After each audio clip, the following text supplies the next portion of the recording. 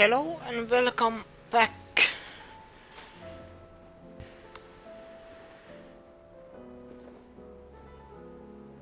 to Final Fantasy 16, and like names the title of the stream says, I believe I am close to the end game.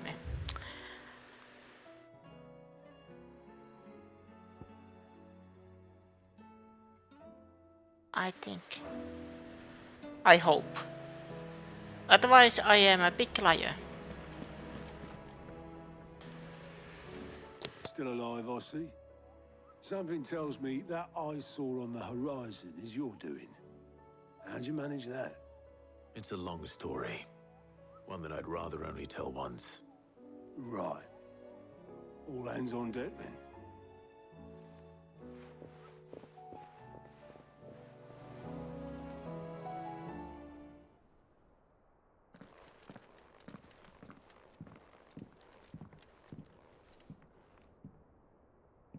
Is this everyone?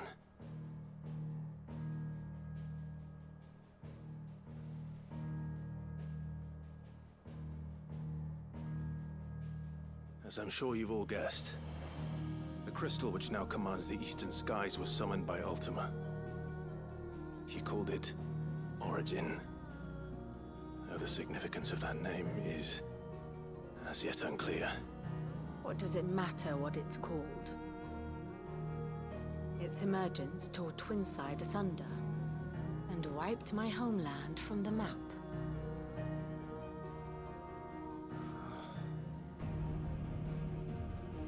Mention of the Dominion spires can be found in the oldest of Valisthian records.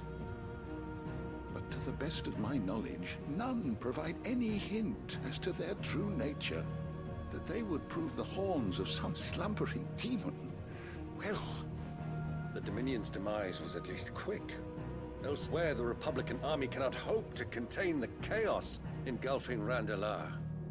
Canva is in flames, and the Empire. Our allies are crying out for answers. I've sent the Cursebreakers to give them what assurances we can, but right now that amounts to fuck all. They wouldn't be able to stop what the skies have started in any case. People here and across the realm grow sicker with every passing day. Could it be that this new Mother Crystal is like the others? That it draws upon the land's ether? It certainly looked that way from Stonehere. If that were true, it would explain the hastening spread of the Blight since the crystal's appearance. Would it not? And as the land's ether slowly rises to the surface, it pools, corrupting all who cannot channel its energies. Archay above, ether floods below, and in the middle, here we languish, hopelessly entrapped.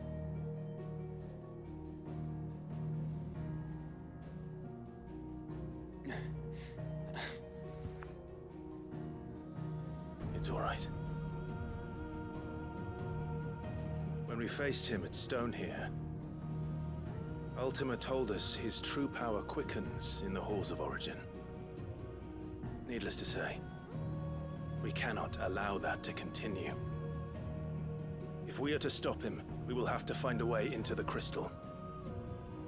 How are we going to manage that then? It's up in the sky. And fast as she is, the Enterprise can't fly.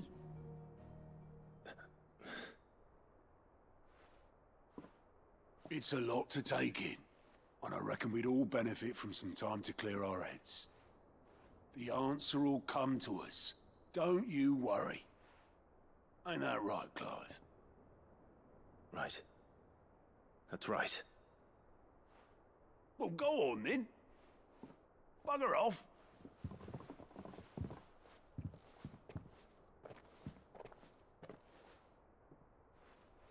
Same goes for you, Clive. You won't solve anything like this. Trust me. Go and get some fresh air, eh? Thank you.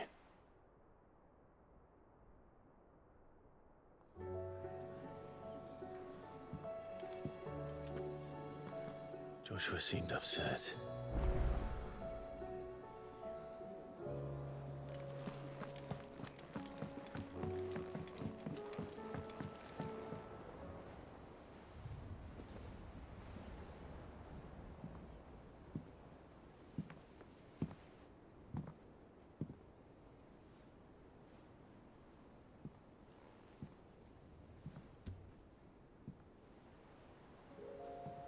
Ultima may have created us, but he doesn't make us who we are.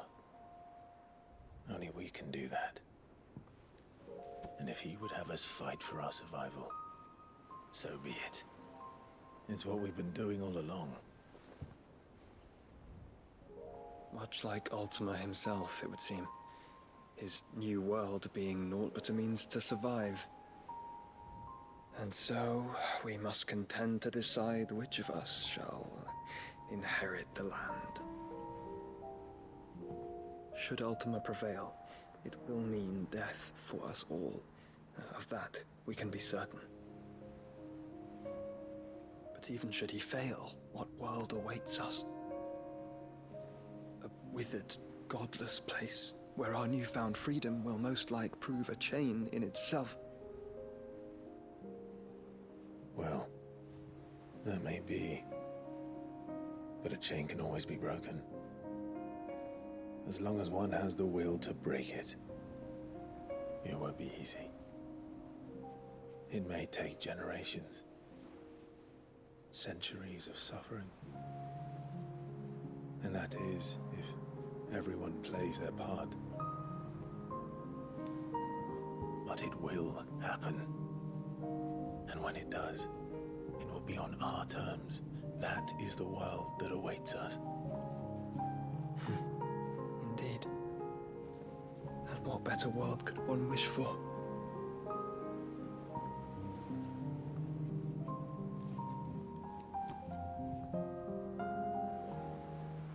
But first, we have to reach that crystal. Then it's a good thing I have wings. You can barely stand, let alone fly. And only the Founder knows what horrors await in those skies. You certain about this? Am I certain? I am the Phoenix. I will do what I must. This is our fight. Remember?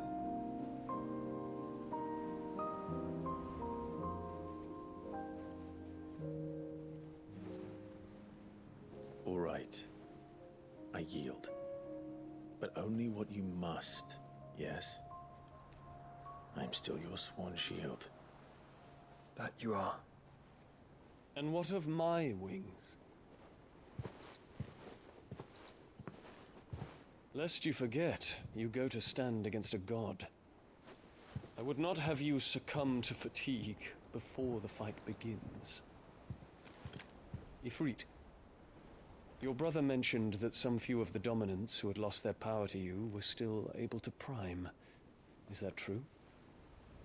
It is.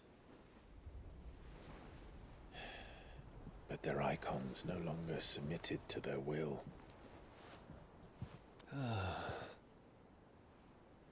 Then mine will have to be stronger.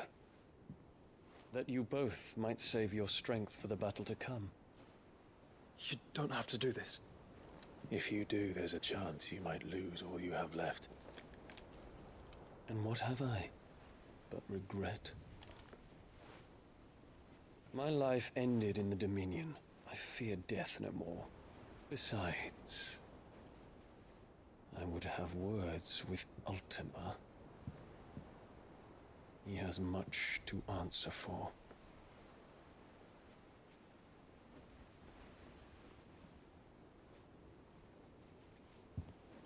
We are in your debt, Dion.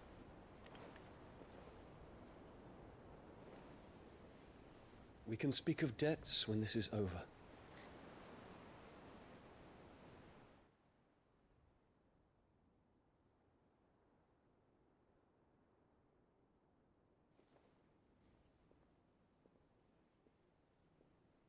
He speaks like a man who knows he's not coming back. And has come to terms with that. That doesn't mean that we have to. does it, Clive? Time to talk to Jill. I only hope she understands.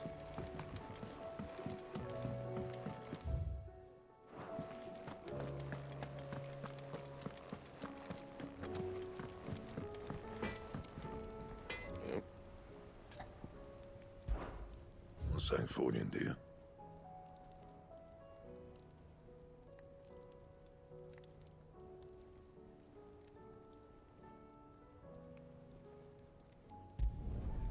Not bad, if I do say so myself.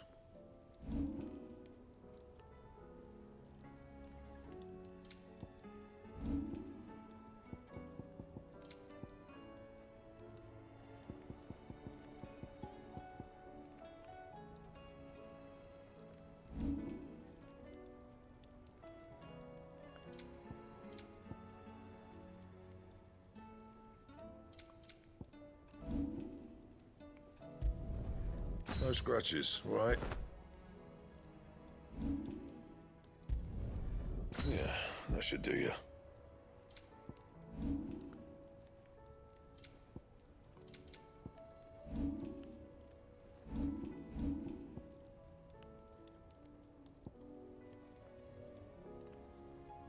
Anything else?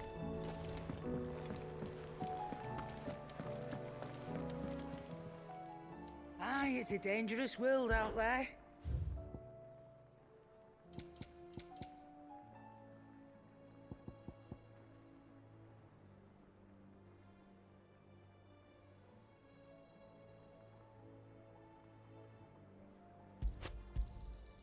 You're rubbing me blind, you know. Finished, are you? Trouble with your gear, or... What's Sangfordian, dear? You can thank me later. Anything else?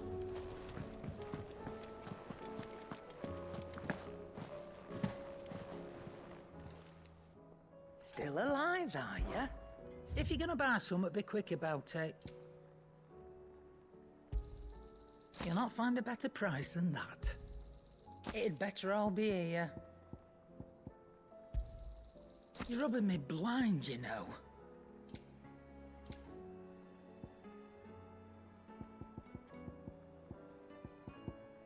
Is that all?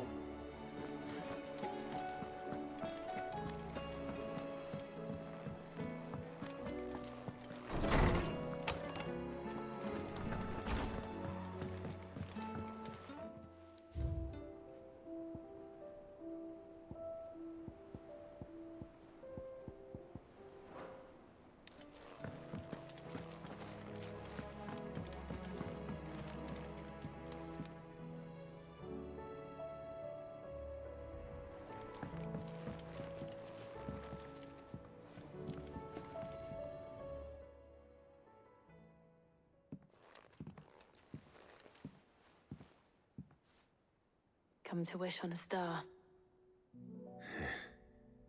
That might not be such a bad idea. This is it, Jill. You know what I have to do. Why I have to do it. There's no turning back now. This is where our journey was leading us. Where it will end, for better or worse. I could pray to Metia for you. But you'll be all right, won't you, Clive? You always are. I did promise we'd watch the moon together. I'll be waiting.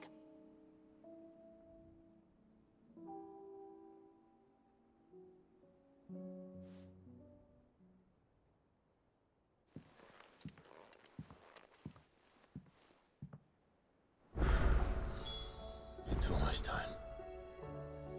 Better make sure I haven't forgotten anything. About that end game. Oi, oi, just in a mood. What a mood. In case you haven't noticed, your poor hound spends all his time of late and the near-deck whimper like calf in his cups. Something ain't right and my gut tells me it's not to do with his supply of antelope bones. What is it this time, Torgal?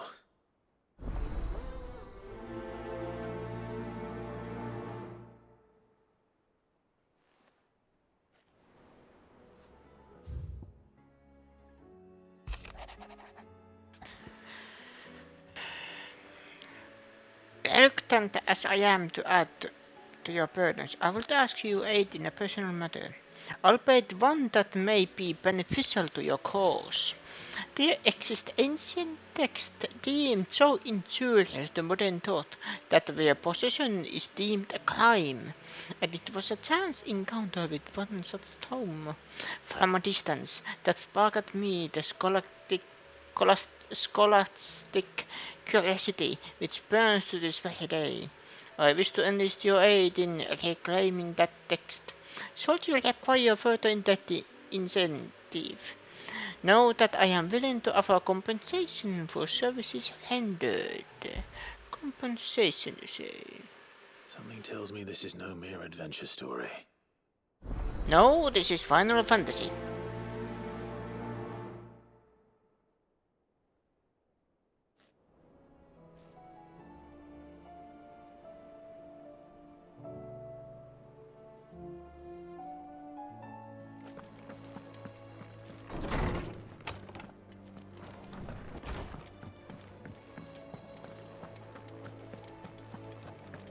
I don't, by the way, hate any of the side quests, but it feels like, okay, now it's endgame. Nope. More side quests. I am doing them all.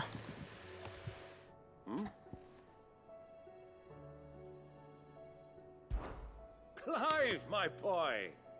Rutherford informs me that we owe you our thanks. Hadn't intended for you to get involved, but such are the times we live in, huh? I would have done the same for anyone else. You're far too modest, Clive. You'd make a terrible nobleman. But tell me, is the realm truly in as dire a state as Rutherford suggests? From what little I saw, you were right to be worried. I suppose I should have expected the worst. But I was rather hoping the great and good of the realm might have things a little more under control. Alas, it seems that firm leadership is in short supply these days, and without it, the people are bound to lose their way. We must move quickly. But where do we start? True, the challenges that face us are many. But in my estimation, there are two key areas to be addressed before any other. The realm's armies and her larders. As you've seen firsthand, it's every man and woman for themselves out there. Certain cities have banded together to try and maintain some semblance of order, yes? But such cases are few and far between. And yet, the only remedy for the chaos that faces us is unity. A unity that transcends even the borders laid down by our ancestors. In short, if Storm does not stand together, she will fall apart. But how would one even begin to unite the realm? The armies, my boy. As I told you already, we begin by restoring order among the ranks of those sworn to maintain it. Sadly, I doubt I could convince even the lowliest gaggle of privates to dig a latrine together. But I do know someone the High Commanders have been known to listen to on occasion. Field Marshal Eugen Havel. I thought he was retired. He was, until an Akashic army tore through Randalar and killed most of the rank and file. There is no man alive more capable. Literally. And as luck would have it, I've already spoken with him on the matter. Yay, show me. Yes. And he's agreed to help. On one but condition, hello, Epoxy, how are you doing? Hopefully you have a wonderful day. Frustratingly rigid principle. Why this pony so Finnish? Arms with, Well, that is actually a good question. I extolled your many virtues as best I could, of course, but the old goat was adamant that he be allowed to appraise you in person. You don't mind, do you, my boy? Why this pun so Finnish?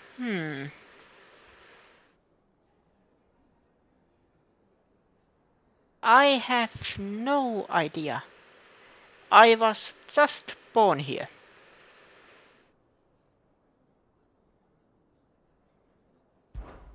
Of course not. As long as chaos reigns, we will never build a better world. I'll do whatever it takes. And if the Field Marshal wishes to speak with me in person, then so be it. What's my sex? That's the spirit. Male. I'll leave for Randalar at once. Would you send a Stolas? Of course. Rutherford is already in the Dhalmekian capital. I'll have him tell Havel to expect you forthwith. Excellent. Thank you, Uncle. No, thank you, Clive.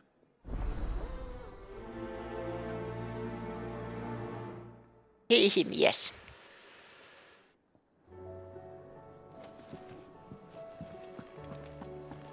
Is the... Oh my god.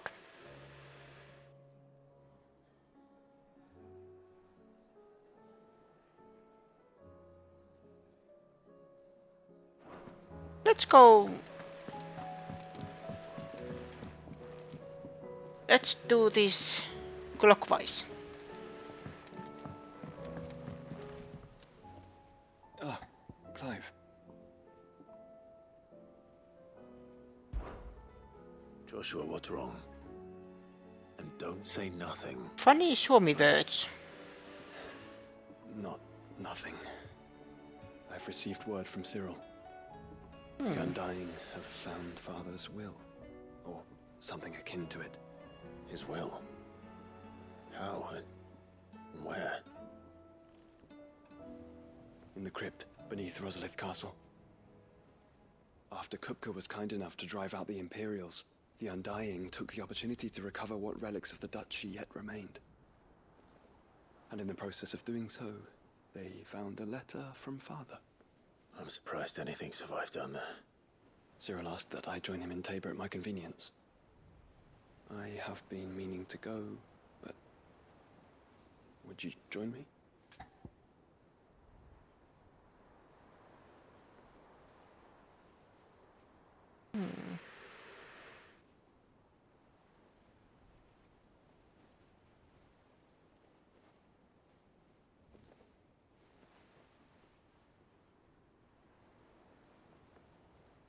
Funny Finnish words. Well,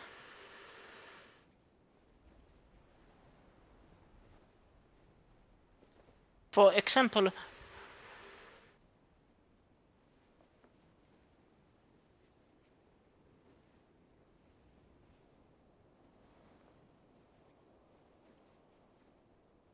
pony is in Finnish just pony.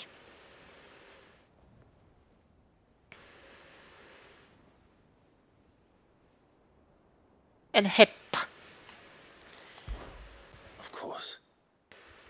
I want to know what's in that letter Yes. as much as you do. Just pony. Very well. I am ready to leave when you are. And heppa is just horse. Or horsey.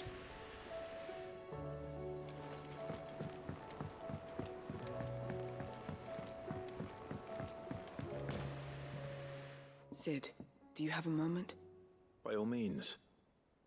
It's my old master. Seems there's no escaping her. She found some way to send me a letter. And something else. Records from a Waluda prison. Seems they were keeping a lot of bearers there. How did she come by such a thing? Finding bearers always was her strong point. And it seems the cells of Balmung Dark are full of them. Foreign captives, the masterless. Bearers no one would miss. And even better for her, bearers with no one to look after them. When Ether started lapping at the walls, the jailers fled. Leaving the bearers to be liberated by whoever happened to come along next. Sid, I'd like to believe that I've earned your trust by now. And while I'm well aware that you've forbidden Cursebreakers from traveling to Waloed, I can't let those bearers die in their cells. I'd rather risk shipwreck on the Shadow Coast than leave them to starve. We'll be needing the Enterprise if we're going to navigate the Narrow. Does that mean... I'm making an exception, but we travel together. And we stay no longer than we have to. Ash is an inhospitable place at the best of times. We save as many as we can, and we leave. Thank you, Sid. There was a name in the prison register. A name from my past. Chadwick. Another of my former master's protégés. A gifted soldier, and the closest thing I had to family. The thought of him held captive in that place. He must be very important to you. He was. Is. Then we find him. The entrance to the prison lies in the shadow of Ravenwit Walls, just beyond the portcullis. We should head there as quickly as we can. I only pray there are still bearers alive to save. As do I, Doris.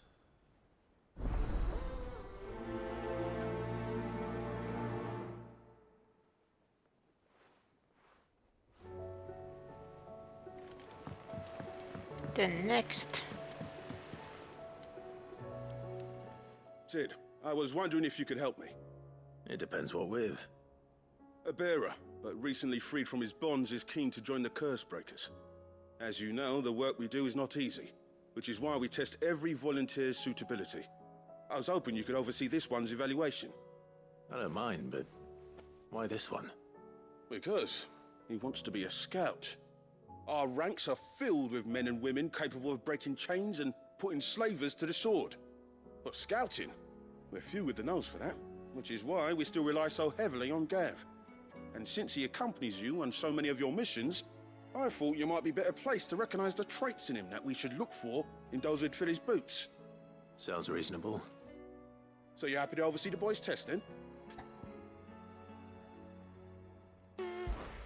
One can never have too many scouts. Truer words, Sid. I'll let the initiate know that you'll be attending his trial, and that he is to proceed directly to Northreach in readiness. No time like the present, eh? No time like the present. I'll await you there.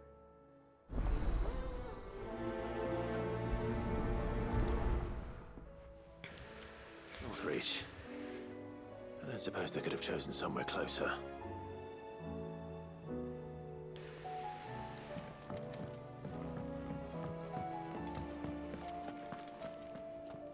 There is that quest, but first, where is my notebook? Here. Okay, what's on left? Atlas. I think I had Atlas here somewhere. Yeah. Wordball hacker there.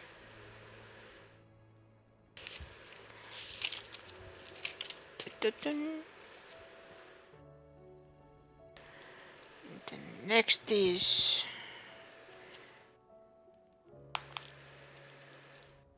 did I find out?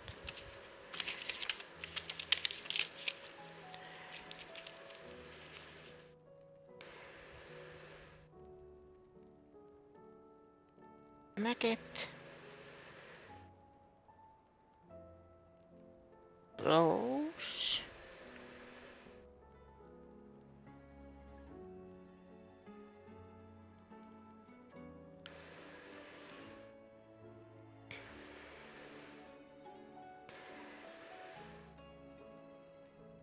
We et Sans.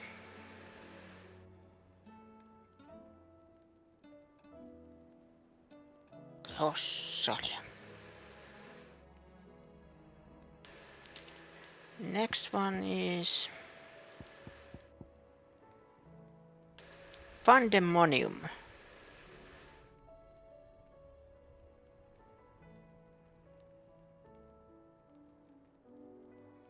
Very ominous name.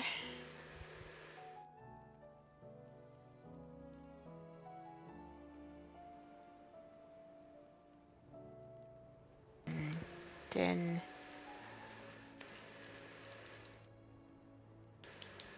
this doesn't look too bad.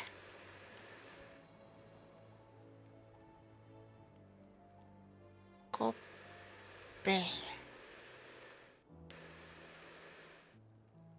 Mouch.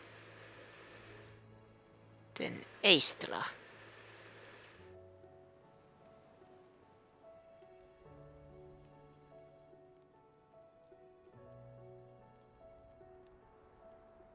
Brood.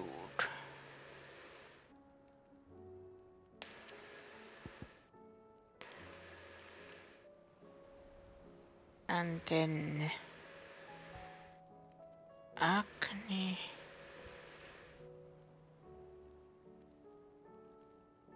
Halfcomb. I am just taking notes. If I am that area, and I kind of trying to get all these. These are A-ranked, so this doesn't feel too much trouble.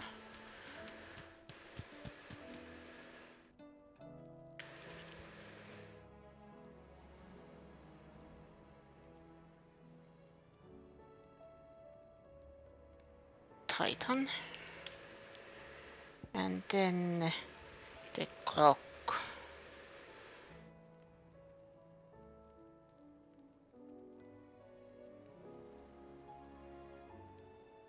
Sun black.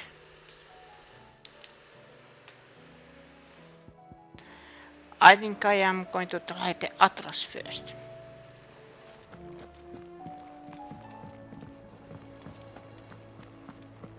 Because I know that location. Vivian, I read your note, and I'd be happy to help you find the book you're looking for. Thank you, Clive. But tracking it down will not be easy. Are you sure? Please. You have always granted me your wisdom and insight whenever I asked. It's only right that I return the favor. Or at least attempt to. You are too kind. Alas, what I ask of you is rather more trying than delivering the odd lecture. I spoke with Harpocrates to see if he had any inkling as to where another copy might be found, but perhaps it is best that you hear the details from him. If you say so. Forgive me, Clive, for asking this of you. But this book, it set me on the path to becoming who I am today. Its importance cannot be overstated. And the thing is with the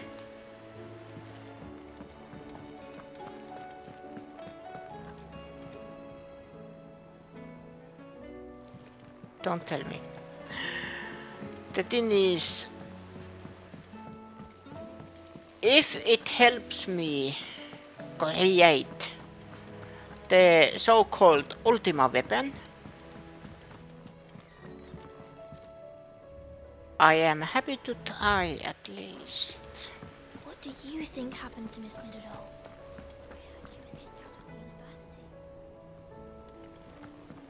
Is it actually down? Or up? Up.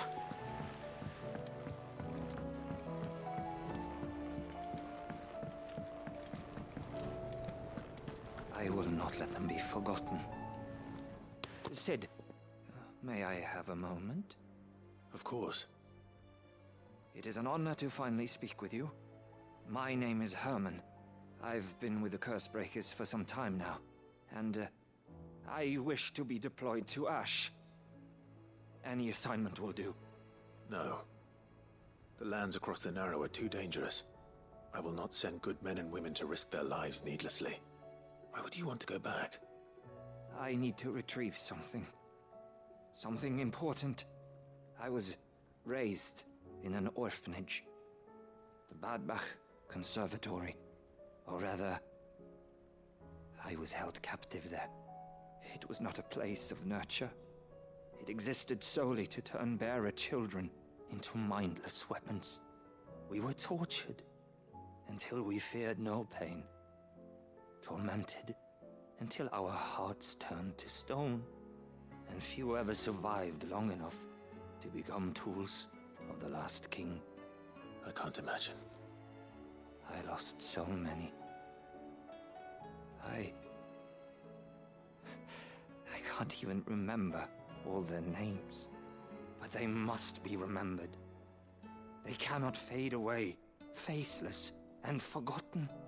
The Institute was run with military precision. Every child measured, every name recorded, every death logged with meticulous care. Cid, allow me to travel to Ash and recover the registry so that my brothers and sisters might live on. You were a good friend, Herman. But the fact remains that Ash is simply too dangerous. Cid, please. Even should it cost me my life. Too dangerous for you, Herman. But not for me. I'll go to Bad Bach and find the registry. You will? I won't let you risk your life. I don't know how to thank you. You can start by telling me where I'll find this orphanage. Vie de Grace. Hidden in a forest, overlooking the plains. All right. I'll see what I can find there. May the mothers guide you.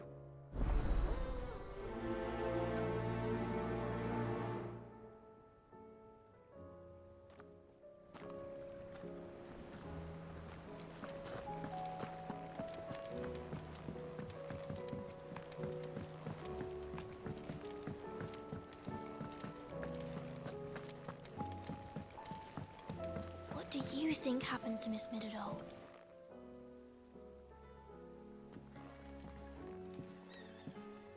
Cid, you have to help us. With what? You didn't take apart another of Mid's contraptions, did you? No. Well, yes. But that's not what we want to talk to you about. It's Miss Midadol. She's been acting strange. Very strange. She's barely ever around. When she is, she acts like we aren't even there. Her head's in a crowd. In the clouds. That's what I said. In the clouds. Well, she does have a lot on her mind. When did you last see her? Not long ago. Right after she got back from saving you from Stoneir. Then it's probably just about the Enterprise. It did take quite a battering on the way there and back. You didn't break it, did you, Cid? You really should be more careful around Miss Midadol's inventions. Don't listen to her. Even if you did break the Enterprise, you could put it back together, couldn't you? But who's gonna put Miss Midadol back together? She seems really sad. Why don't I go and see if I can cheer her up? You do that? For us? She's in her dungeon. Don't scare him. It's not a real dungeon. Thanks for the warning.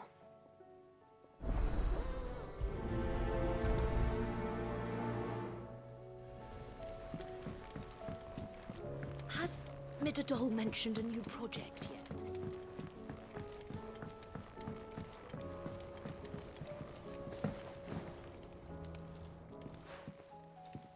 Mid, if you have a... That's it! I knew it! The answer was right here under my arse all along! If this doesn't steer to the skies, nothing will! To the skies? You aren't trying to give the Enterprise wings, are you? What else would I be doing? The children seem to think you're avoiding them. They're worried about you. Is this really so important that you need to shut yourself away from everyone? The Enterprise is already the fastest ship in the realm, and that's with the sea beneath her. But what if she weren't bound to the waves? What if she weren't bound to anything at all? It's not fair. The gods get the skies all to themselves, so I'm gonna do something about it. The Fallen had their chance, but they relied too much on magic. And see where that got them? But not me. I've discovered how to do it without. Well, almost. First I need to make a prototype. And is that a one-woman job? Are you volunteering? I'll have you know the Enterprise is my baby. But if her godfather's offering to lend a hand, I'd be happy to take it. First, I'll need oil, and not just some old drippings from Miss Molly's spits in the Tub and Crown. Refined stuff, like they make in Oldhill. Then I'll need some bone, or shell. Light, strong, preferably no longer attached to the beast it belongs to. If it's beast bones you're after, I'm sure the Cursebreakers will know where you might find some. No, they'll know where you might find some. You're the one who offered to help, remember? I should speak with one of the Cursebreakers before I set off for Old Hill. See if I can't find this bone while I'm there as well.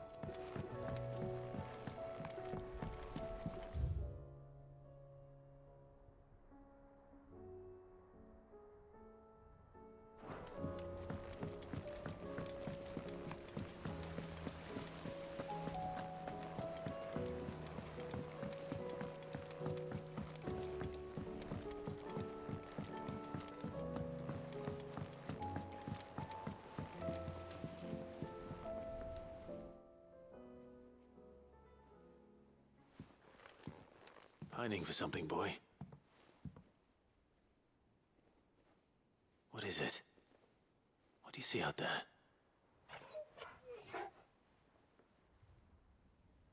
I never did ask where you got that anklet of yours.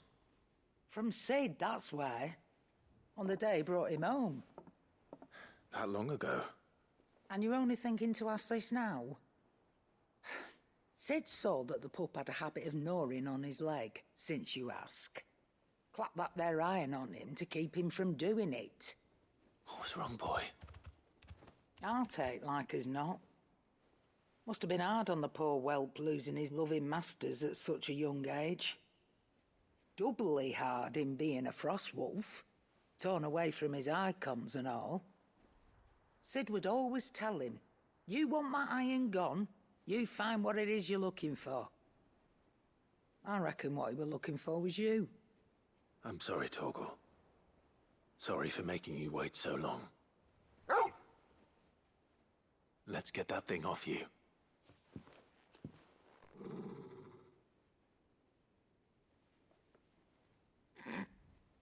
Doesn't sound like he wants it off. Indeed. You miss Sid as much as the rest of us, don't you?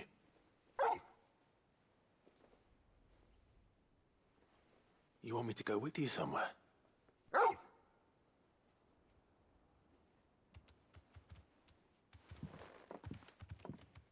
Quick, aren't you? Glad you've been paying attention. Not nearly as much as you have, Lady Karen.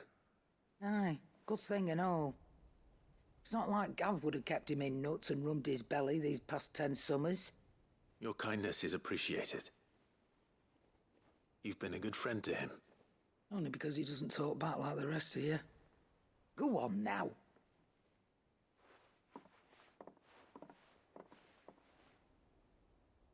Where to then, Torgal?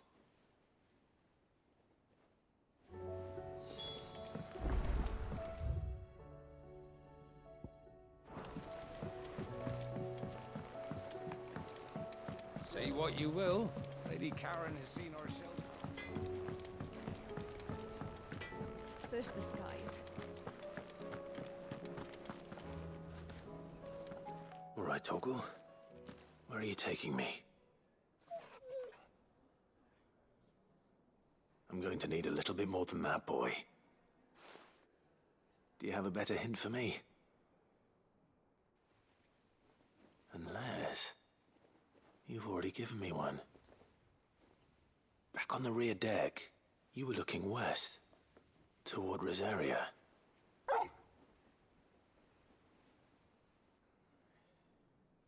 Why don't we try the rookery?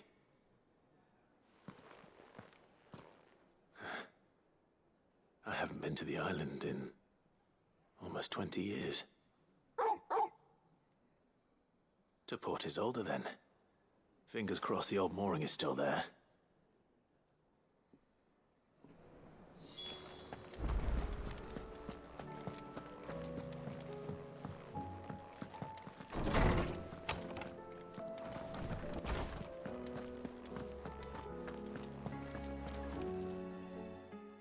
Clive, my boy. What a pleasure it is to see you.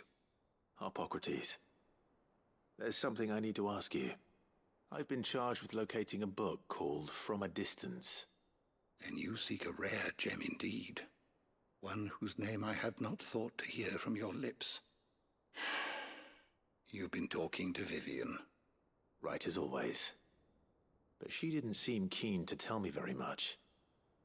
I take it she didn't like what you had to say. And yet I gather it did naught to dissuade her. Clive, if the young professor has tasked you with obtaining a copy, I fear she asks the impossible. The executors would not allow it. The executors? Coveters of Secrets. A clandestine organization committed to the collection and intenebration of forbidden texts and technologies. One such text being the tome Vivian seeks, chronicling as it does the true history of the enslavement of bearers. A tale which could overturn the established order were it ever to become widely known. Or, so rumor has it. I've never actually read the thing, or even set eyes on it for that matter. How is it that I haven't heard of this organization? Why, secrecy is the Executor's watchword.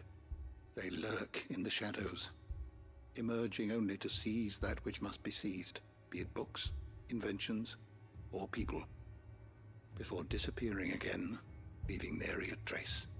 Which would explain why Vivian's copy was snatched from her grasp not long after she found it. By the hand of the Executors, yes. But what drives them? Self-interest or ideology? Fine question. Sadly, all that is known of the Executors can be recounted in a single breath. You may just as soon ask me of their origins, numbers, or the identities of their leaders. Any answer I give would be pure speculation. Then my hunt was doomed from the first. What was Vivian expecting? That I'd pluck it from thin air? Not from thin air, no. From ash.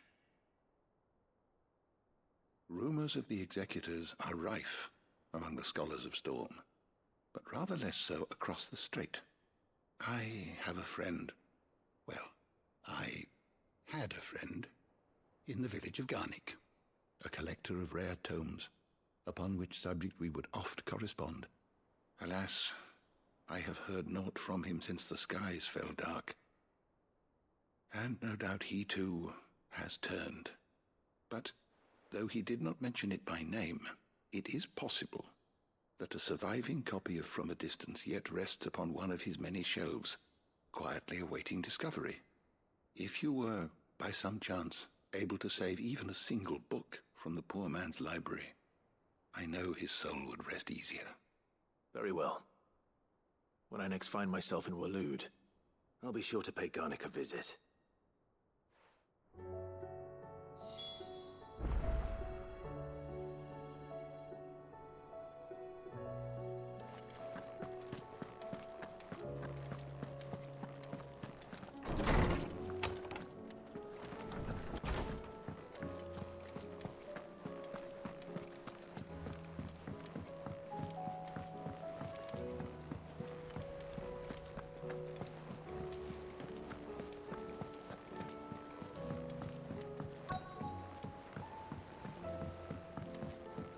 Twinside's hundreds of leagues away. All right, Sid. Come to buy us around, have you? Only if you earn it. Mid needs a piece of light but durable bone for her next project. You've encountered your share of beasts on your travels across the realm.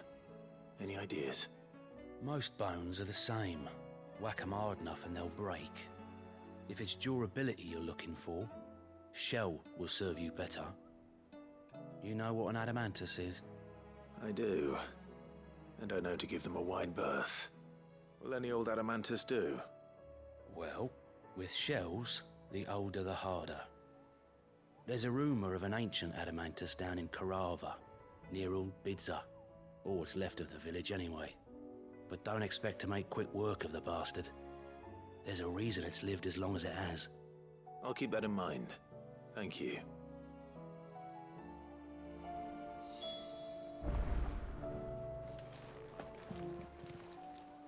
Fancy a look at the list, do you? Here you go.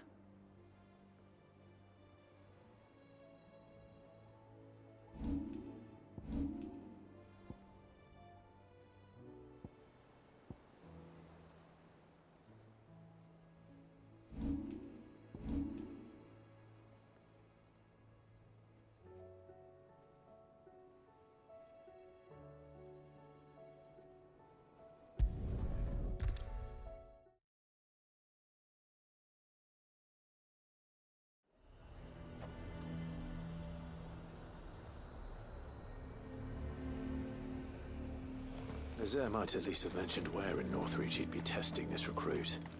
The garrison is threatening to pull their sentries from the market. I would speak with this duke. Saw the captain just now. Your town needs you.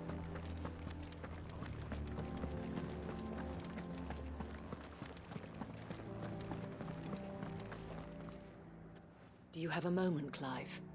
What is it? It's the Duke, unsurprisingly. His Eminence has assumed full control of the garrison and put every able-bodied man to work on the fortifications. The town was left all but unguarded, so Philippe was compelled to form a citizens' watch to fill the void. And though my dear boys have been characteristically willing to assist him in this, they want for bodies. So I was wondering if you would lend them your strength, that the people of Northreach might sleep easier, if only for a few nights. Of course. Whatever you need. Thank you, Clive. What would I do without you? Philippe told me he had men stationed at... Where can I find the mistress of this establishment? Here, my lady. To whom do I have the pleasure of speaking? My name is Sabine, and it is my displeasure to be the daughter of the Duke of Oriflamme, who I understand is causing you and your town no small amount of trouble. I wish to speak to you about what might be done. Very well. Let us speak. I trust you'll forgive me, Clive. Absolutely. Our conversation can wait. Please, proceed. As you know, my father is a most overbearing and supercilious man, and I join you in objecting to his every action. Indeed, I owe you my thanks for continuing to argue against his reckless plans. Yet I fear he is not one to be swayed by reason. No. He must be made to face the consequences of his actions. And who would make him do this? I would. Myself and several other like-minded individuals. Were you to join us, we would surely have the strength to drive him from Northreach for good. Does that not seem a trifle... drastic? Drastic action is precisely what is called for. Unless you are content to see your people downtrodden and dispossessed. My father would have it that citizens exist only to serve the Empire. That they should be forced to make every sacrifice to ensure her revival. But he is wrong. It is not the people who must serve the Empire, but the Empire who must serve her people. He's always been like this. Scornful of the opinions of anyone he judged beneath him. But he cannot be allowed to ride roughshod over the common folk any longer. We must fight him by all possible means. Fight him? No. My purpose is to quell the tension in Northreach, not to stoke it. Respectfully, my lady. Our only chance of saving this town depends upon every one of us uniting against our common enemy. Your father and his followers included. While I understand your frustrations, I cling to the hope that he may yet be won round. False hope, I assure you. But I see that your mind is made up. I shall bother you no longer. If you will extend me the same courtesy, I bid you good day. She certainly has spirit. Indeed. But unfortunately for us, that spirit is only likely to harden the Duke's resolve, which may be enough to seal the fate of this town. Not that she cares. This is all about her and her father. Families. I'm sorry, where were we? Ah, yes. I was about to tell you of Philippe's plans for the town watch. But perhaps it's better that you heard them from him. I believe he's in the market, if you'd be so kind as to seek him out. Right away. It's just a pity I cannot join you. I'd like to see the two of you in action together.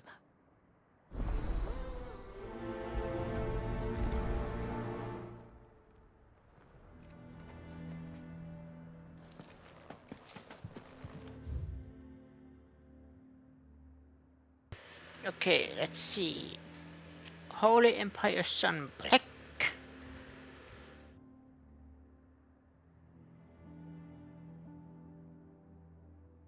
Clock. Here. Didn't I? Oh,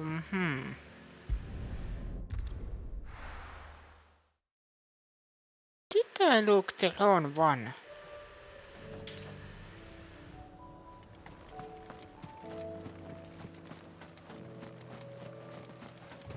Or is it a continuation to the old?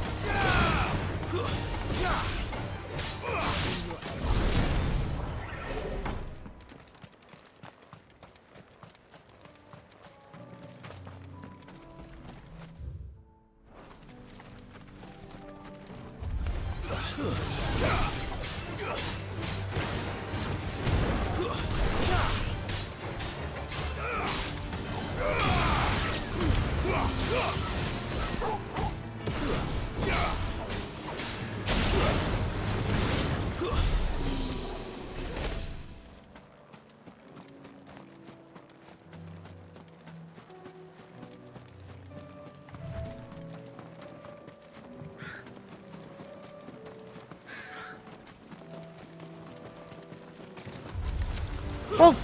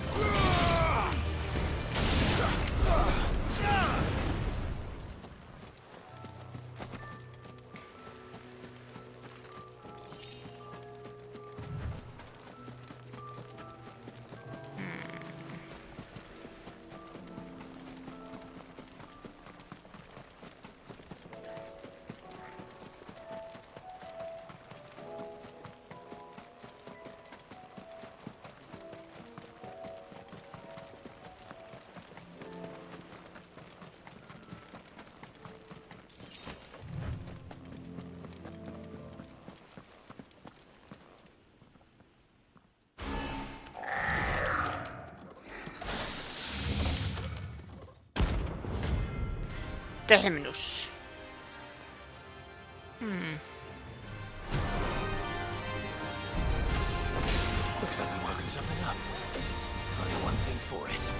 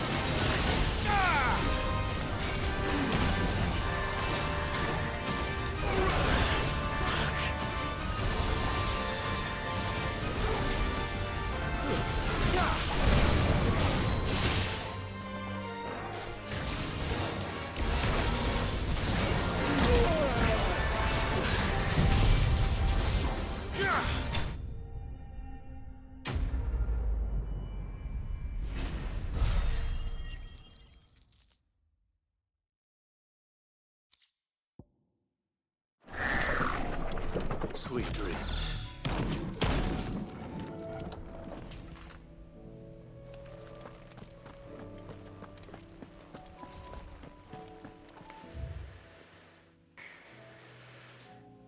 One down. Clock, sunblock. Then what you make of it if we try the Atlas again?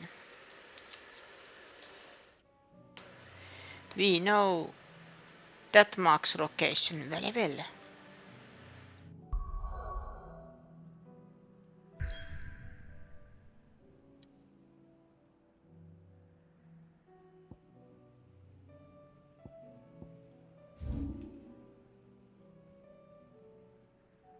It's there.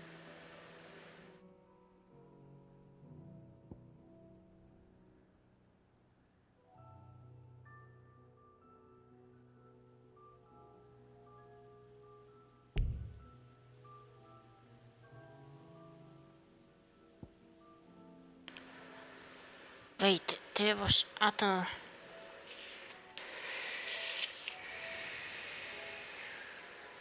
Quiet Sands, Rosalia.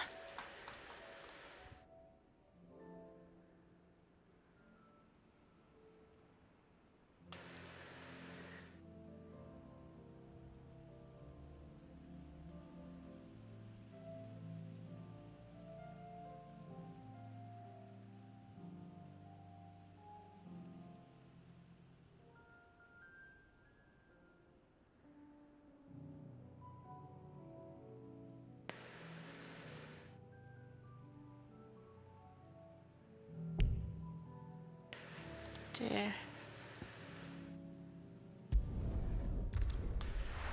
Let's start from there.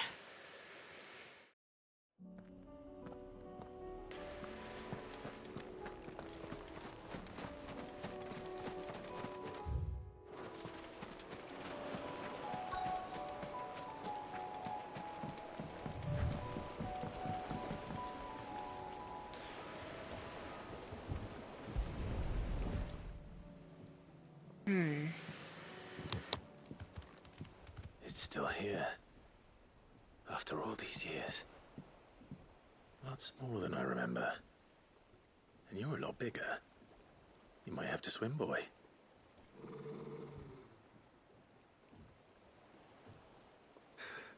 I wasn't being serious.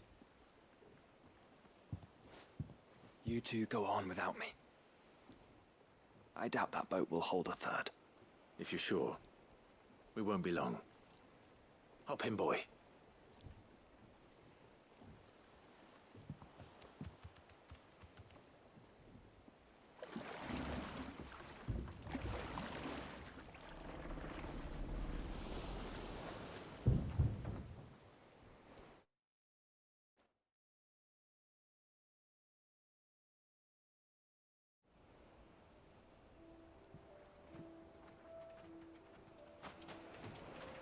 This place hasn't changed at all.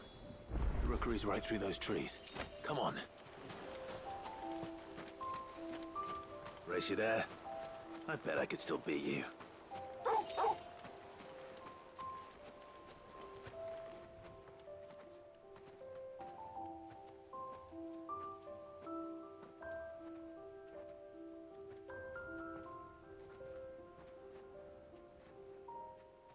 Here we are.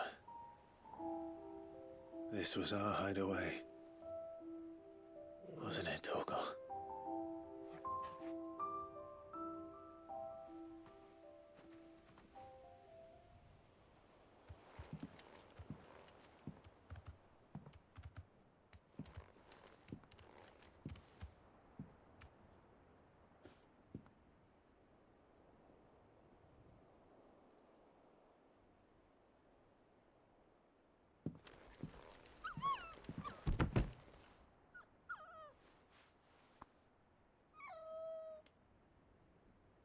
Coming here helped me to forget who I was. Or wasn't. Prince, shield. Son his mother could love. Had I been any one of those things? Perhaps.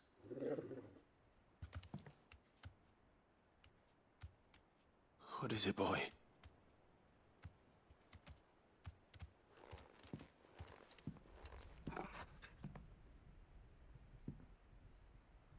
This is all from the castle.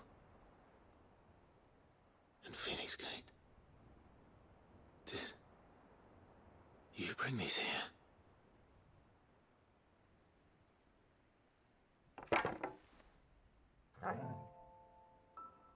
My sparring sword.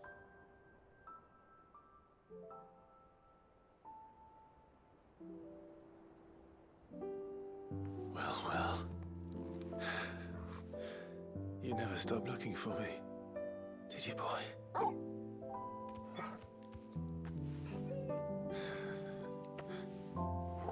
Thank you, Torgal. For never giving up. For never forgetting.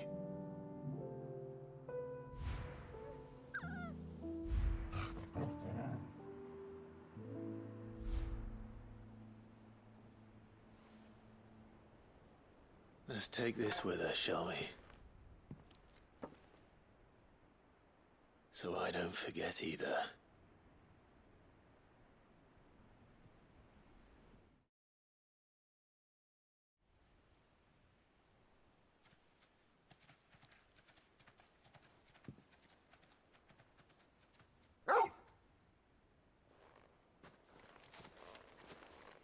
That's not the way back to the boat, Torgal. All right. I'm coming. I think I know where we're going.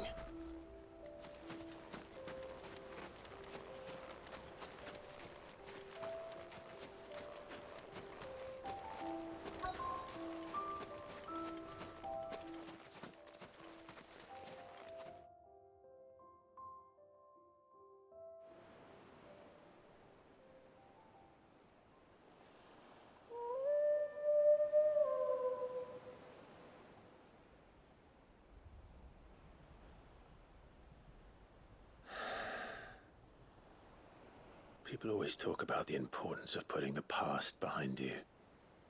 But without it, we wouldn't be who we are today. And we certainly couldn't steer our way to a better tomorrow. Come on, Torgal. Let's go home.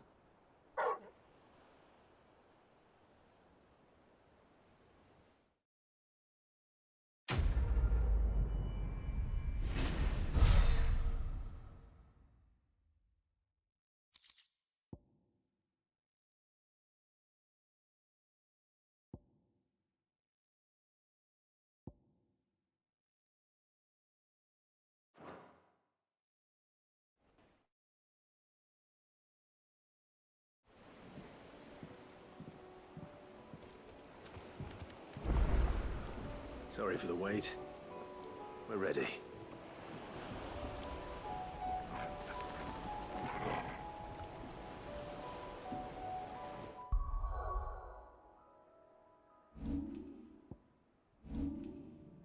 I actually want to try something different with my accessories.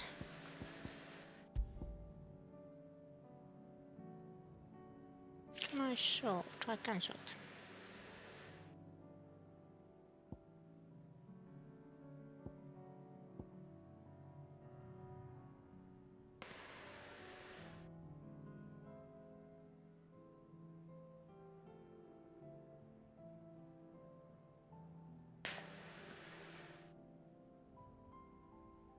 Pet commands are executed automatically.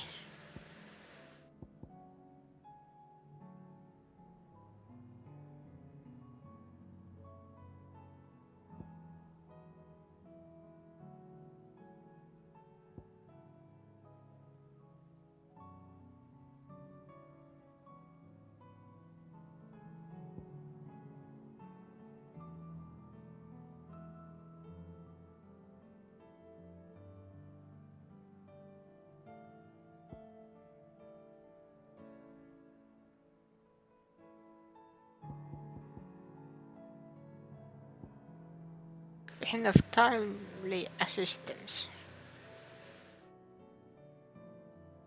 Timely strikes. Ah.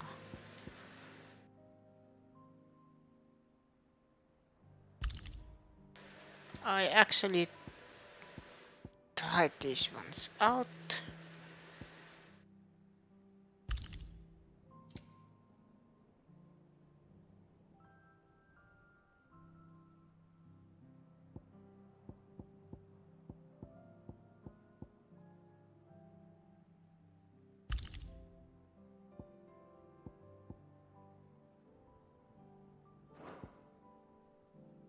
I am putting all my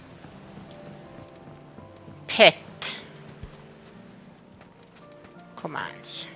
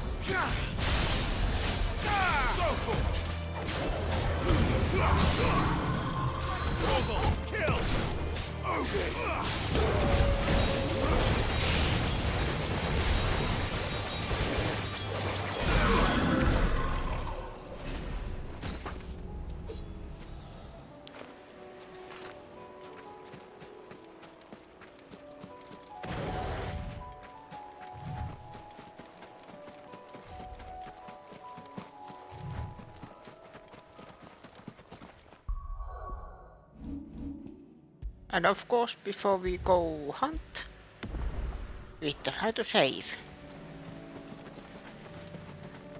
Just because if something actually happens.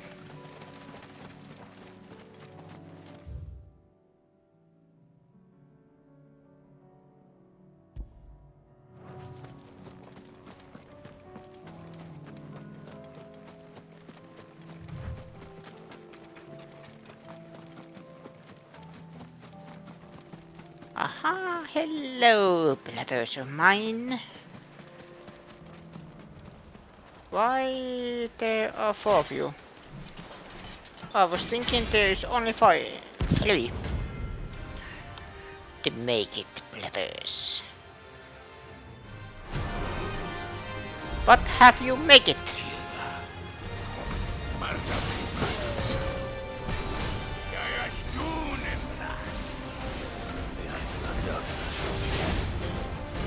But not for long.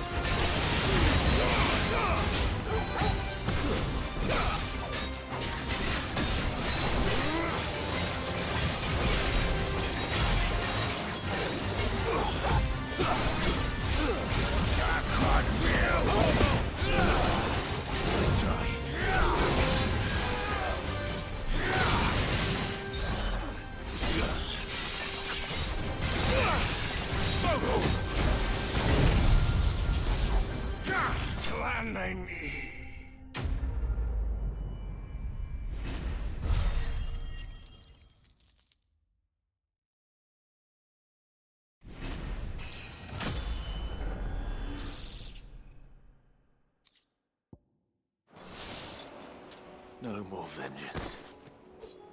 No more war. War. War never changes.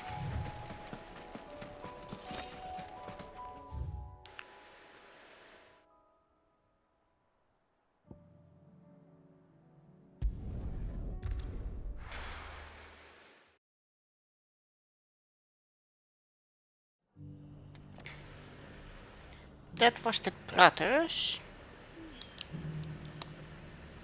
Make it close.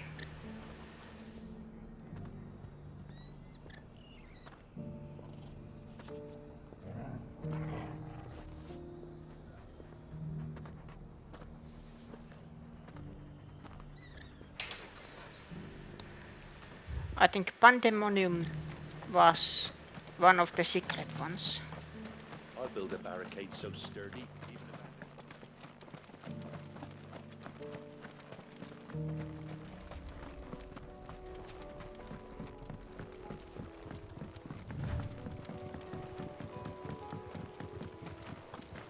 Can hardly make it up.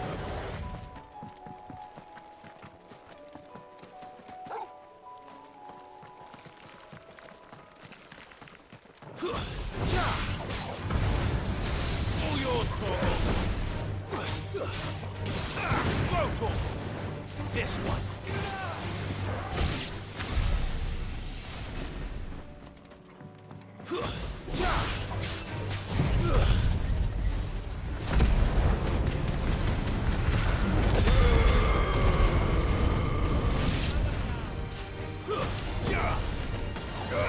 Sick 'em. Now, Torgal. Torgal, kill.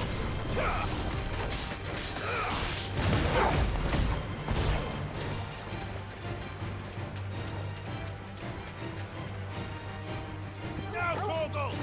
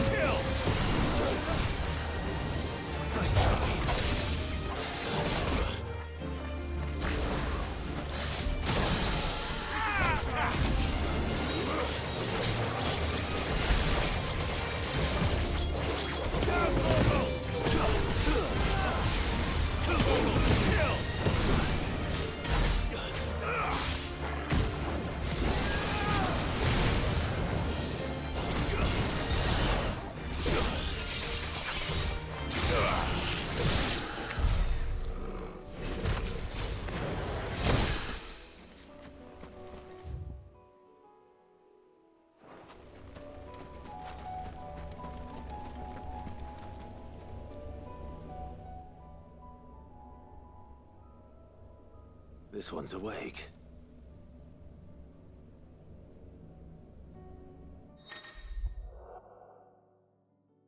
Chronoliths.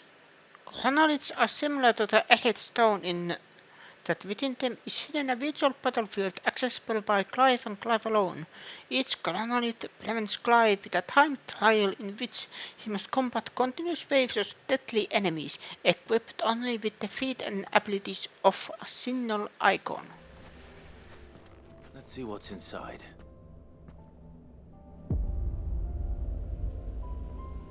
Within this ancient man he awaits a halloween trial in which Clive must race to overcome a host of deadly foes, wielding the blessing of but a single icon, the Phoenix.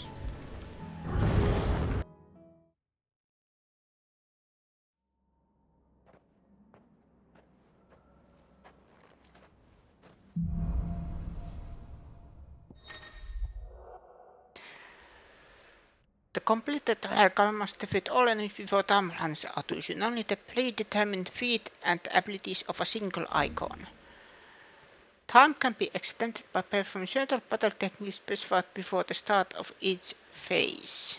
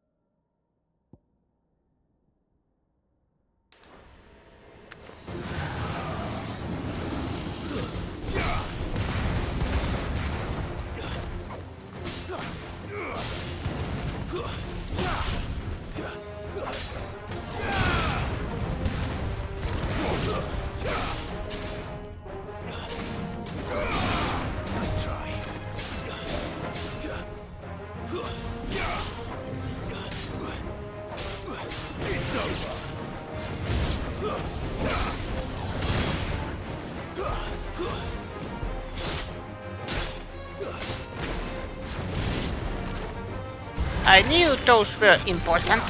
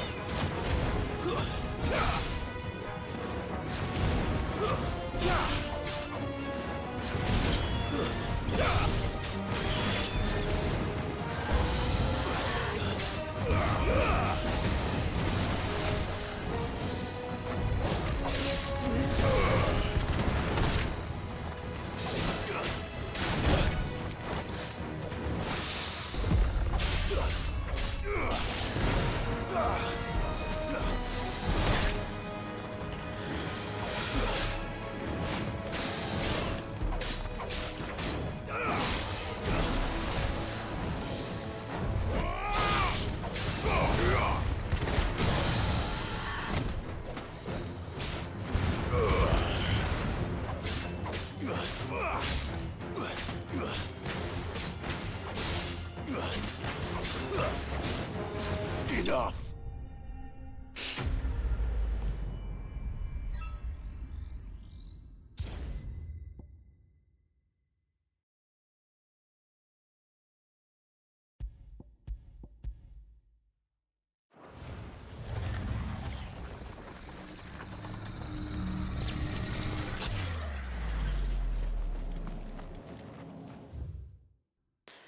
Next stage, yes.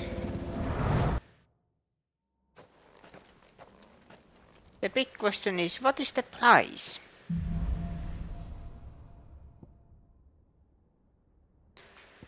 Double shift?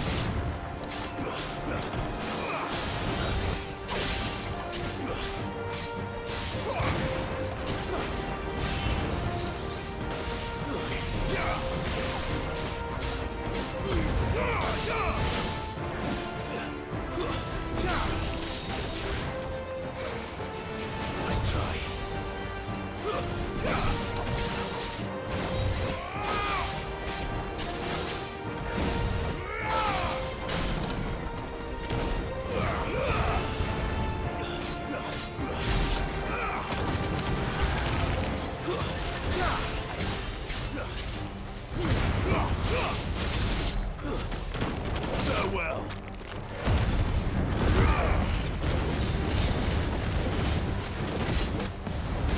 It's over.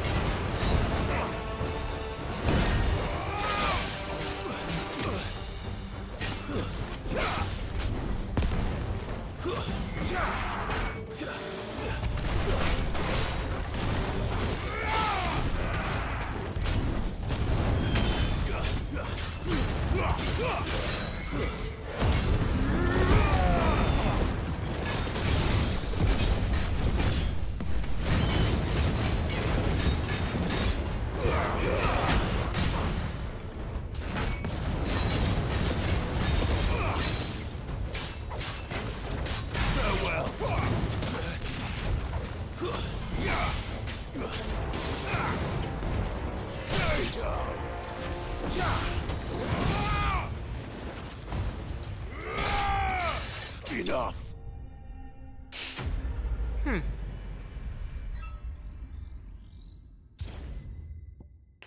Ooh, that is not enough.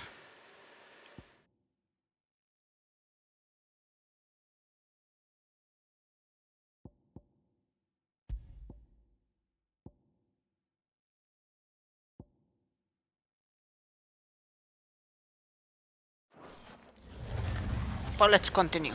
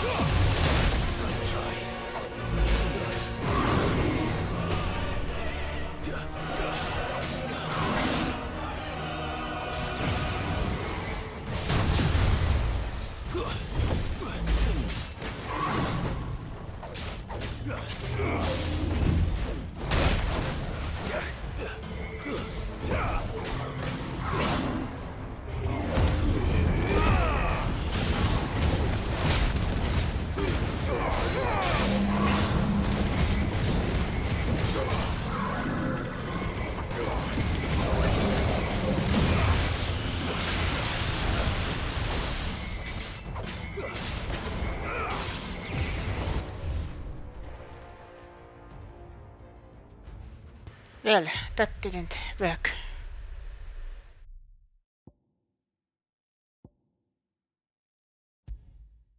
At least it doesn't give me game over.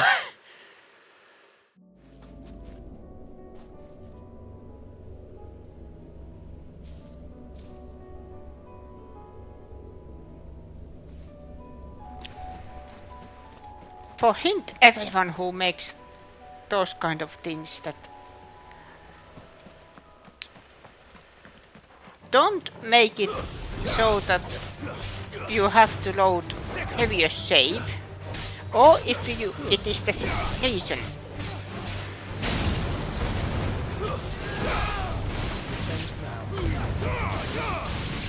Like if you want it to be punished in that way. Warn people. Put a warning that save beforehand or game will be saved.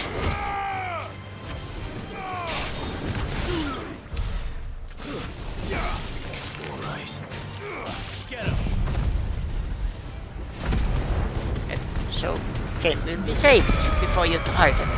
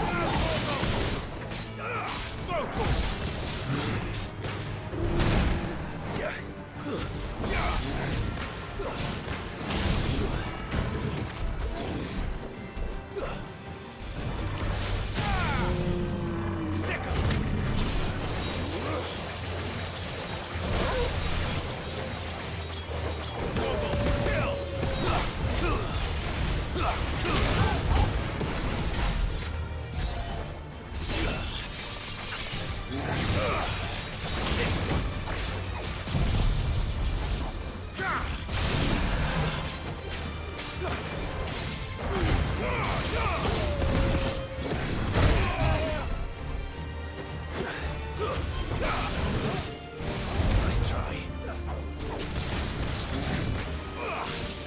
This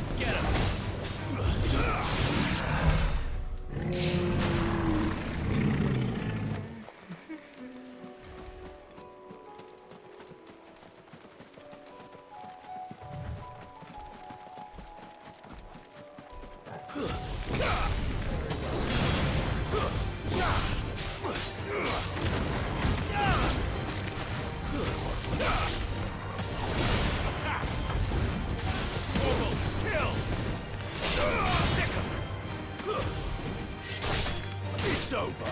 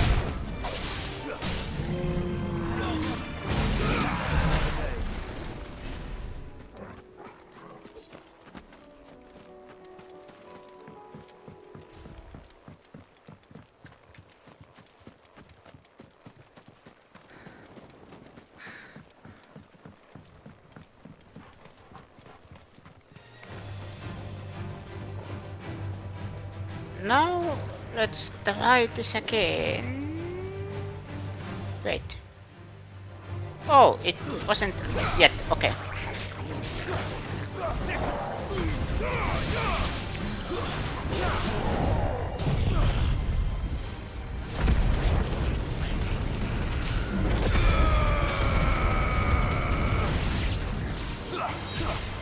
Get him.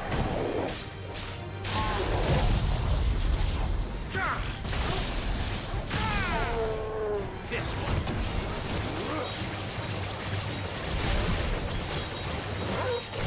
All yours, Torgal.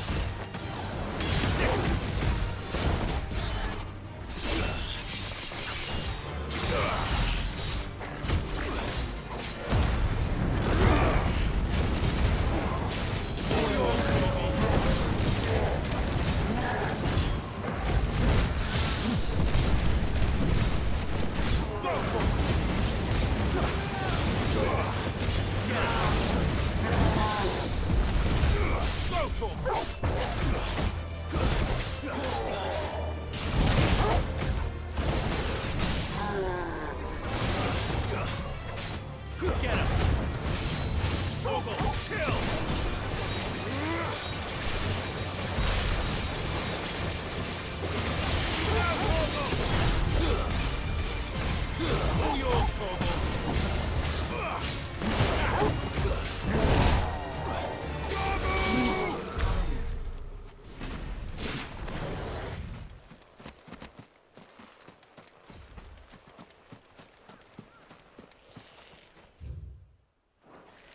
This way.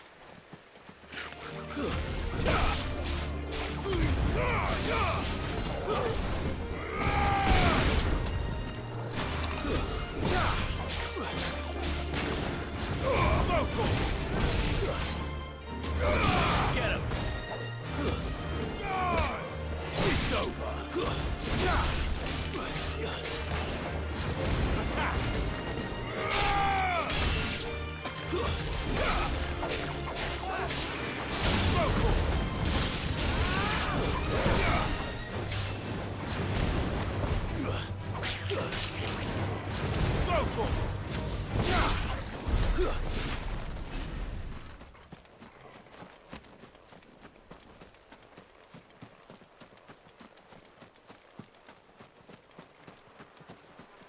Now let's see if we can finally meet the Atlas.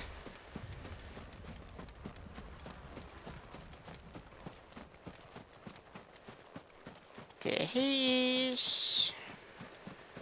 Big hunk of junk.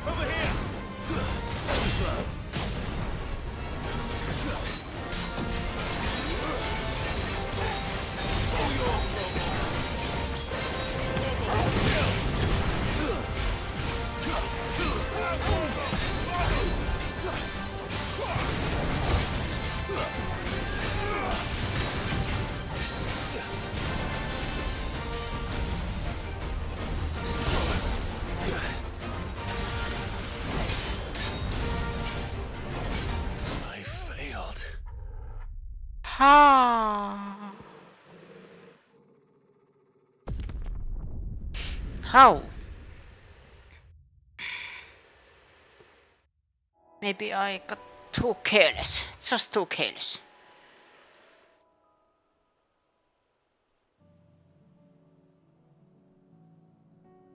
The irony is that it counts as that is the nearest. Ay, ay, ay.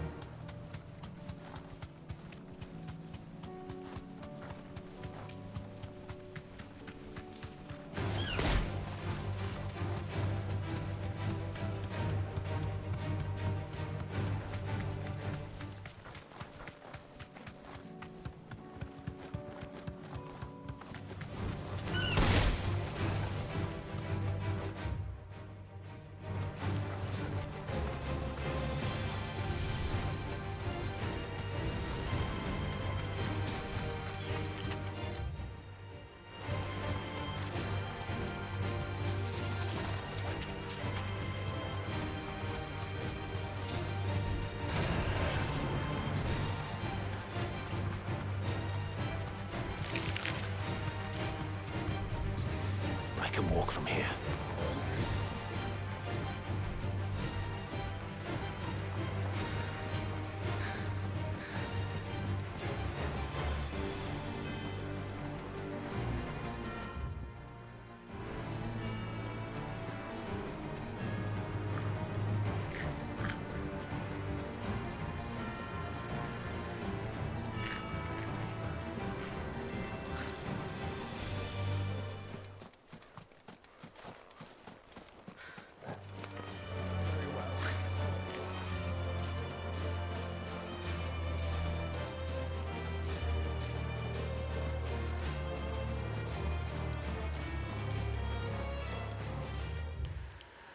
I think I also switch up a little bit of these abilities.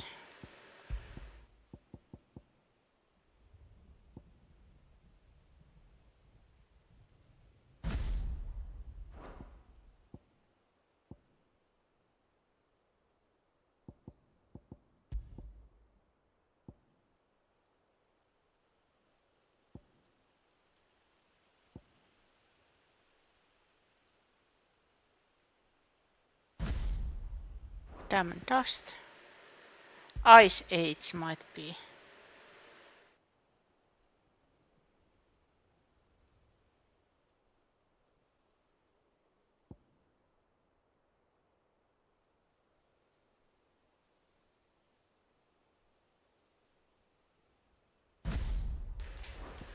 Maybe. Because the thing is, Ice Age is slow ability, so I need something fast.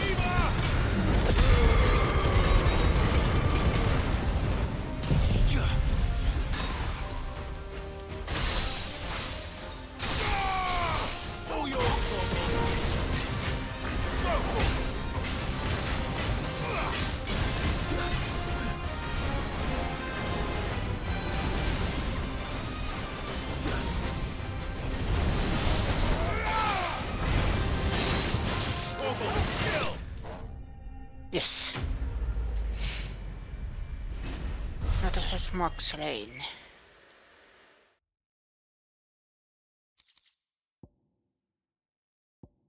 Oligarchum and Fallen Island.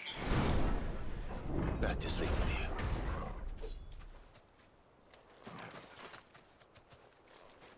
Good boy. What a fine hound.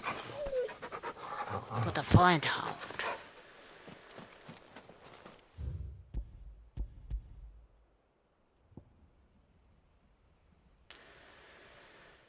There's definitely new stuff in shop.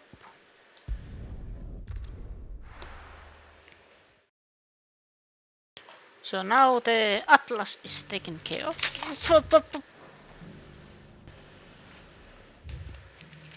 I almost dropped my controller.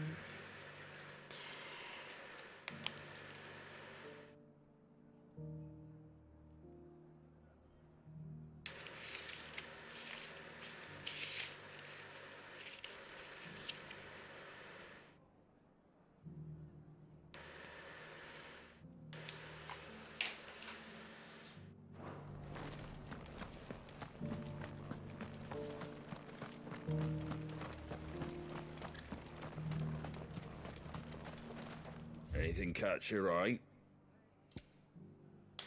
Let's see.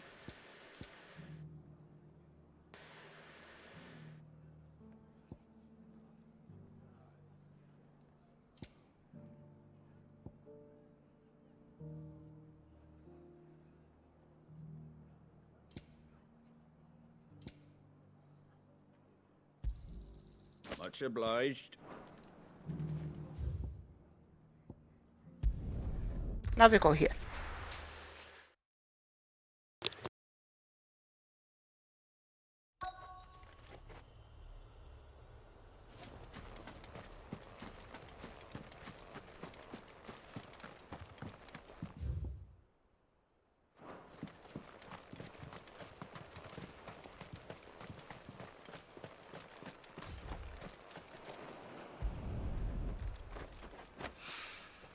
It's well. After what happened here, it's a miracle there was any left at all.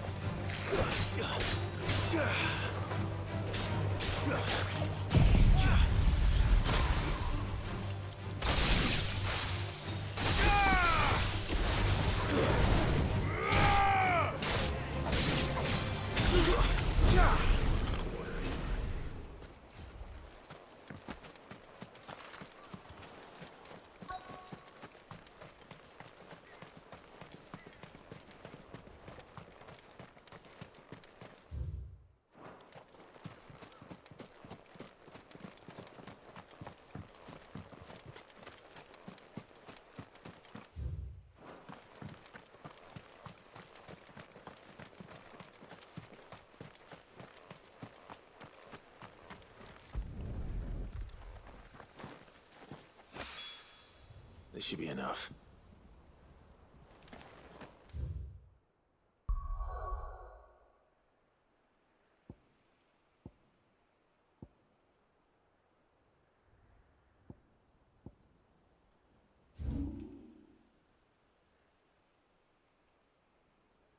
Let's see what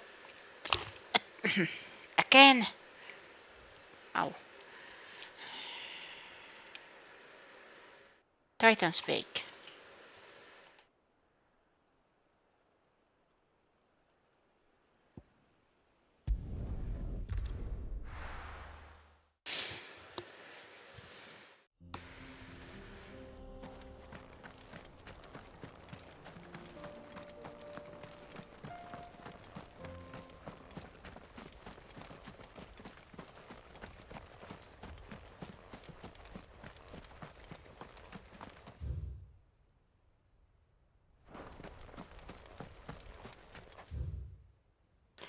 I am going the long way.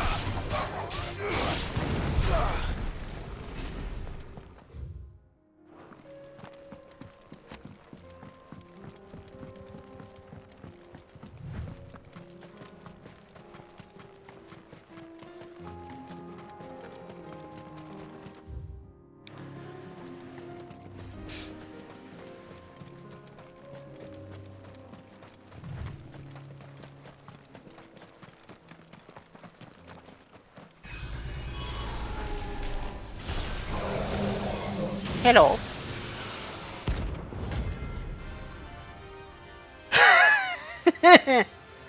Thanatos.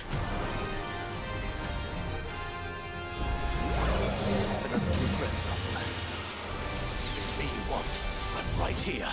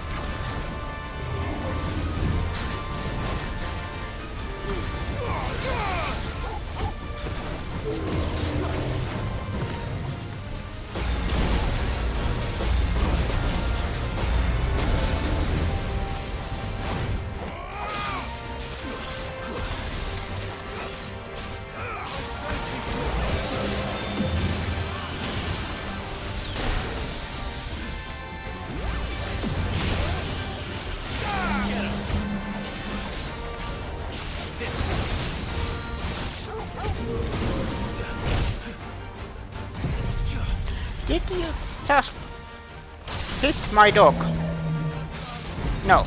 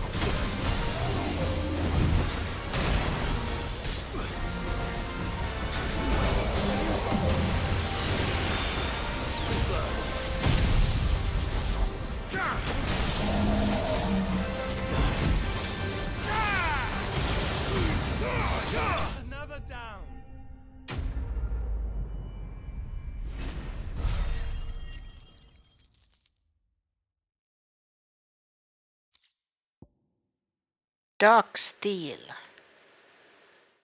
And don't come back.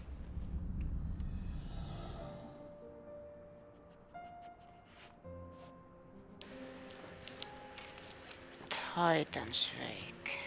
Done.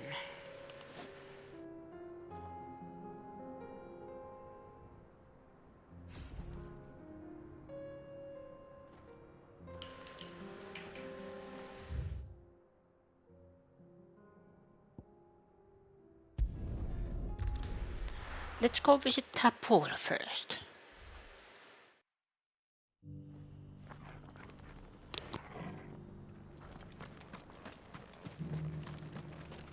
Here.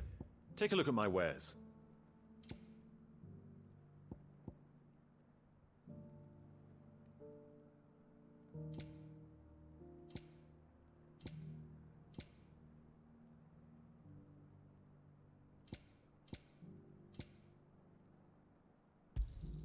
A fine choice.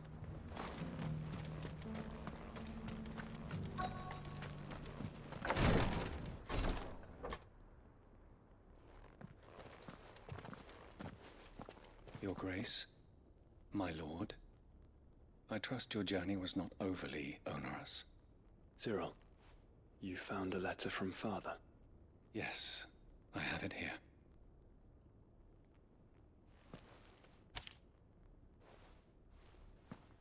If you would do us the honor, my lord.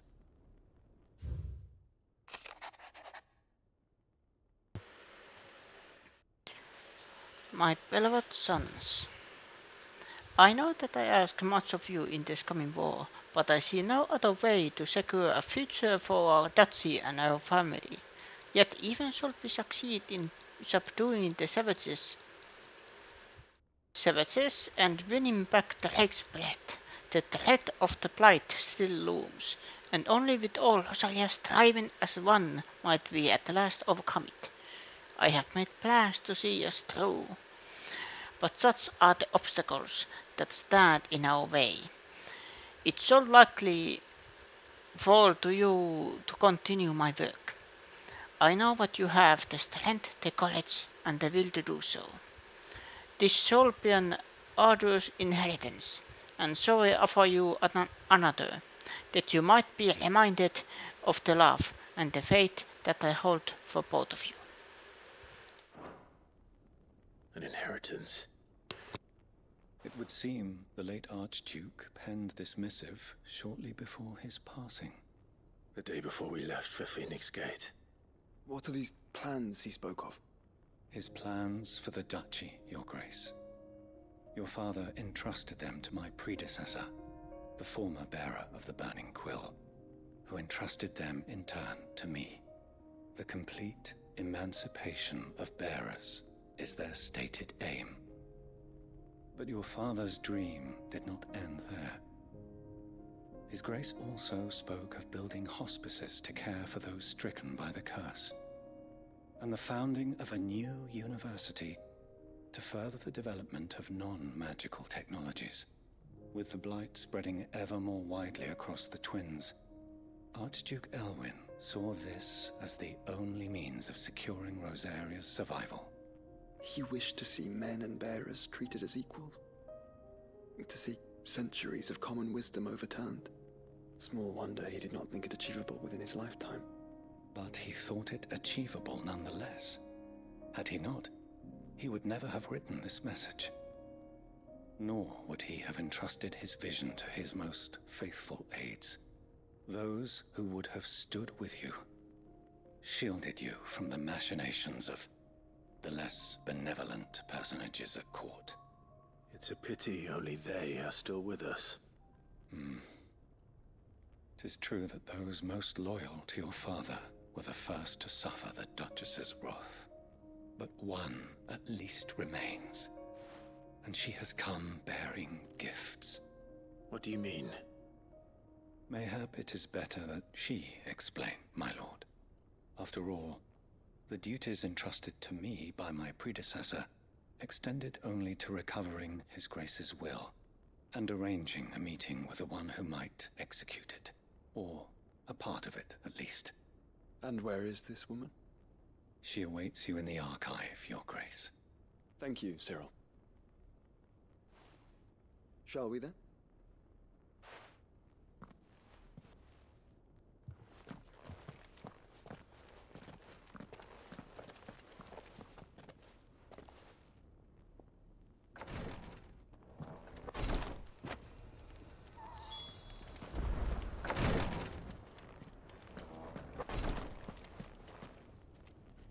Lord Marquis, if you have a moment. What is it, Cyril?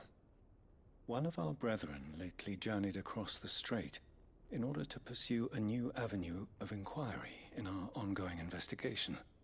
He sent an owl some while ago, but we have heard naught from him since. Was he surveying another fallen ruin? No. The object of his study was a savior cult that has arisen in Ash in recent years. We believe it may have some connection to the Circle of Malleus, an ancient religion that worshipped Ultima as its god. By gaining an understanding of this new faith, we hoped to learn more of the Circle's original beliefs. And so you sent one of your brothers to Ash? A continent teeming with orcs and Akashic? Fully cognizant of the risks, yes. I entrusted the mission to one of the most able of our order, the Third Chair, a master of the arts of combat and survival both. Though he has been silent for some days now, I have thus far refrained from sending any others in search of him, lest they be lost in turn. Yet, it seemed only right to inform you of the situation, given your unique experience of the perils of Ash. For as you so earnestly advised me, it would not do to abandon a man to his fate, when he might yet be saved.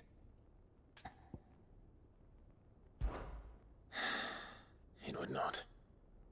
But Ash is a big place. Can you be any more specific? Perhaps. The last owl I received from him mentioned a village where he had heard the cult were wont to assemble. Mickleburg was its name. It lies in the southern reaches of Waloed. If aught ill befell him, I expect it did so there. Right. I'll see what I can do. You are much too kind, my lord. Go then, with my hopes, and may the Firebird's flame ever burn in your heart.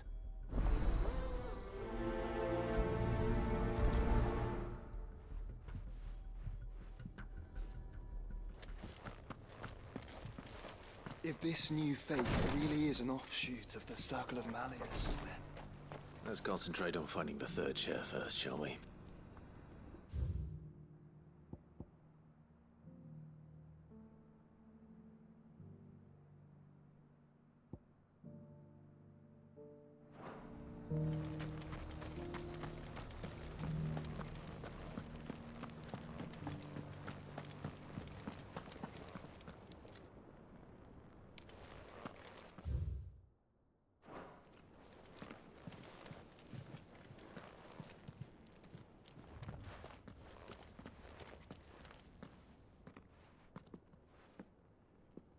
My lord, your grace.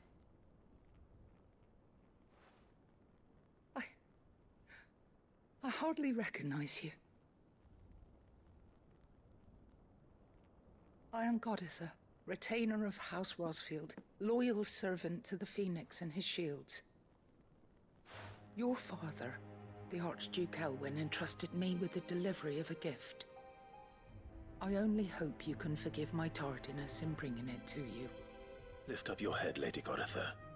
You have our gratitude for your service to our house and to our father.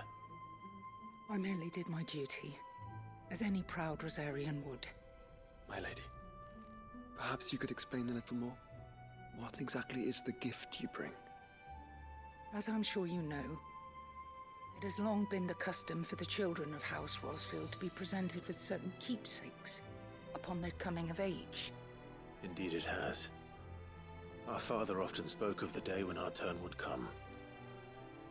And had he lived to see it, he would have presented you with the treasures I bear. Matching armbands for you both. Alas, he did not live.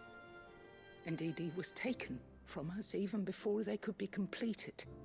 He had intended to claim the Heartstone with which each armband was to be finished himself, but it was not to be. And his gifts remain incomplete. I see. It saddens me to bring them before you, as they are. It was your father's wish that you be presented with the finished articles, not these works in progress. But with his grace long since gone, and the stone left unclaimed, I had little choice. You are grown men now, and his house is yours. And while I would not presume to insist upon your claiming the Heartstone in his stead, I know that nothing would have pleased him more than for you to do so. Thank you, Lady Goditha. What say you, Clive? What else? Of course, my lady. May our father's will be done. Oh, I am much obliged. Do you know where we might find this Heartstone, my lady? I do. Though it may be a matter of a good deal more than simply happening upon it. It is found in the bellies of elder griffins, you see. We do at least know where to find one. A certain specimen has made its nest in Titan's Wake, not far from here. A certain specimen? You are most perceptive, Your Grace. In answer to your unspoken question, yes. In fact, this is the very same beast your father meant to slay. I have been tracking its movements since you were but a boy. Were you to slay it in his stead, as men of House Rosfield, it would surely make your father proud. What say you, Joshua? What else?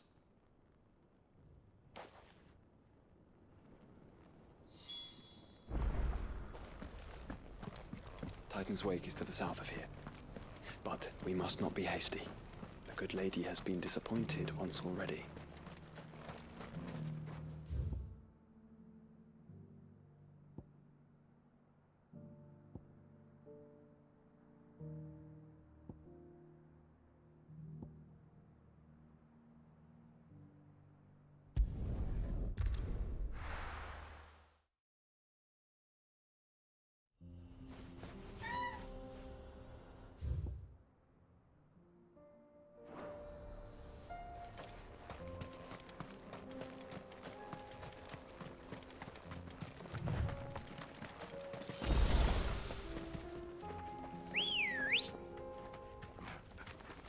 Ready, go?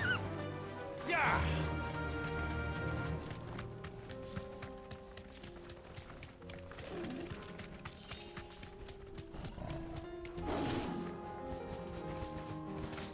Here we are again. Carava. If you were a tortoise, Torgor, where would you hide?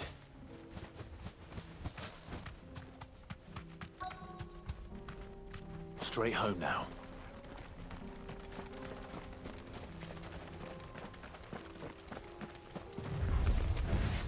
Looks like we found him. All yours, Torgal.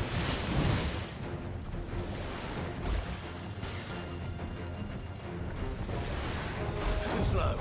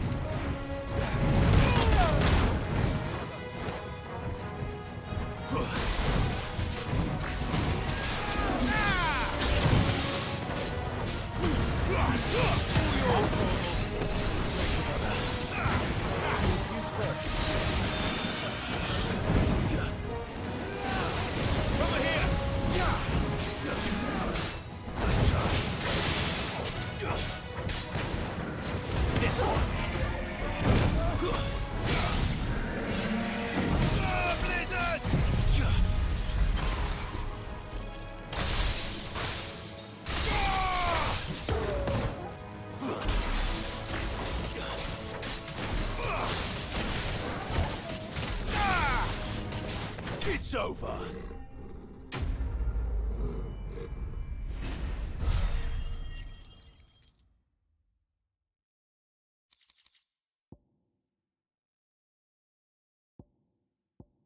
better get these materials to Mid so she can finish her prototype.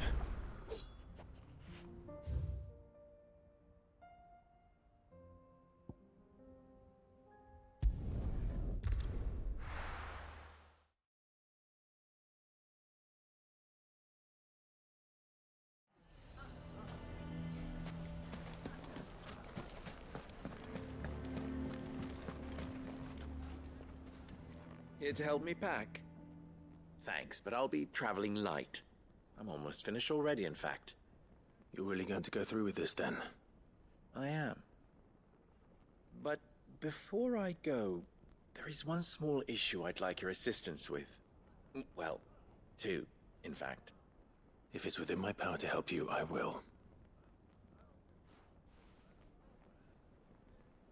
It's the children. I refuse to let them share in my disgrace. And if I leave them here, they surely will. Our friendship would see them ostracized forever. But I can't take them with me either.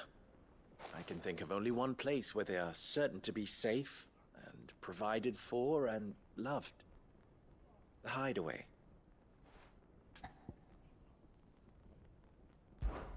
Of course. The children would be more than welcome. Thank you, Clive. I will not forget this. Lubor, are you still here? What is it, Ferda? You look pale. There's been a flood in the Velcroy, a damn big one. The League of Outlaws encampment was completely submerged in ether. What? Every last one of the bastards has turned, and they're headed this way. Bandits are one thing, but Akashic bandits are quite another. The town guard won't stand a chance against them. We need to evacuate. There's no time to lose. Ferda, gather the men. The Akashic may strike at any moment. We must make ready to cover the townspeople's escape. Well, what are you waiting for? Yes, my lord. Clive, change of plan. The children stay with me for now. I need you to find Conrad and Natalie. Tell them to prepare for a full and immediate evacuation. Understood. I'll do what I can to convince everyone else. Wish me luck.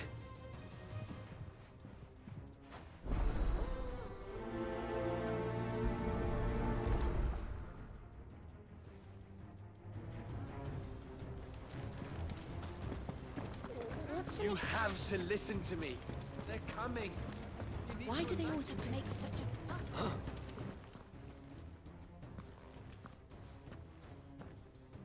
Ah, it's you.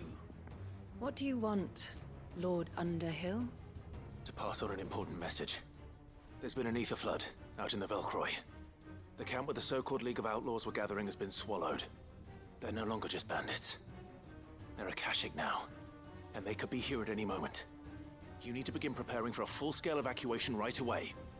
Oh, do we? And who was it who gave you this disturbing news, might I ask? Lubor, perhaps? The man spreading the same poison out in the square as we speak. You may believe his lies, my lord, but we know better. But why would he lie about something like this? Some twisted attempt at revenge, perhaps. If he had not been unmasked, he may well have been elected our leader. A great honor for one of his kind. One he might well feel aggrieved at having been denied. Lord Underhill, forgive me, but it has become all too evident where your sympathies lie. Lubor cannot be trusted, and neither, therefore, can you. You may not trust me, but for the sake of your people, ask yourselves if there is any chance that this is true. There isn't. You can be certain of that. Now be off with you. You're making a mistake. Come, Clive. If our words will not move them, then we must find another way to help save the town. You're right. Let's speak to Lord Ferda. You have to listen to me. They're coming. You need to evacuate. I think we'd better shut up. What's Lubor raving about now?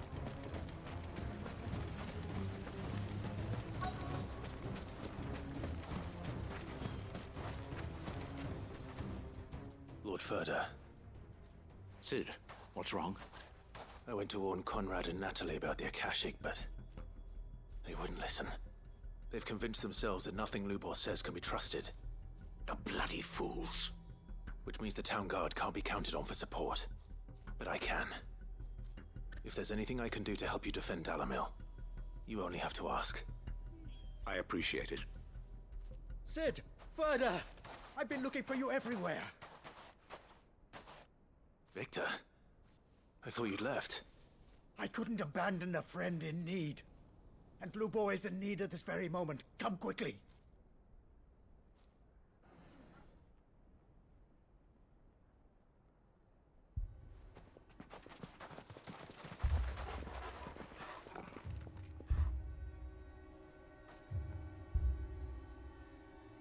You have to believe me! The Akashic are coming! They don't eat, they don't sleep, they don't tire, and they don't care who they kill. They're unlike anything that's come before. There will be no parley, no mercy granted! We may have saved the town once, but this is different. I do not ask that you forgive me, but please believe me. If you do not run, you will die. You will all fucking die!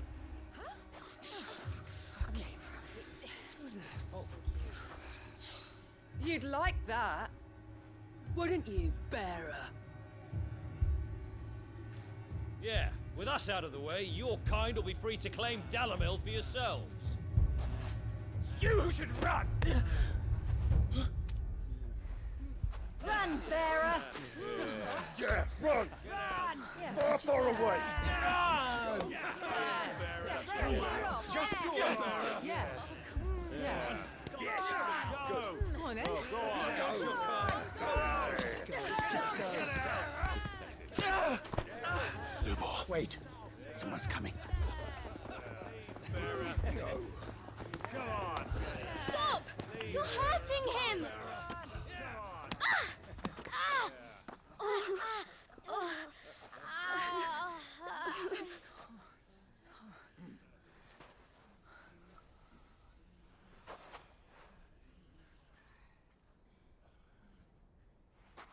What did Lubor ever do to you? He solves all your stupid problems and he keeps all of you safe. You know there's nothing he wouldn't do for this town. Who was it who made that cleaver you use every day, Conrad? And what about your counting table, Natalie? Who fixed that? Whose men make sure the streets are clean so all your boots don't get dirty? Who spends all day every day making sure things run smoothly round here? And none of you ever say thank you. Ever. But did Lubor ever complain? Well, does he ever stop smiling? He keeps this whole place going. And you act like it doesn't even exist!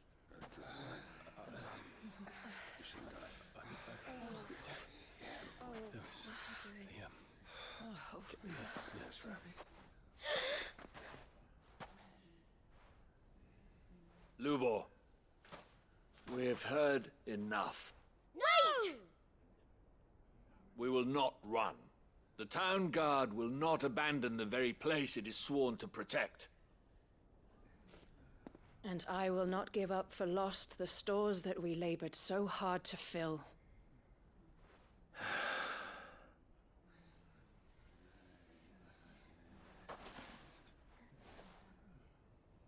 So tell us, how do you propose we deal with these Akashic of yours?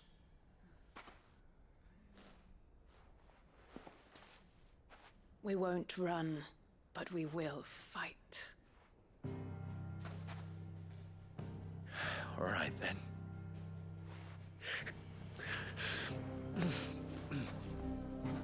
Fine.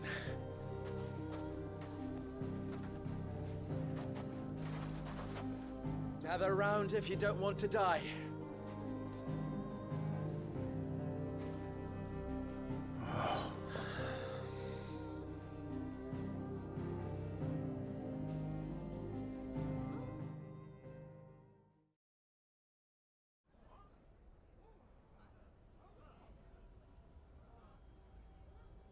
Allow me to explain the situation.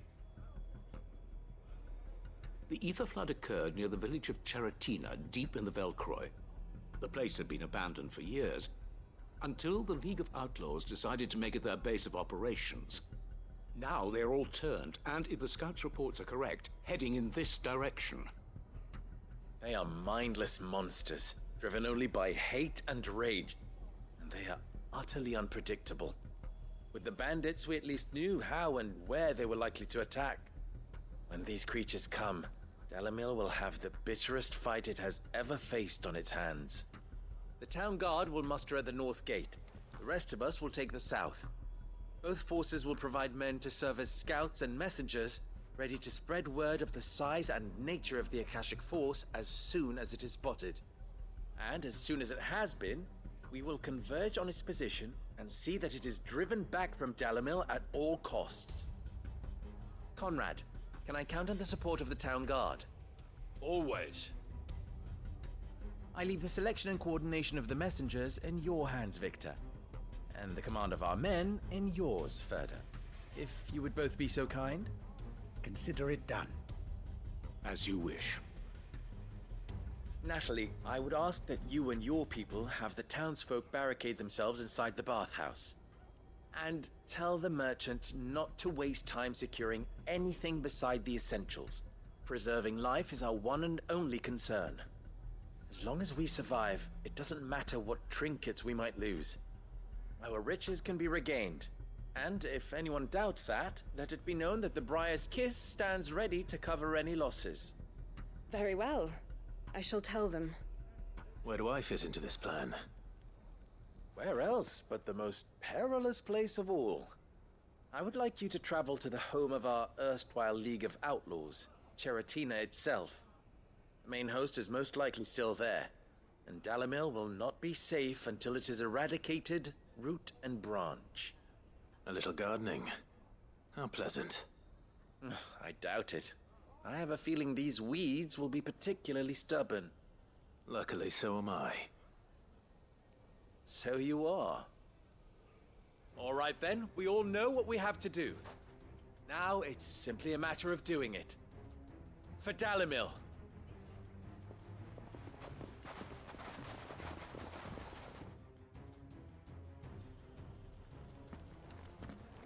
Looks like everyone's ready. I'd better not keep them waiting.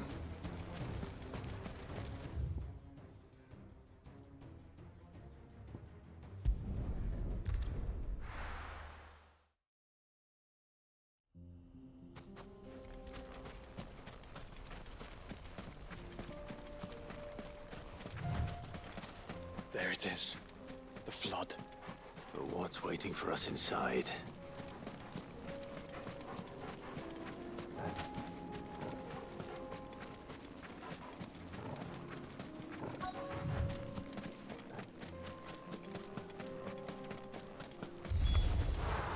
Can't leave a single one alive.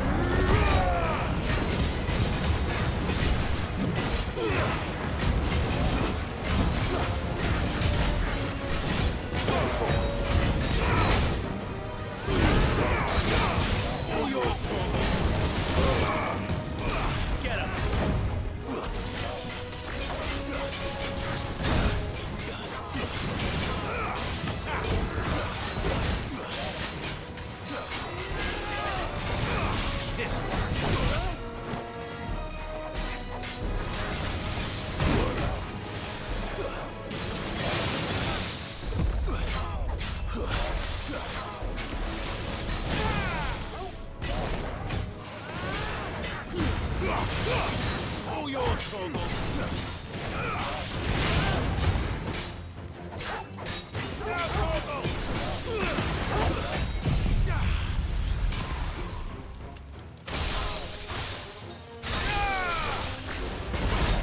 Over here!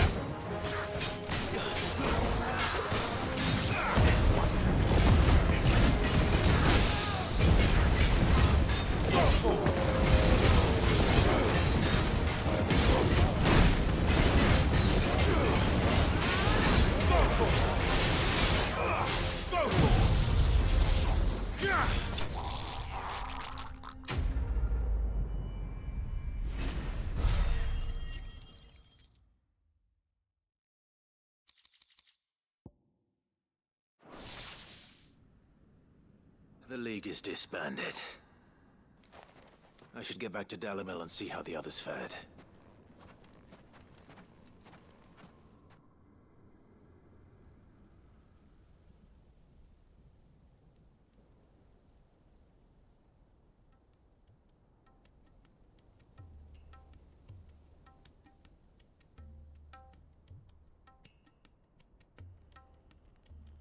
All the Akashic we were able to find have been dealt with.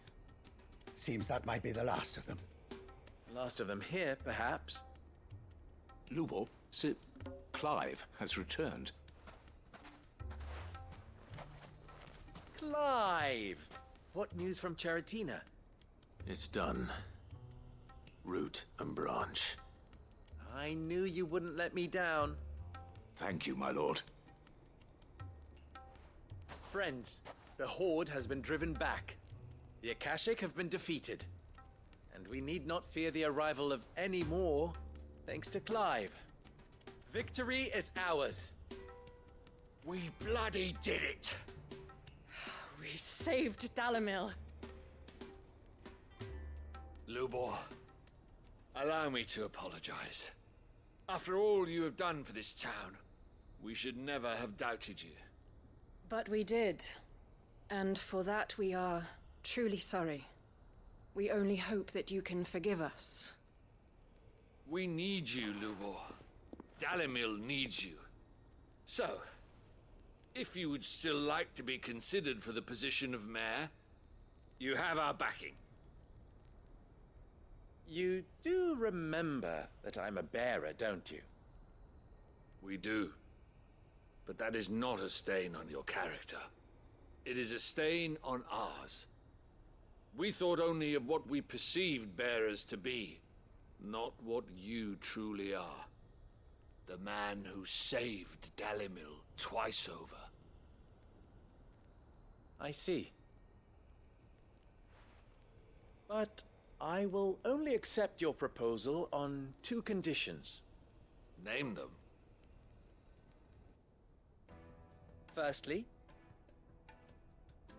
that you will both do everything in your power to rally your people to my cause. If the Town Guard and the Merchants League do not accept my leadership, it will be doomed from the start. Unity is the key to defending Dalimil, and I do not doubt that we shall need to call on our combined strength again. When that time comes, I will expect us all to pull together, just as we did today. Of course. You have our word. And secondly, you will accept that if I am to lead you, the mistreatment of bearers must end here in Dalimil. Any bearer within our walls shall be afforded the same rights as any other citizen. They will not be judged by what they are, but who they are. As we failed to do, and came so close to losing everything. We agree to your conditions. And we have only one in return. That you continue to work for the good of Dalimil, as you always have. Condition accepted. Well then, it seems my mayorship is all but confirmed. Do I get some sort of special hat?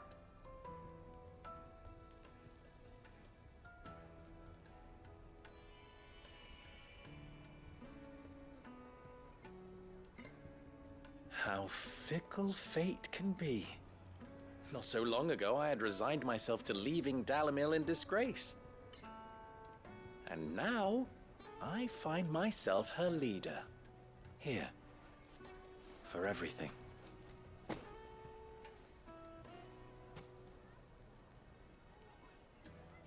Lubo. About the children. Fear not. You are, of course, relieved of your responsibility. I would sooner face another horde of Akashic than see them brought up as outlaws. I'll make sure they're safe here. I don't doubt that you will. And not just the children, but everyone in Dalimil. I'll do my best. Can't have all your hard work going to waste.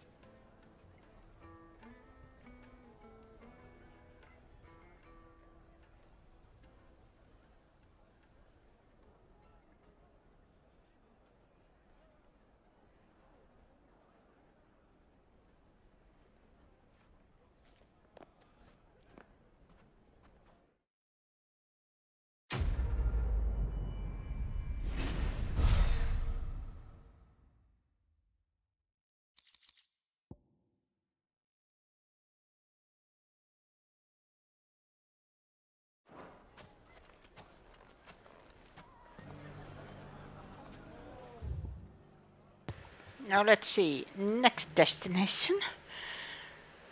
I think it is this one. Yes, there's a villa.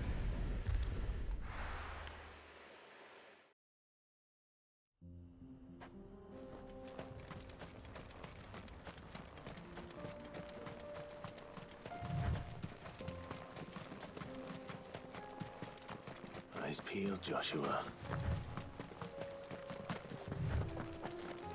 One thing I like, for some reason I always start my sentences, one thing I like, but that if you have party members, they actually talk to you or Clive talks to them. Even if they are not part of the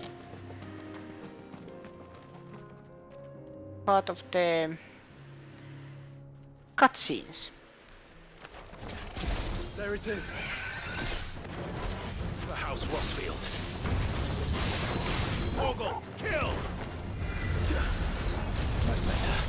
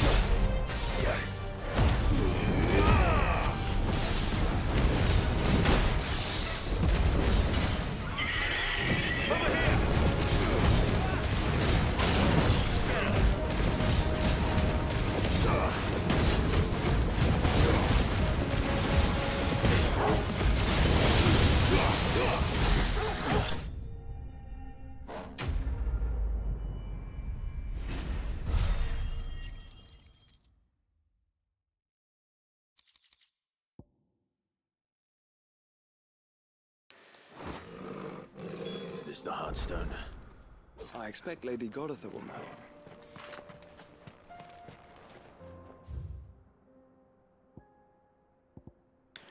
Then first check if there is... Well, there is one there.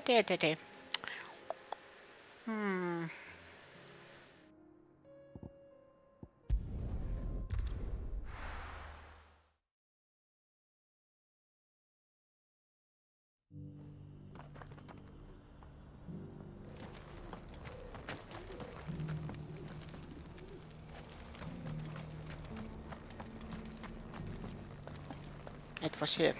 Yeah.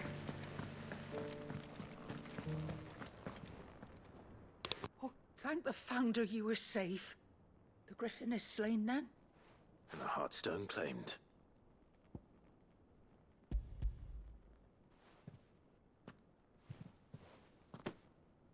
Yes. This radiant luster, like frozen flame. It is just as your father described it. Thank you, my lord. Your Grace. Your father would be so proud. Lady Goditha, the lapidary is ready. Thank you, Cyril. I will be with him shortly. If you would excuse me, I shall have the stone cut and set forthwith.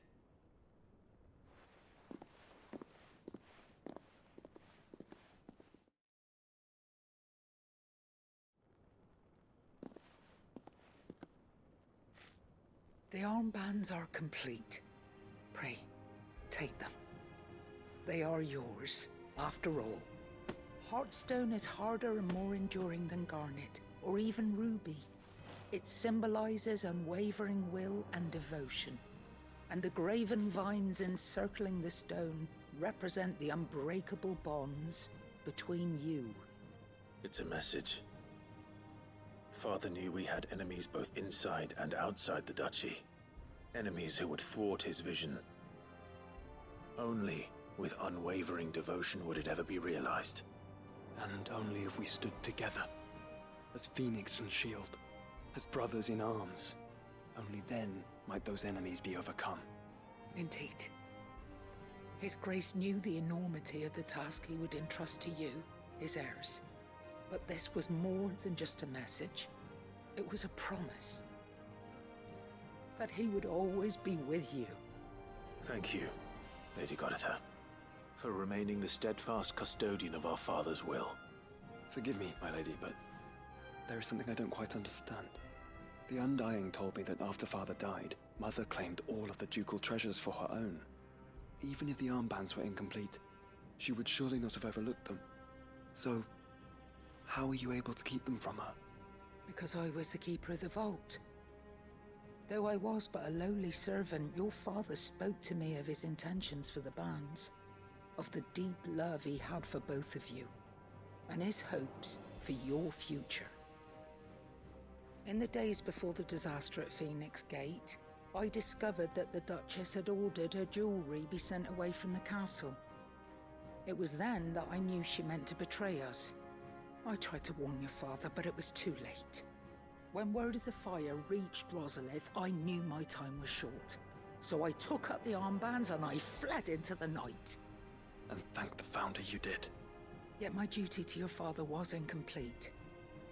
Not knowing what else to do, I followed the Griffin, thinking I might claim the Heartstone on its passing. And so my pursuit continued, until Lord Cyril appeared before me. He informed me that His Grace's will had been recovered, and that his sons were alive and well. Lady Goditha, on behalf of my father and all the people of Rosaria, I thank you for your loyal service. As do I. Thank you, my lord. Your Grace, for coming back to us, for giving my service meaning.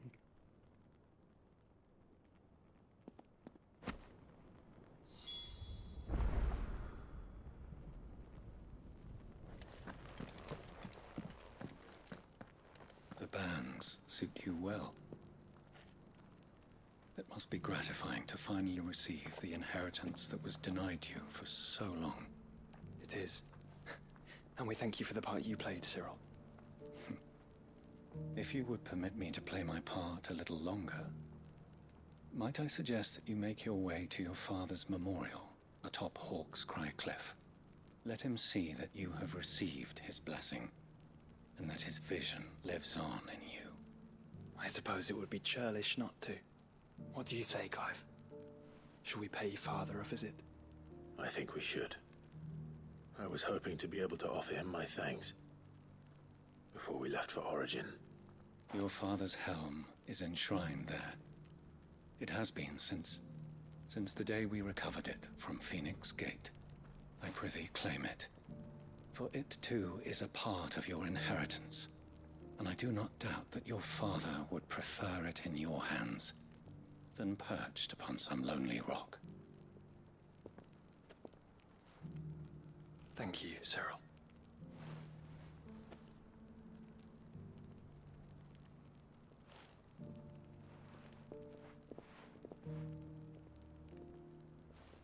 Come on, Clive.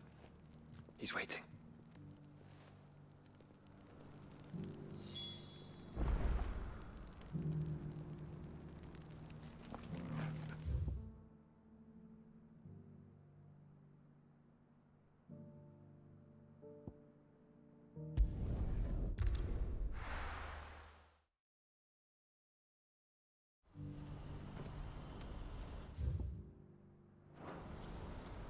Do you see that too?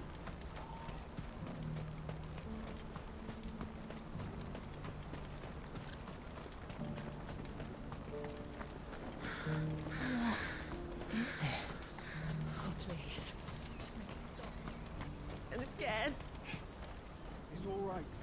I'm here.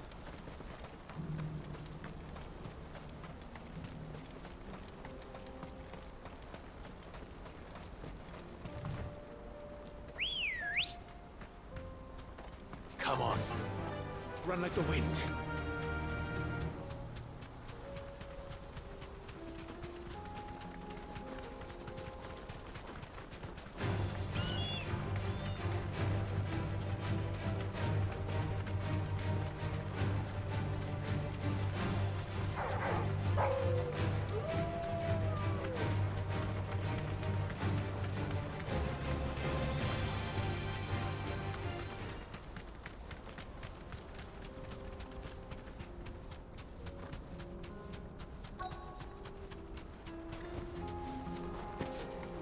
Can't be Rutherford, can it?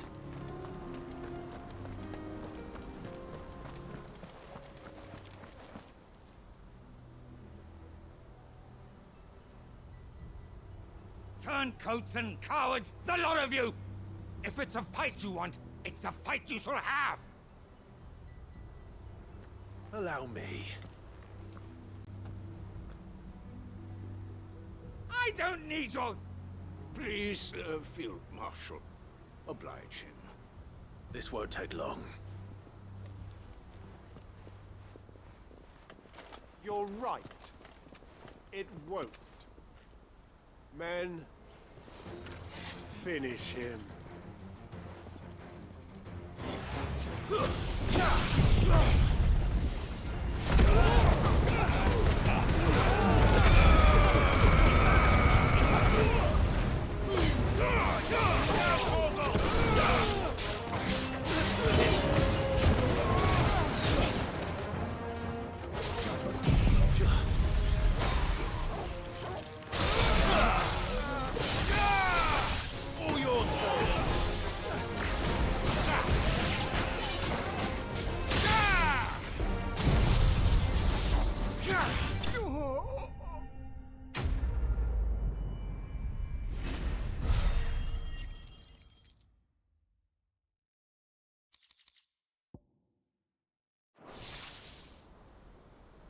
A little longer than I'd have liked.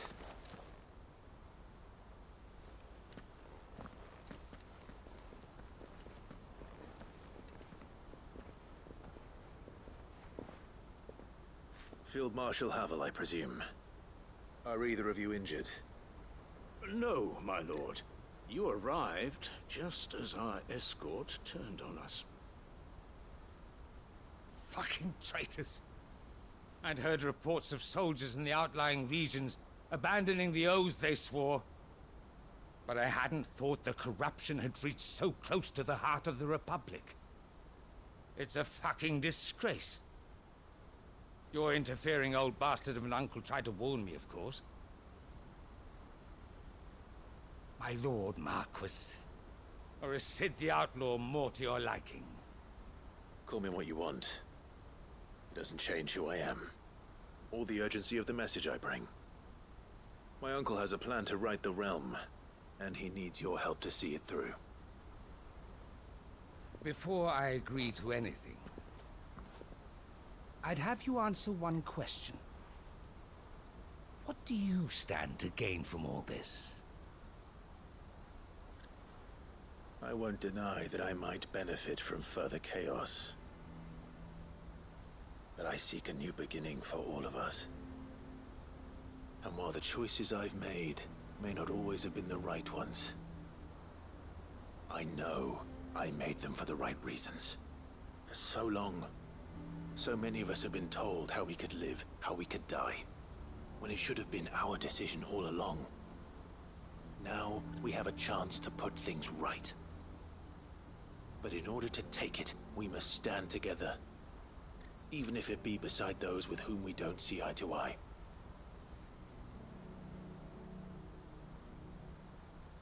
Certainly not the words I expected from an outlaw. But perhaps your uncle was right. You are no ordinary outlaw. I'll never hear the end of this. All right. I'll start by ordering my most trusted guard to bring the Dhalmekian fringes under control. Next, I'll make contact with my counterparts in the Imperial Army and see if I can't convince them to try and restore order in their own territory. Thank you, Field Marshal. But they are not the only ones we will need to convince. What do you mean? I don't doubt that I can bully some sense into a few generals. But those they answer to require a different kind of persuasion. And when it comes to honeyed words, well, we will need an envoy.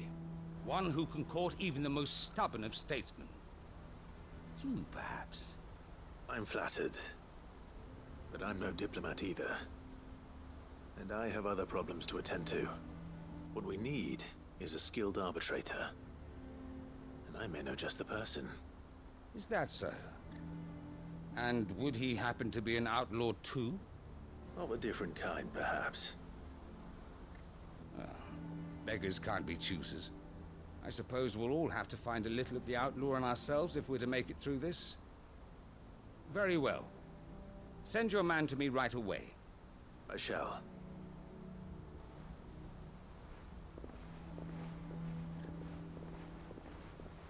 My Lord Marquis.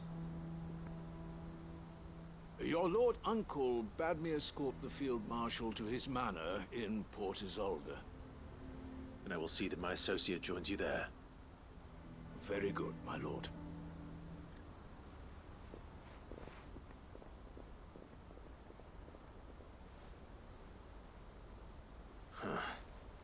An envoy. I'm not sure I'm the man to talk anyone round. I can barely convince my brother to take his medicine. No. This is a job for someone with experience. Someone like Quentin. I hope I can convince him at least.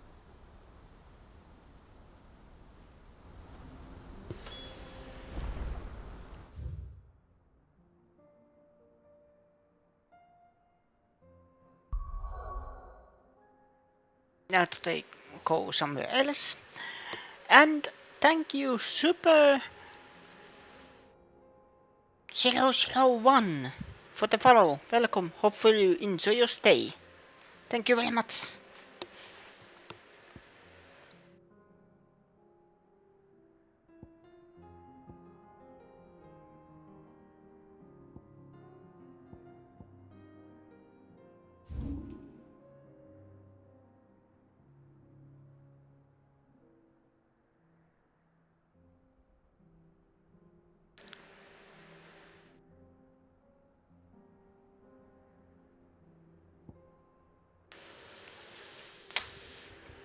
Value button.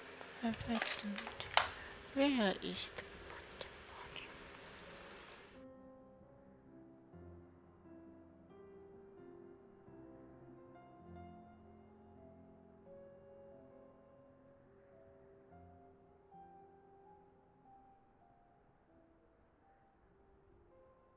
locations? Pandemonium.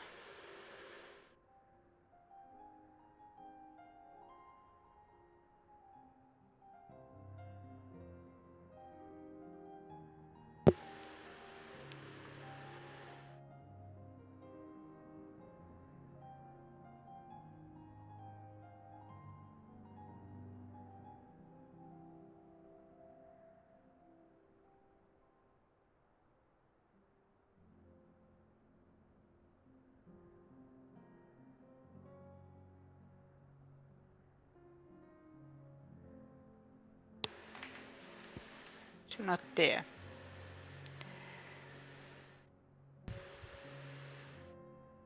South west.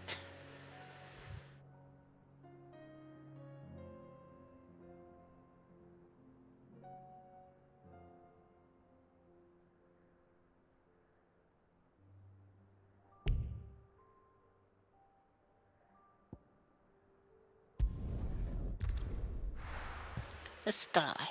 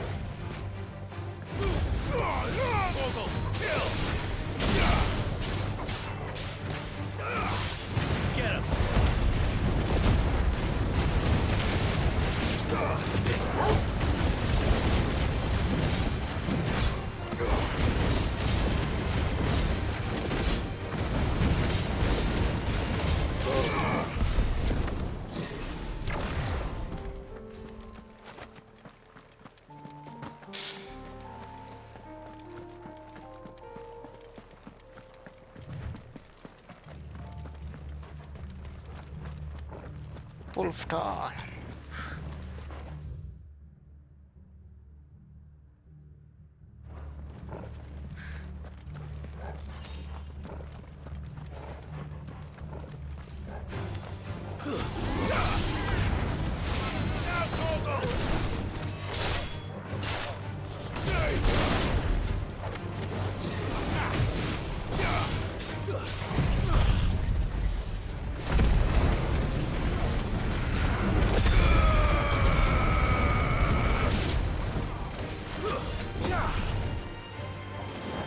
This one.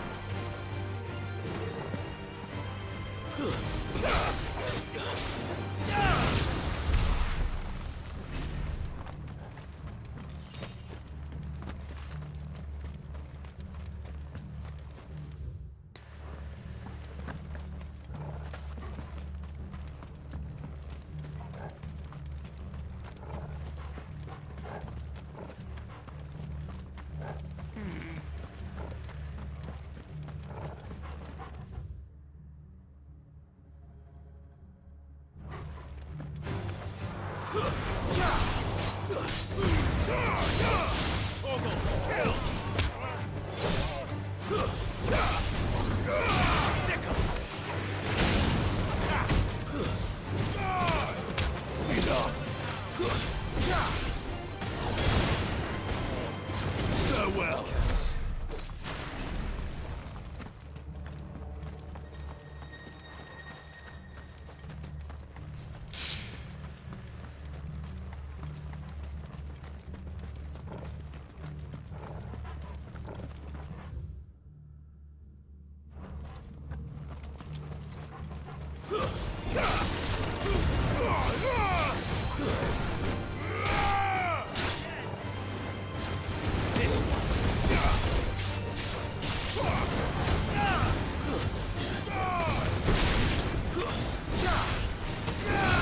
This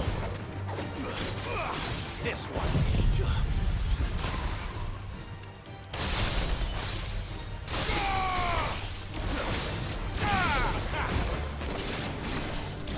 This one. Yeah.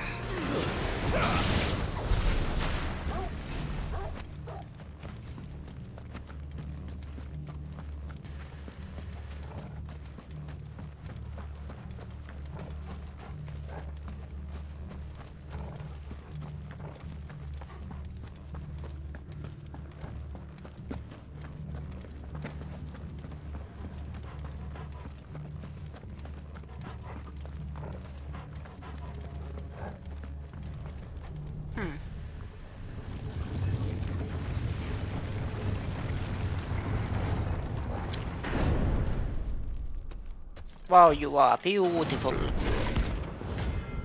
Pandemonium S rank. I was so sure you were A.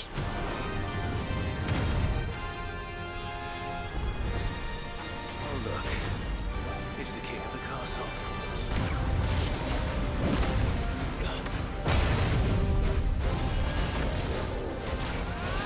Nice try.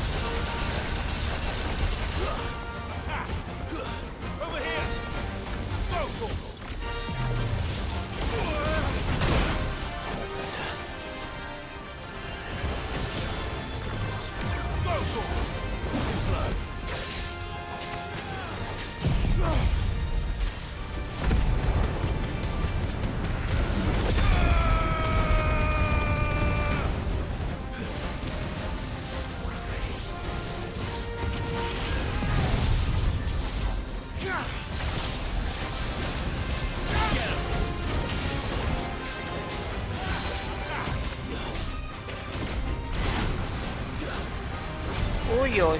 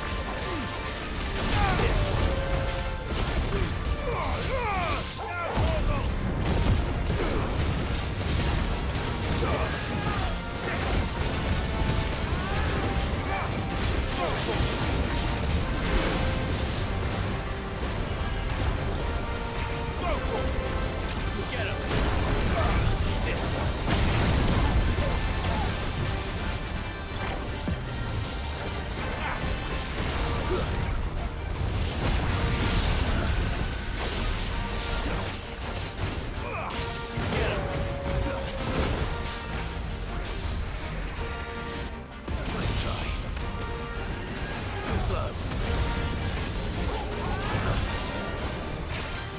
Nice try.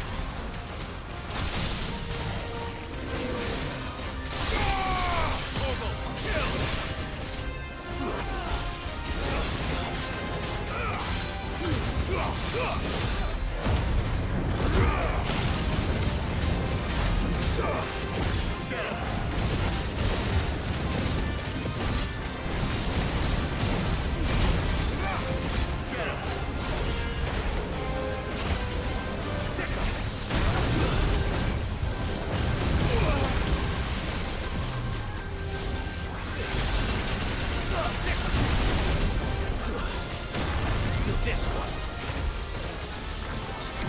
Go for it. Too slow.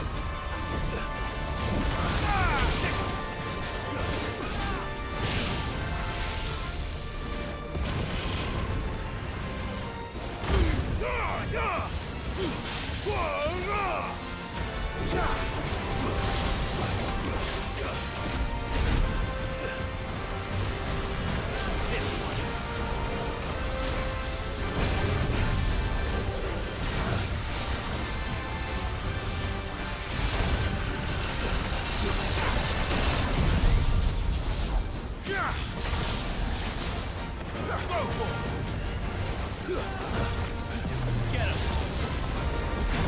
Over here! Yes.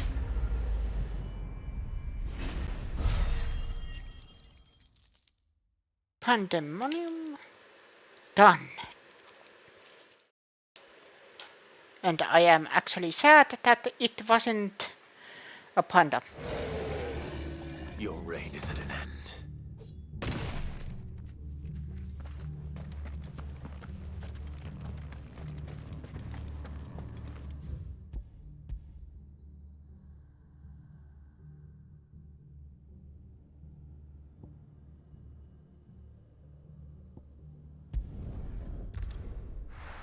Let's go there next. It's a Coppermouth.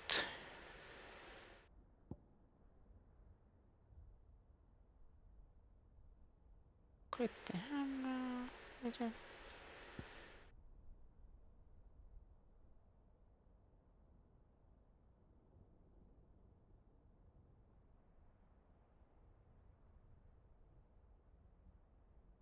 Those mines. Southern gate. Walls.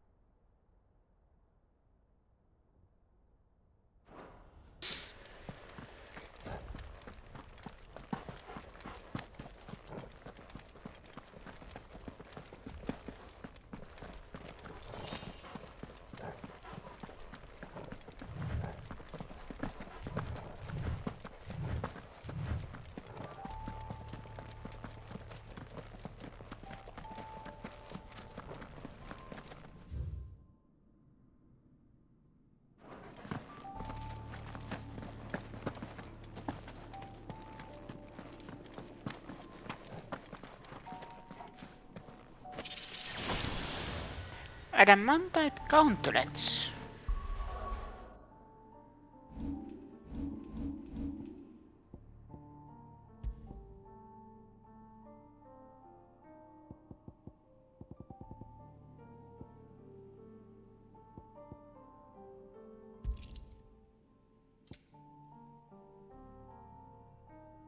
It'd be about 500.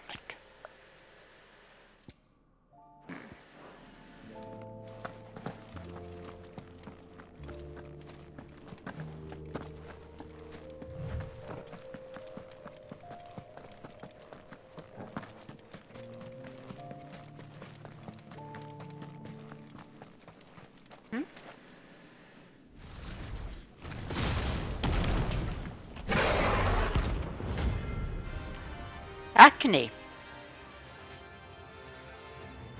Oh! He was on the list. Look who's here to meet us. Pity they don't seem fond of visitors. Over here!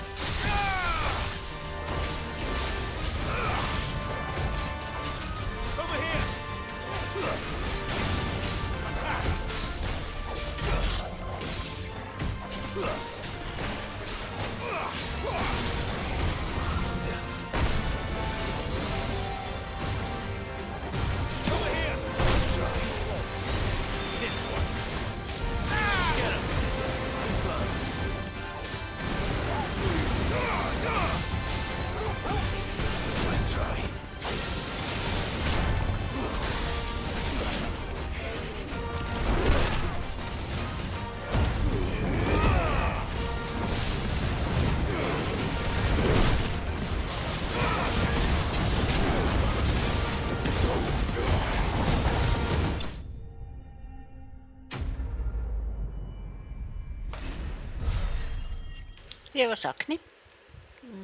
Te.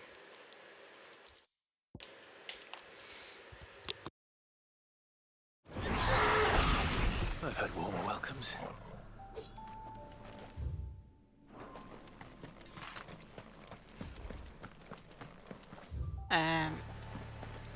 Yep.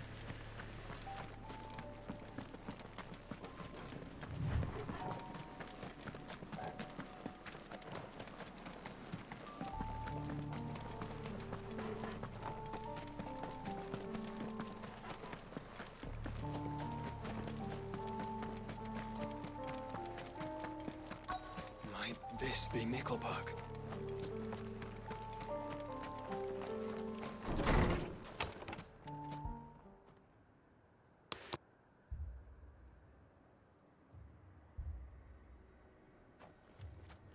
These people aren't turned. And the village seems safe enough at least.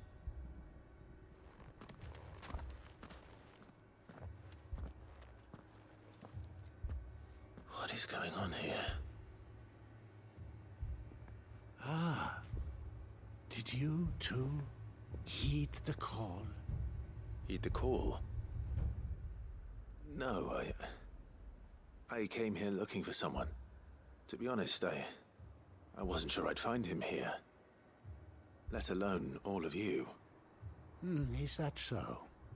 What are you doing here? Is this where you live? It is my home. The others, they heeded the call. You keep saying that. What do you mean? They came here to perform the rite, just as King Barnabas instructed. This village is their altar, where they shall cast their souls upon the gentle waters and give themselves to the Lord. Give themselves? Oh, Lord, cleanse us of our sins. Let us be reborn in your loving arms. Free us from the torment of this mortal realm. They want to be saved. Forgive me, but did another foreigner like me come here? He was probably wearing a cowl. You mean the traveler from Storm? Yes. He's staying at my house, toward the rear of the village. Thank you. If you don't mind, I'll go and greet him. They seek the same salvation Barnabas did. At least the third chair still lives. Let's go and find him.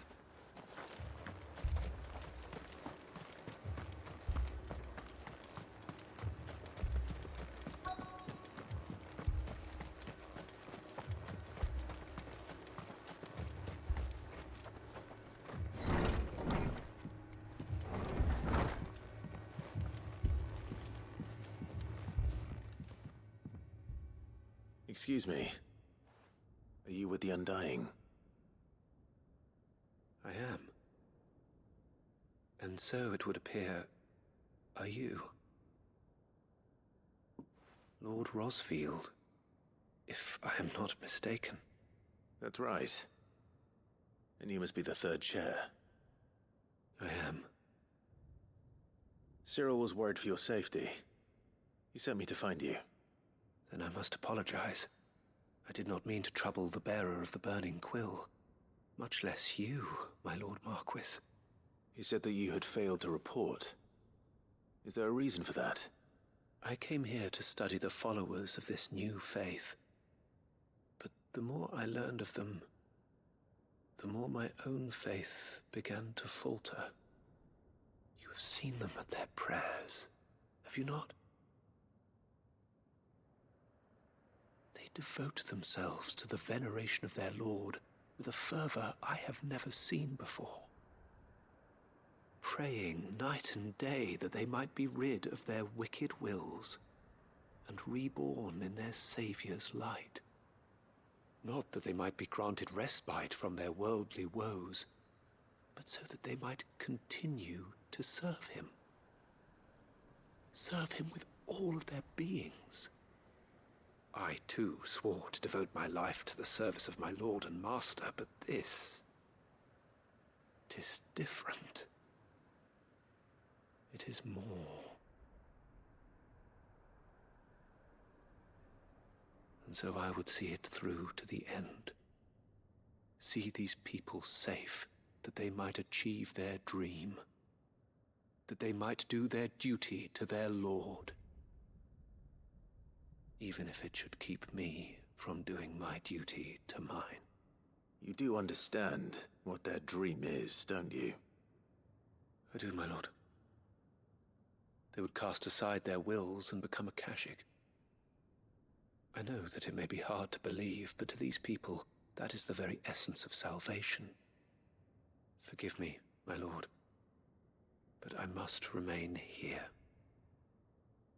If you are to return to Master Cyril, I would consider it a great... Did you hear that, my lord? Something is happening. I'll go and find out what. Stay here.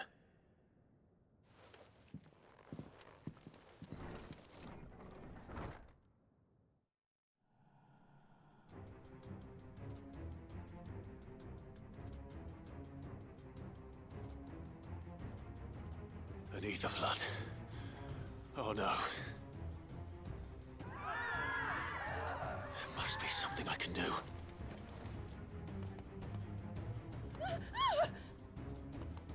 Echoes as well. Found her. Ready, brother?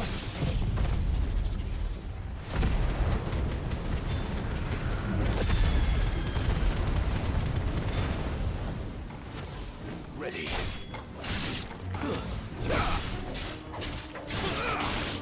Over here!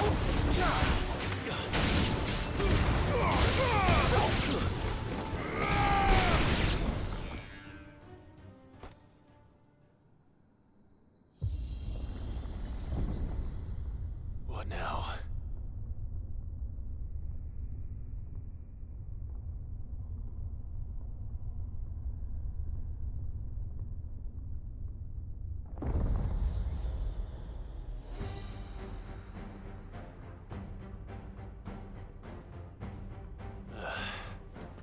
We meet again.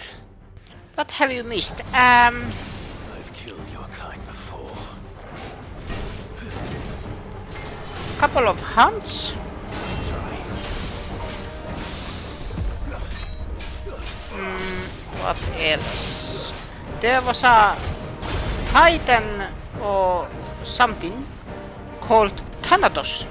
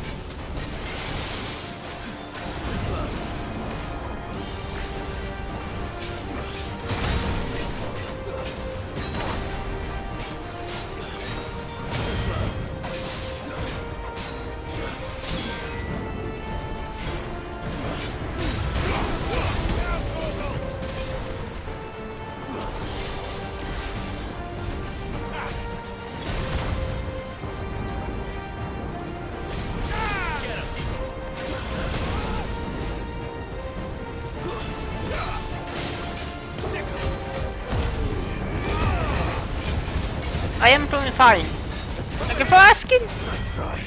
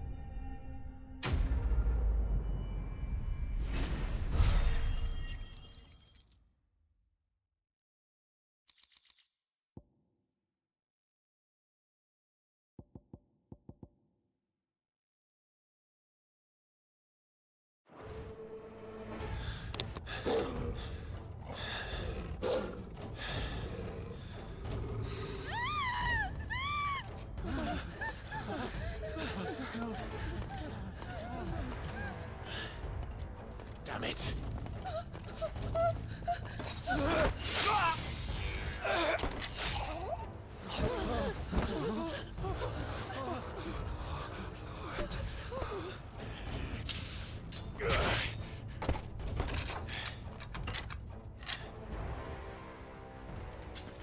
Don't you die. Come on, speak to me.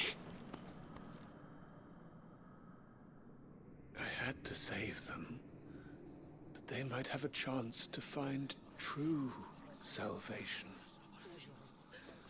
By devoting themselves to the service of their Lord. Just as I did when the Undying plucked me from the gutter and gave me a cause to believe in. A duty to serve was everything to me, and I would not deny them that fulfillment, even if they must become a Kashyyyk in order to achieve it. Forgive me, my Lord Marquis. I did not mean to trouble you with this. My findings. Could you deliver them to Master Cyril for me?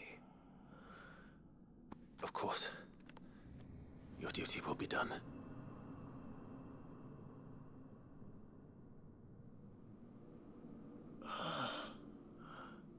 Look, my lord.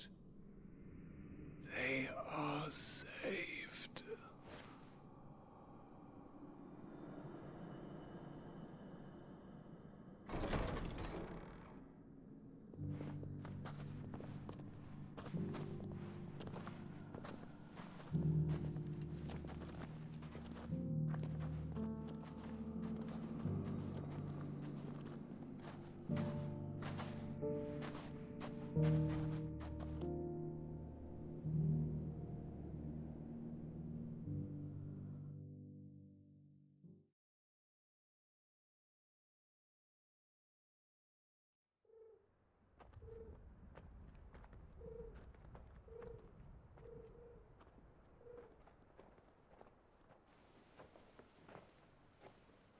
They are saved.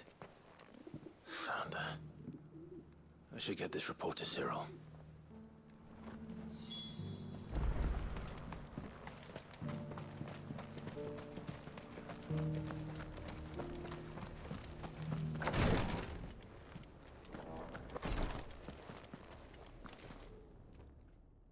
My Lord Marquis, welcome back.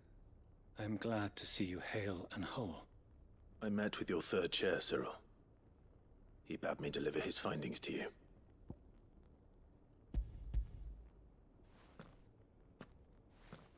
Thank you, my lord. He remained in Ash? He died protecting the villagers from an echo. I buried him in Mickelberg. I'm sorry that I couldn't save him. If you could not save him, no one could. The villagers, they were believers in this savior cult. They prayed to their god that they might be unburdened of their wills. Then an ether flood came, and their wish was granted. Your brother sacrificed himself that they might live, even knowing that that life was death by another name. Then he perished defending liberty. A hero's end. For the right to choose how one dies is no less sacred than the right to choose how one lives. Sid would agree. He wanted to build a world where people could die on their own terms. A noble ambition. To die for one's cause is the most perfect expression of one's faith. It matters not how misguided others might judge one's decision to be. Only that the decision is one's own. We live according to the teachings of our order. We believe in them, we protect them, and yes, we die for them. For better or worse, that is our creed.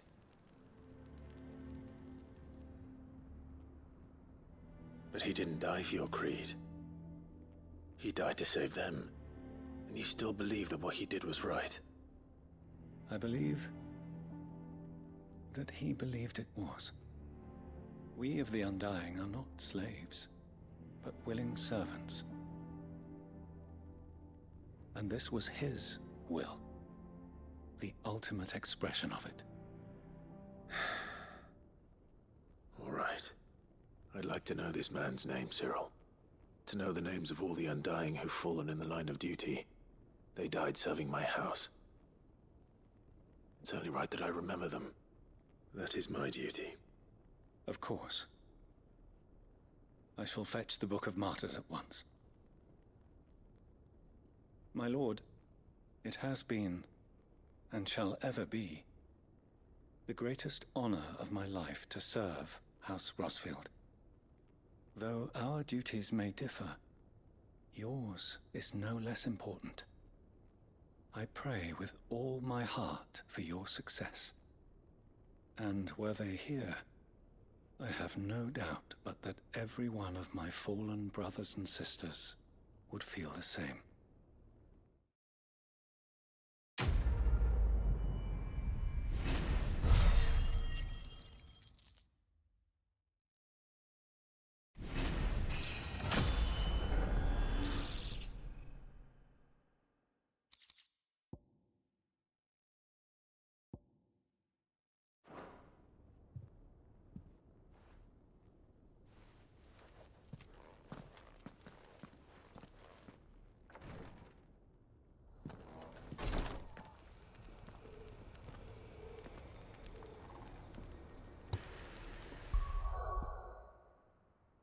I am actually surprised that I got Orichalcum for that.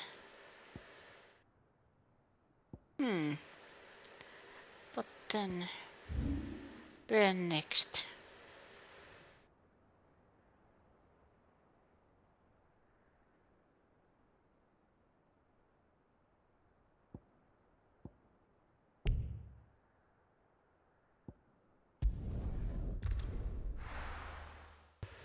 Let's go here.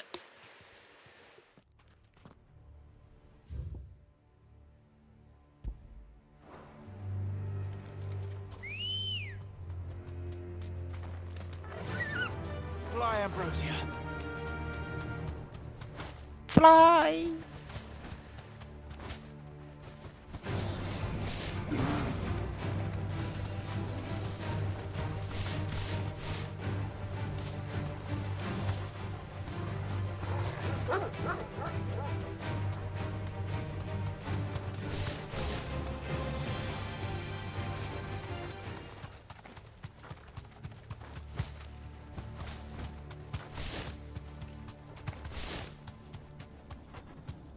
Straight home now.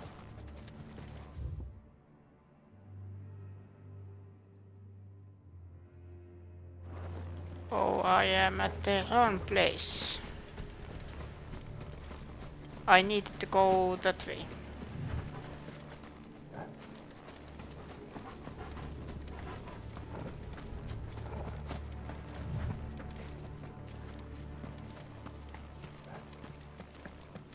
This must be the orphanage. Hopefully the registry is still here.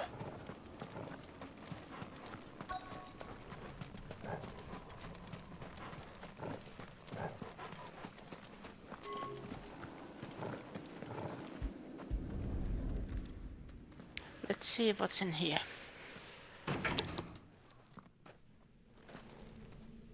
It's locked. I should look around some more before I start breaking down doors.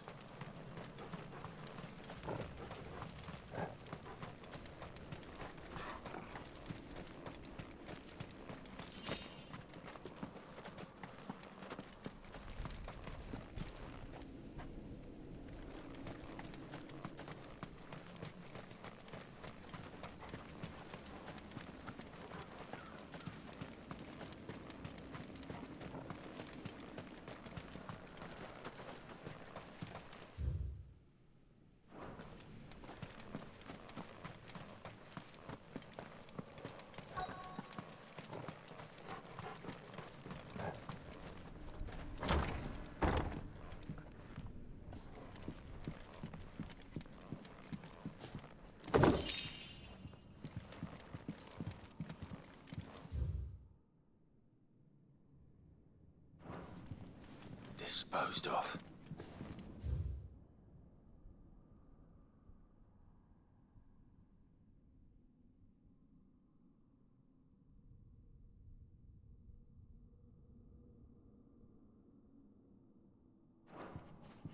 Conditioning. This is nothing short of torture. Herman wasn't exaggerating. It's a wonder he survived this place. I need to find that registry.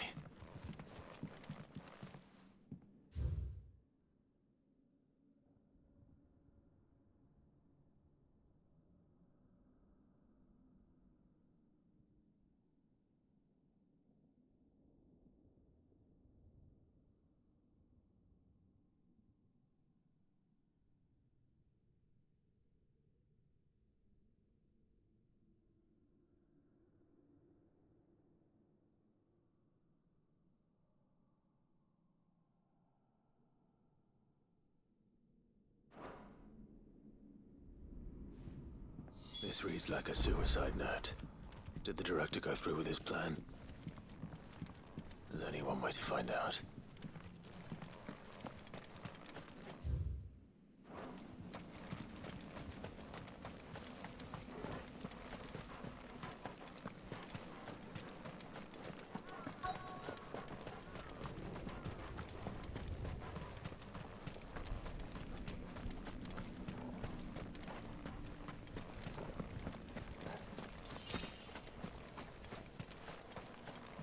Forked white tree. This must be the place.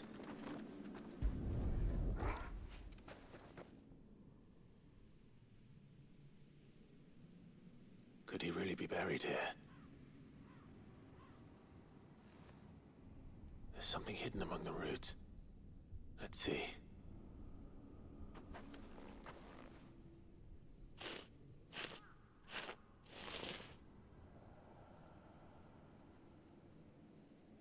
This must be the registry.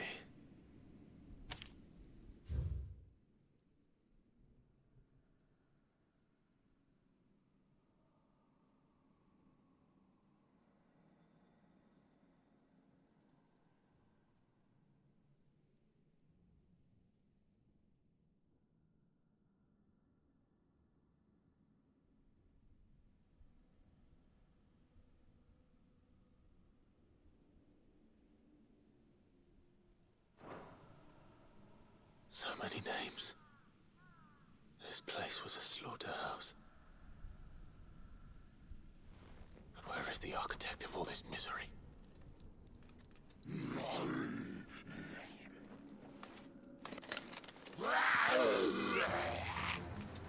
It was only a matter of time, I suppose. This place is cursed.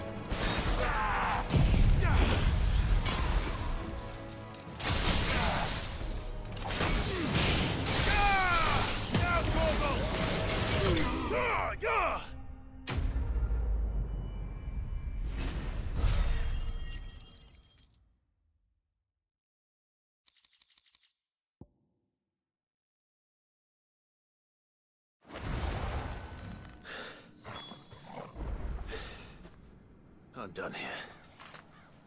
Let's get the registry back to Herman. Agreed. But of course first...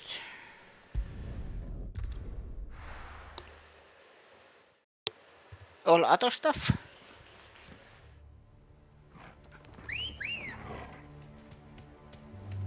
Come on. Run like the wind.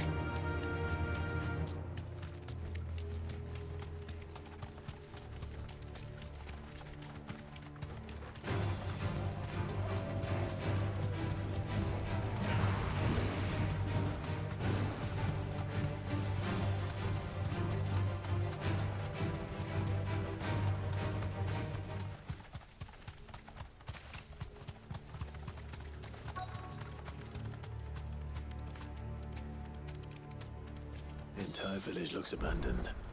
Now, which house would a bookworm live in?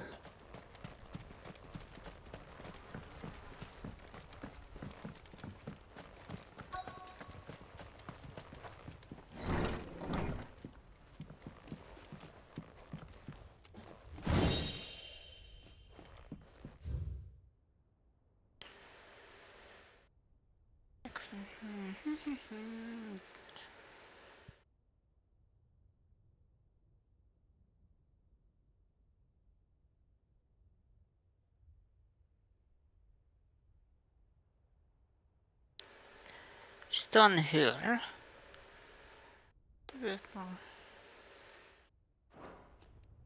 This is a Royal Army logbook. Did he take this from the local barracks?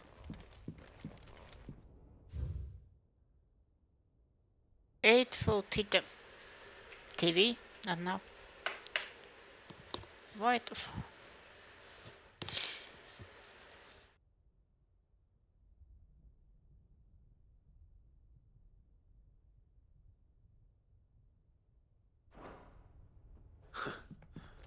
His interests were certainly varied.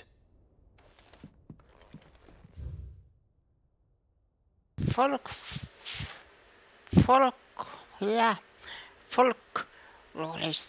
fabulary. The Mughal.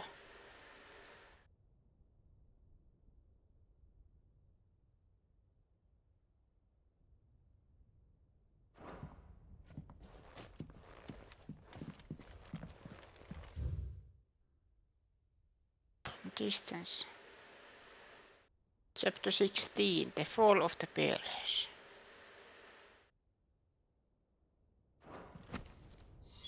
This is it. But if what it says is true, I need to get this back to the hideaway.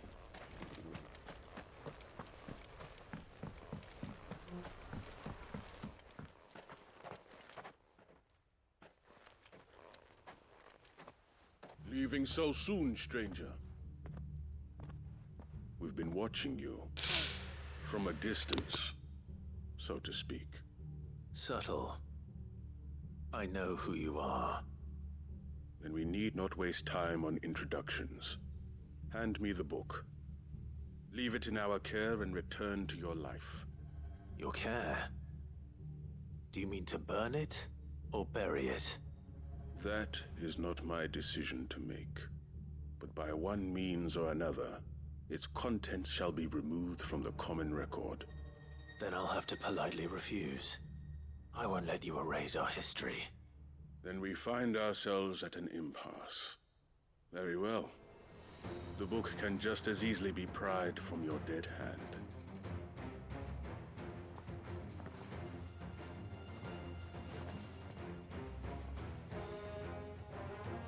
Let's see, shall we?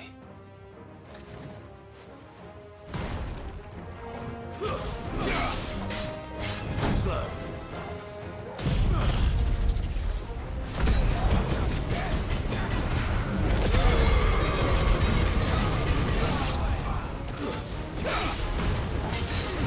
All yours, Torgal.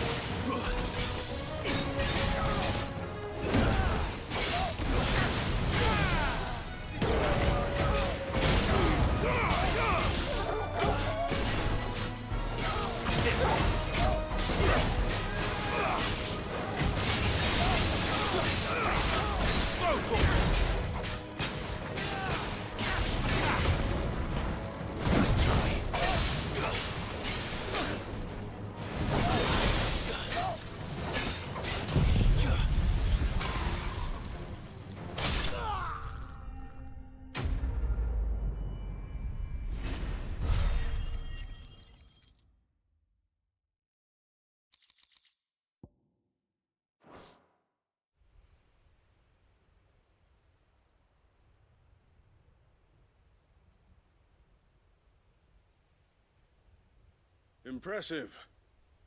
But we have other means. We shall claim the book yet. Why do you want it so badly anyway? It lays out in no uncertain terms the vanity and avarice of mankind. It tells the shameful history of the persecution and oppression of a gifted few by a giftless many. Would you say that this interpretation was correct? I don't know. You don't know. Your sword may be sharp, but your wits are dull. So let me answer for you. There is no correct interpretation of history. That a series of events took place may be proved beyond a doubt. But there can be no single, immutable explanation as to why they came to pass. It is a question of numbers and of belief. If enough people believe that a set of events occurred for a reason, that belief becomes the truth. So you're trying to control the truth? We are trying to protect people from themselves, from knowledge that would bring them naught but pain. That is all. You may keep the book, for now. The world is small. We shall meet again. Until then. Wait! Damn it. Let's get this back to Vivian. Perhaps she can explain what that was all about.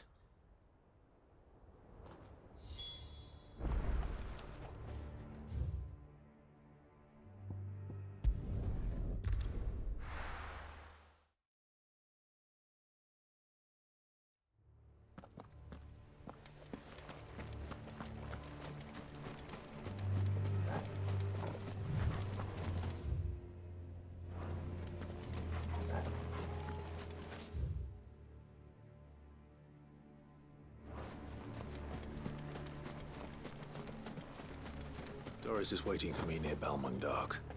The longer she's out in the open, the more likely she is to be found by Akashic. I need to hurry.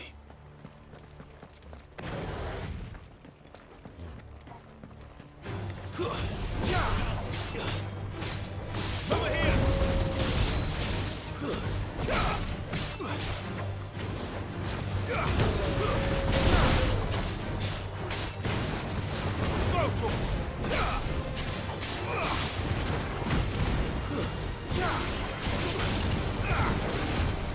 Get him! Stay down!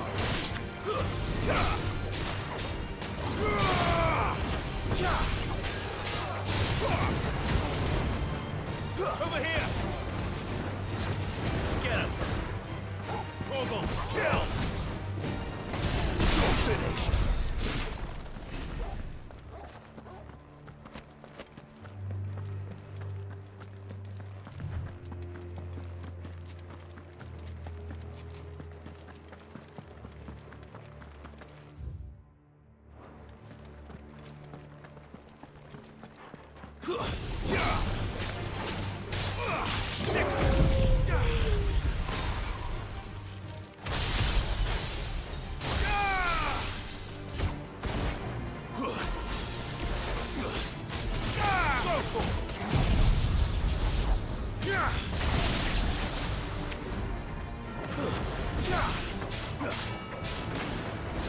Over here!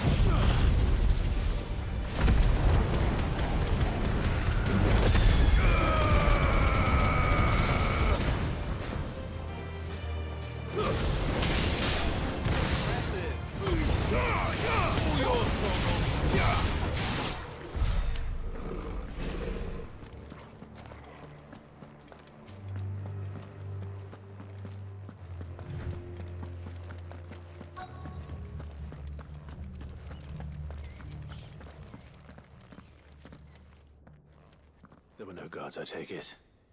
None manning the gates, no. It's a different story inside, though. The corridors are crawling with Akashic. Most likely guards left behind when the Wardens ran. If Chadwick was being held here, I worry that he may already be. Don't give up hope just yet, but let's move quickly. Let me check the ground floor. The ether's thickest there. Then I'll search the upper level. Good luck. Sid, stay safe.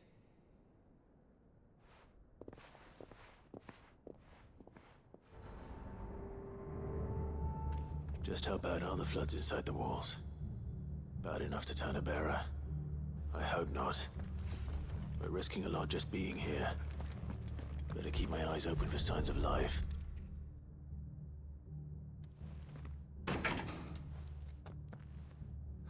Locked up tight.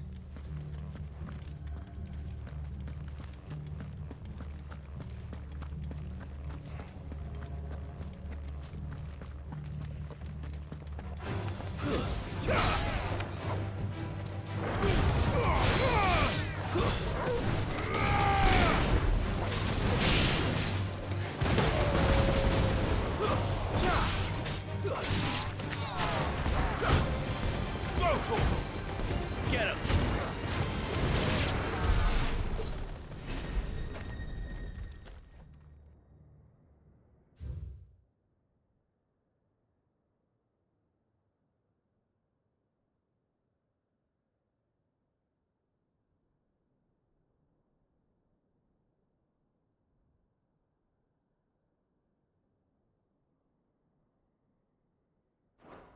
So this place was no ordinary prison. And I doubt they'll have taken the creature with them when they fled.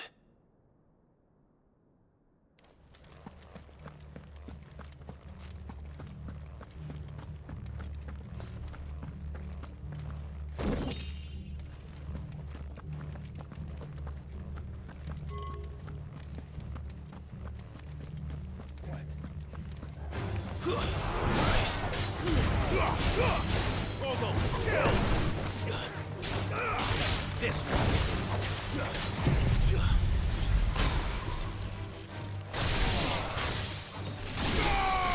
all yours, over here.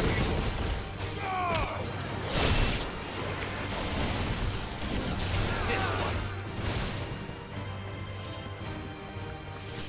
You're finished.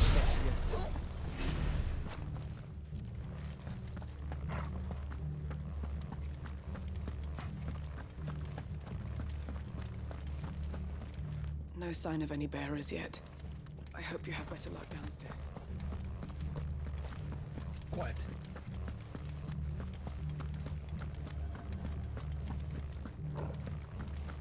Quiet.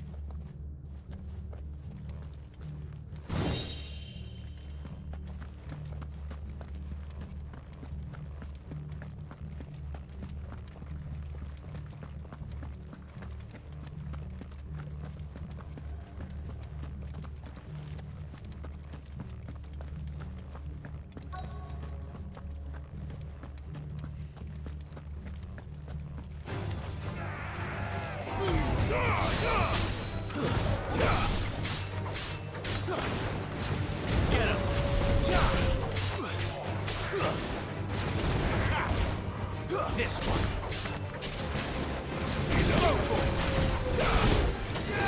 This one.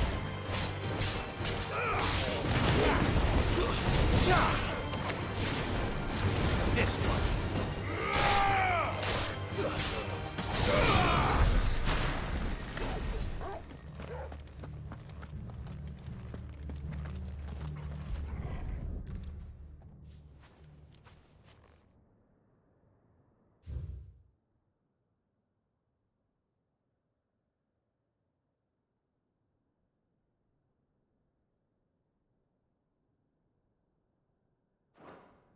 They were feeding bearers to it. This is even worse than I'd feared.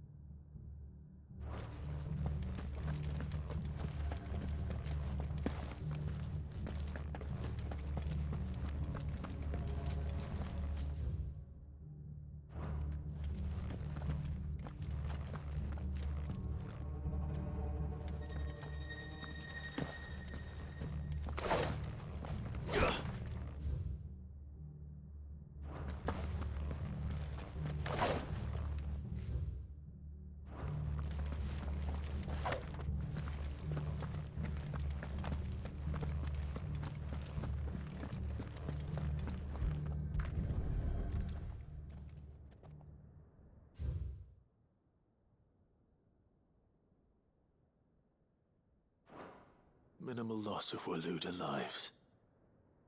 And what happens when they run out of bearers? Even the Imperials take better care of their branded than that. Nothing but Akashic down here. Hopefully things are looking better upstairs. I should go and see how Doris is getting on.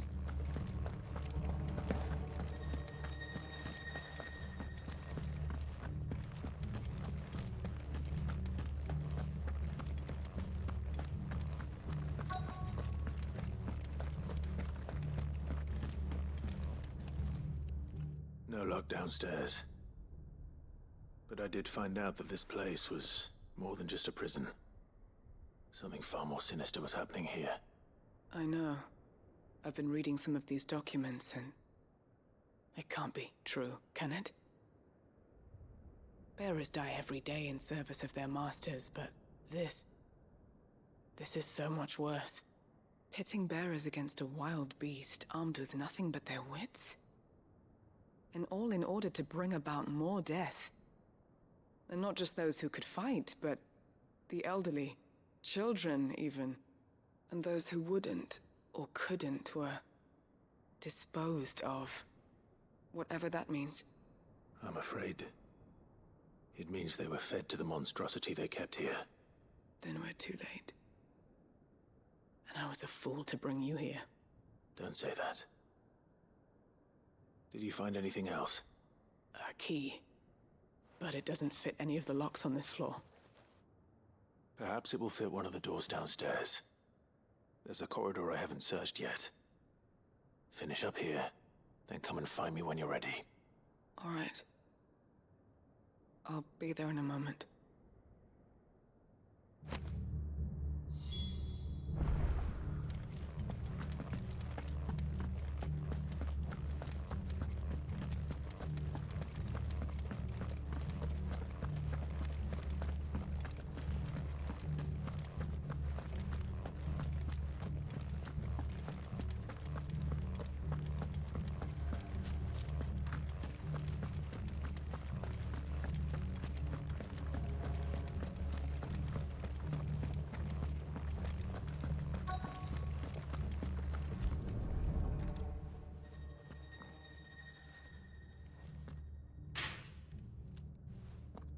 Let's see what we can find down here.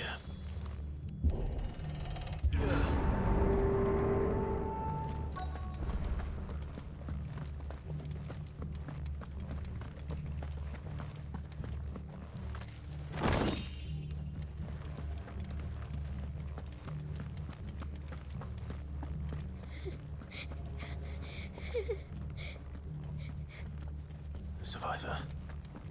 And she sounds close.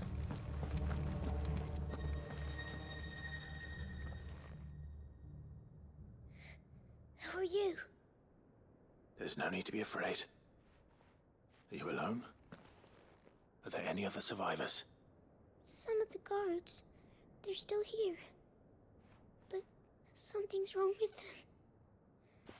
Everyone else was eaten by the monster.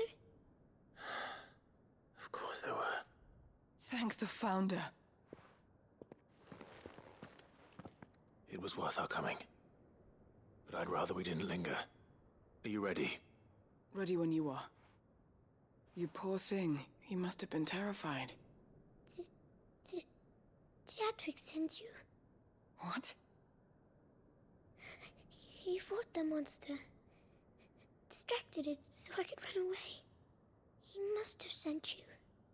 He promised to free the others too. Where is he? He opened your cell, didn't he? He wouldn't be here otherwise. Chadwick.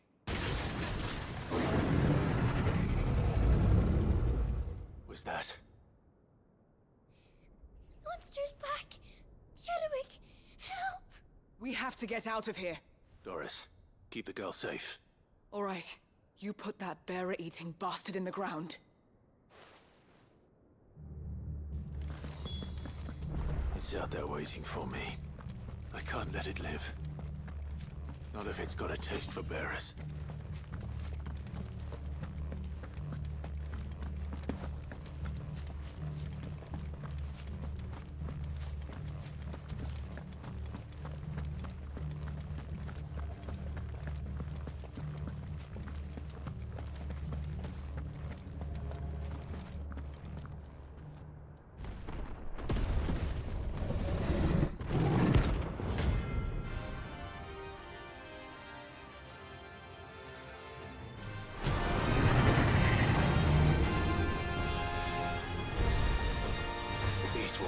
if it ever leaves the prison. I can't let that happen. All yours to rule!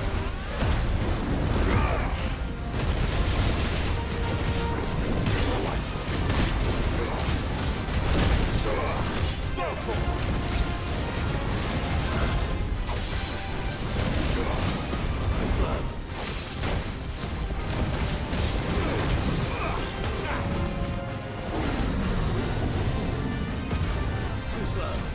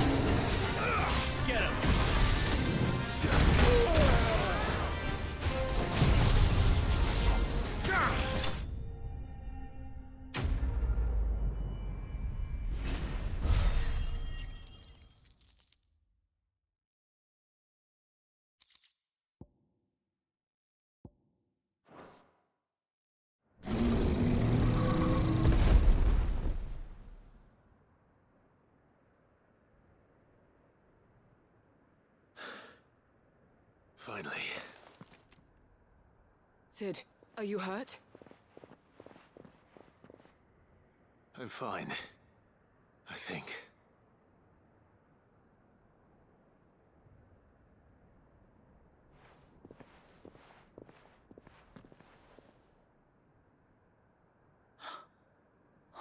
No. What is it? A diary. I gave it to Chadwick before we went our separate ways. He was here. Do you think that creature? I'm sure he fought bravely to the last. The girl is safe thanks to him. Chadwick. You fool. Come on. We have to get her back to the hideaway. We don't want his sacrifice to have been in vain. No. Of course not. I'll see that she's looked after from now on. It's the least I can do.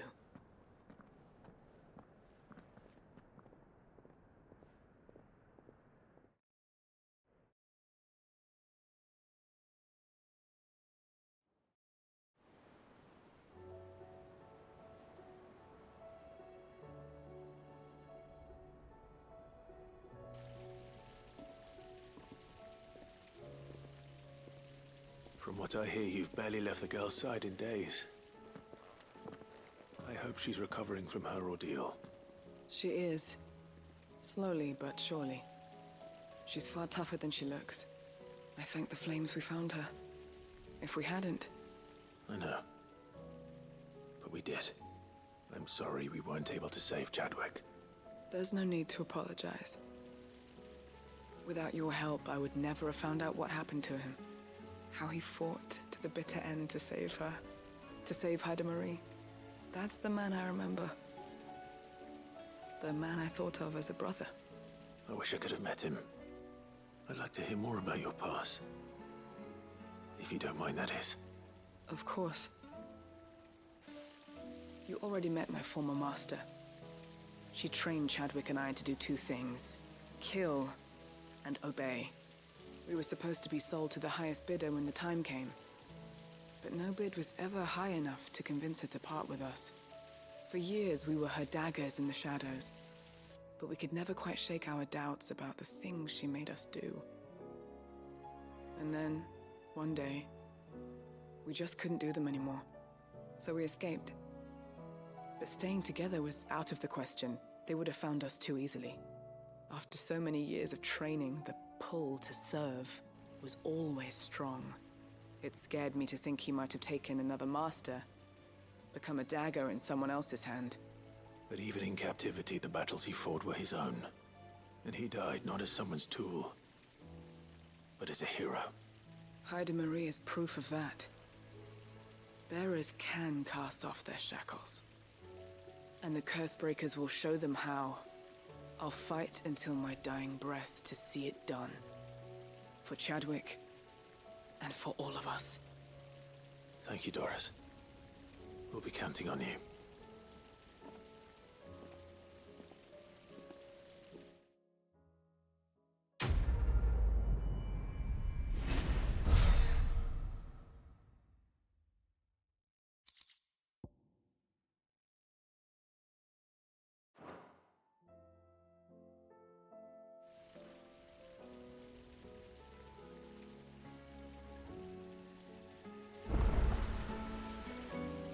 And now we are here.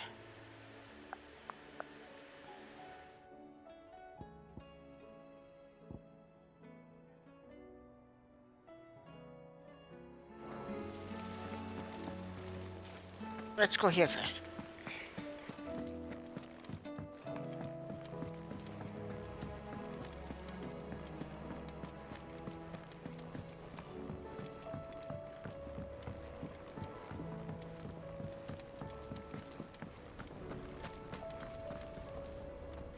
I hear that you traveled to Ash.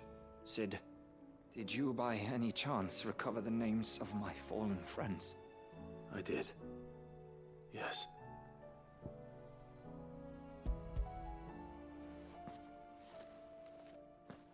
If I may, the bearer registry.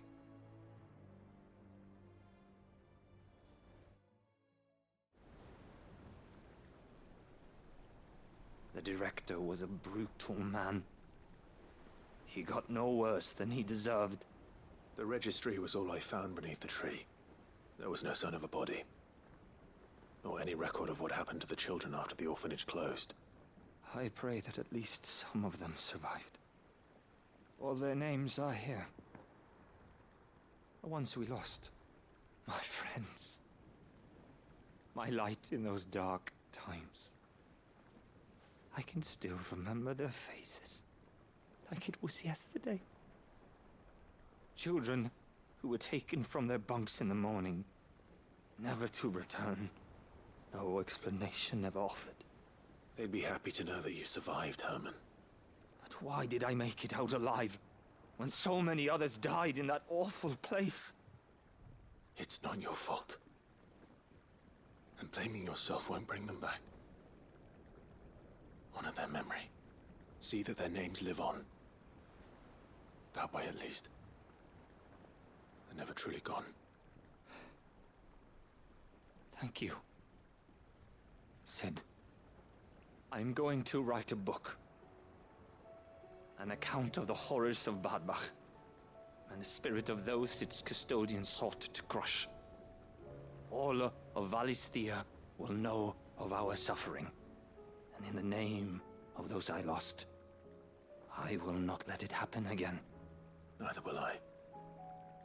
These records would have been buried for all eternity, were it not for you. Thank you.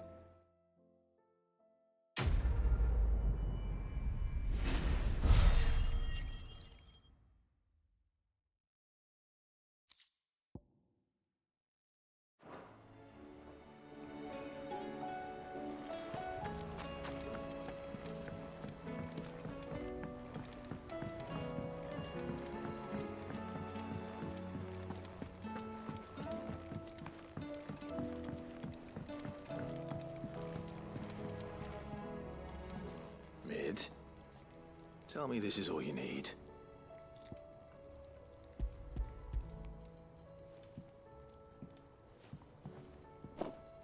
Aw, you make it sound like I asked you to save the world or something. Tell me this is all you need. It's most of what I need. After you left, I went over the figures again, and I realised I'd forgotten a 1 and a 0. And a cogwheel. Just a tiny one. Though, that's the problem. Gears that small are a bastard to make, and I may have lost the one Blackthorn spent a fortnight toiling over. Wait. The children. When they took apart your scales, there was a tiny brass gear. Now that I think about it, they didn't use it when we put the scales back together. The young'uns? But why would the... You know what? I don't want to know. I'll keep working on the model. You go and find that cog.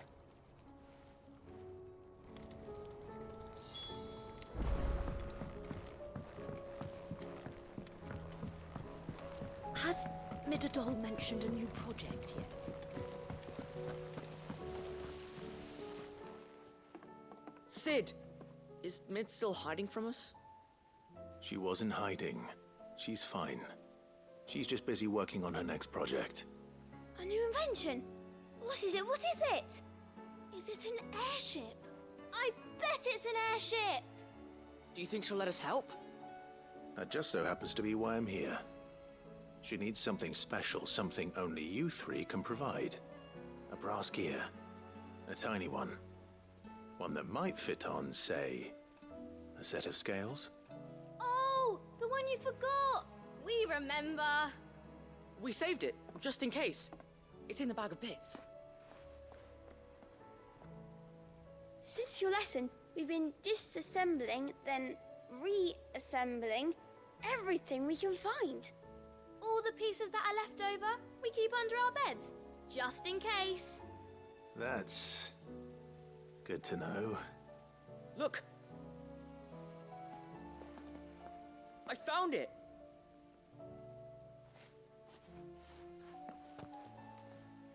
Is that all? Just the gear? We have more parts if Mid needs them. That's all for now. But I'll let Mid know about your hoard. Just in case. Thanks, Sid.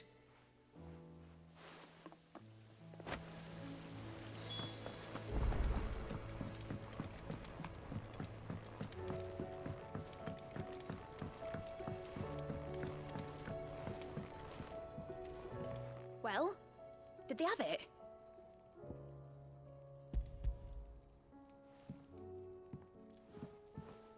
They did.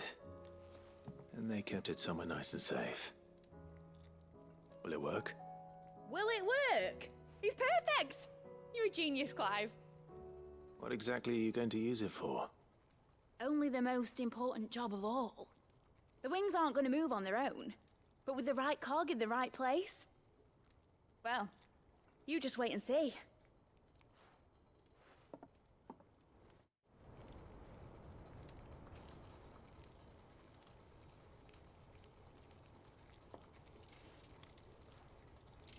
That should do it.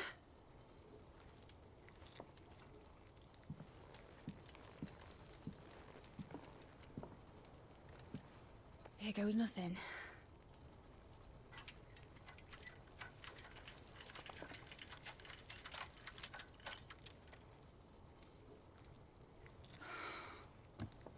Titan's tits. It wasn't supposed to fly, was it? Of course it was supposed to fly. Wouldn't be much of an airship if it didn't. Honestly, these bloody engines are driving me mad. I was so sure this would be the day she soared. The Mithril engine was made to make dreams come true. But maybe this is one dream the world's better off without. Show folk how to take flying. It won't be long till they're raining death down on each other. People will lose their homes. Children, their mums and their dads. Like I lost mine. I'm sorry. So am I, Clive. So am I. Sorry that I have to choose. Do I follow my head, or do I follow my heart?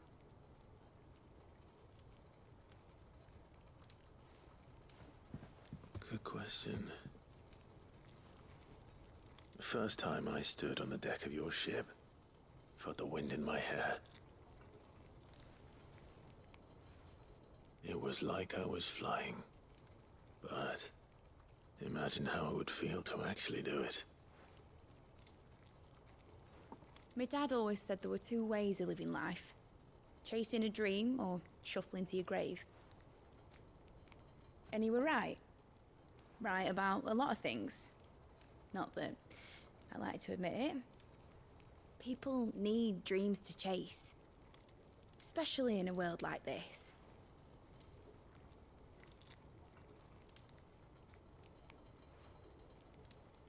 Right. When this is over, I'm gonna take all my Mithril engines to Zemeckis and sling them over the edge. I won't have my dream end up turning into someone else's nightmare. But all that hard work... All that hard work will not be used for war, Jamie. But it isn't like it'll be gone. Tell me, Clive, have you ever been on a treasure hunt? Not since Joshua and I were boys. Why do you ask? Because I'm gonna bury the engine schematics and leave behind a little riddle telling people where to find them. A really hard one, so that only the most dedicated dreamers will ever be able to work it out.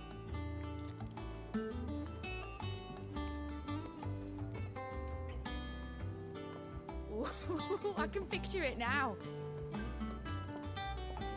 Some daft general squinting at the words with a gormless expression on his mug. Like that one, yeah. Right.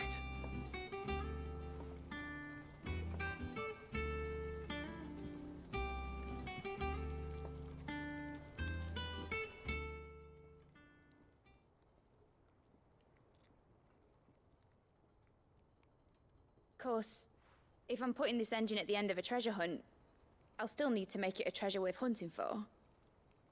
Won't be much of a prize if it couldn't even make a toy boat fly after all. My dad always said, dream big. But it ain't the size of a dream that's important, is it, Clive? Only that it's a good one. And I reckon I've got a fair few good uns left in me. I'm sure you do.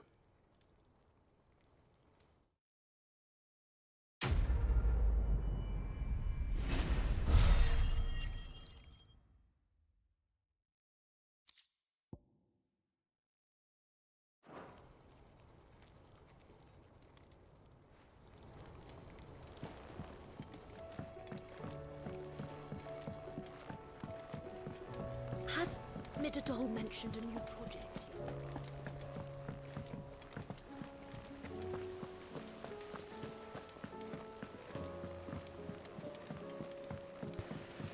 Next, I am going to check the blacksmith.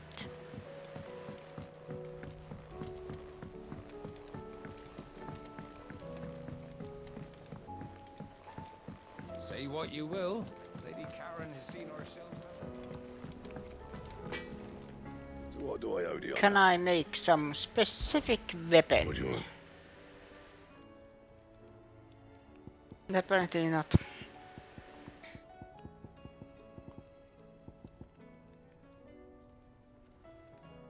Oh, it's primitive battle horn.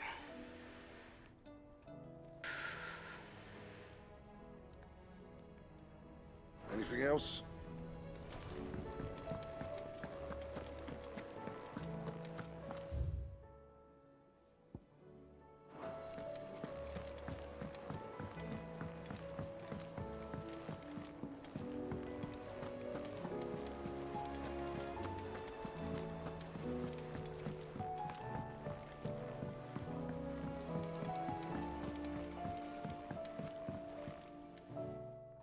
Vivian. I found it. The book you lost.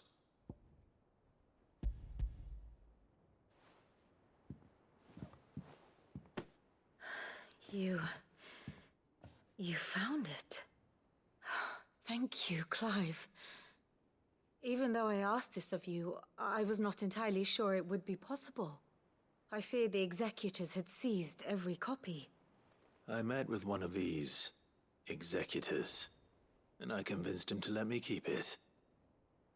He told me something. That the truth is just a matter of collective belief. And that if enough people believe a lie, that lie becomes the truth. It does. But it also means that the truth is not immutable. That it can be changed. Provided that those who wish to change it can convince enough people that their perspective is the correct one. As the sad history of the Bearers proves. You said that the book inspired you to become a scholar. It did. Or its author, rather. She was a heretic, you see. A firebrand and a dissenter. A gallows stood ready for her in every corner of the realm. And by shunning society, or perhaps being shunned by it, she stumbled upon a truth so potent that an entire realm trembled at the prospect of its utterance. I, too, have always felt somehow set apart from the world of men. A stranger to my own species. She taught me that my solitude was not a curse, but a gift. And that, though my journey to the truth might be a lonely one, what I found at my destination would be more than worth the cost. Do you still feel that way?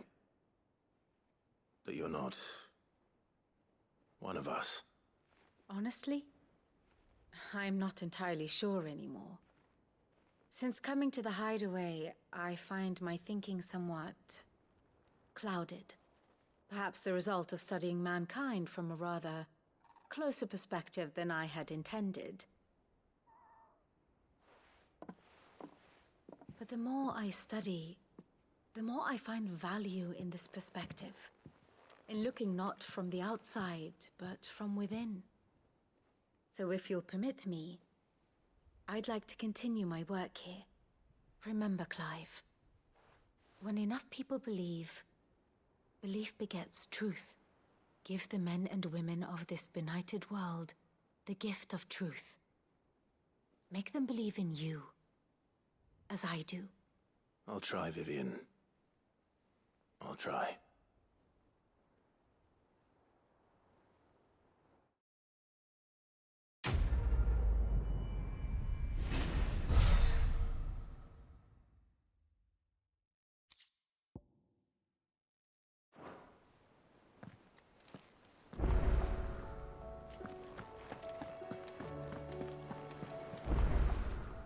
How are you doing?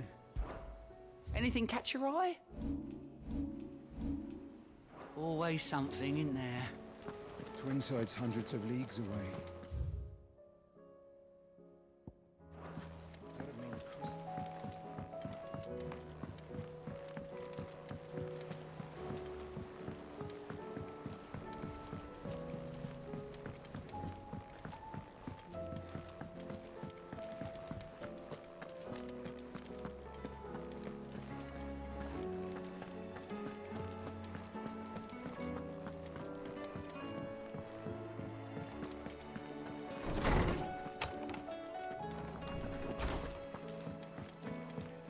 I named this stream Endgame.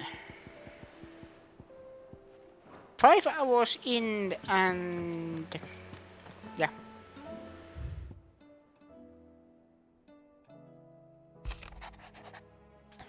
Making amends. Mr. Clive, I am aware there are matters of much greater import which demand your attention, but should you find yourself a moment, I bid you visit me in the cells that I might ask a single favor concerning His Highness Prince Dion. It's usually me making demands of Harpocrates.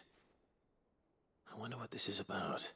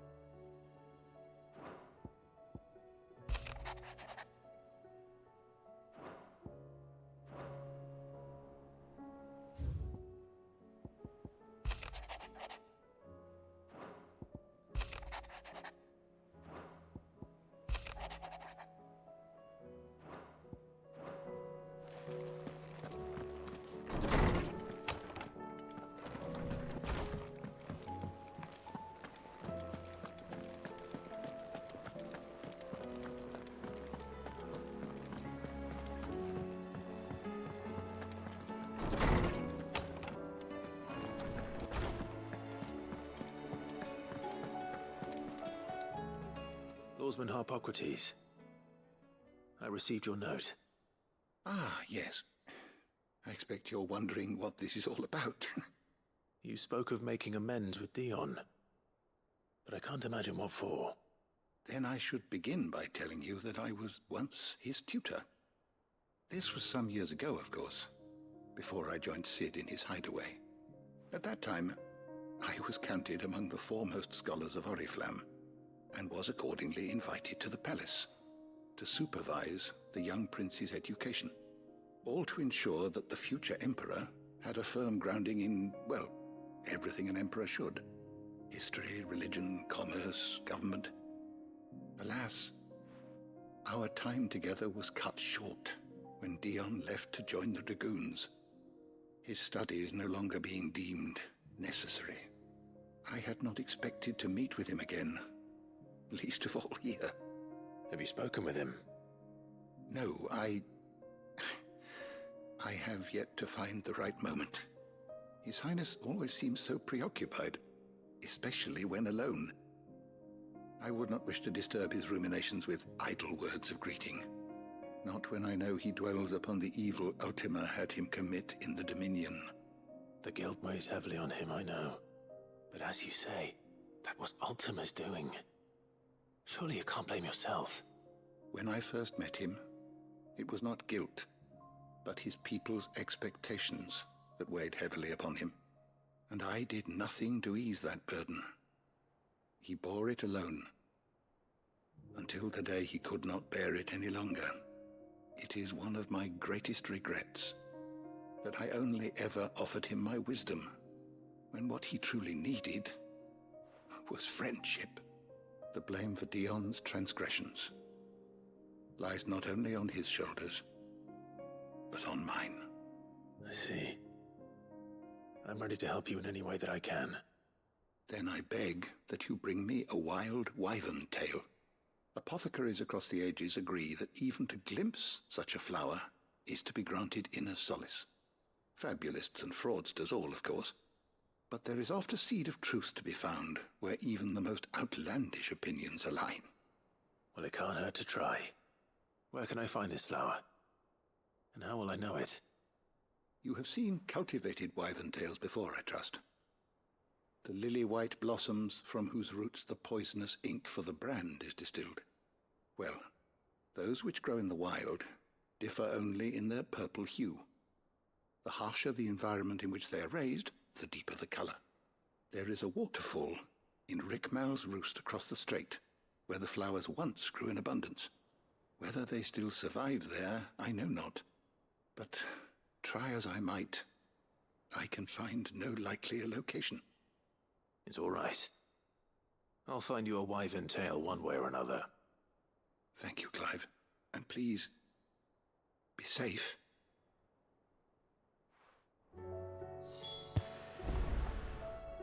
I have made... Oh. This one pretty. Yeah. Knowledge hoarded is knowledge lost. I have a few new notes that might interest you.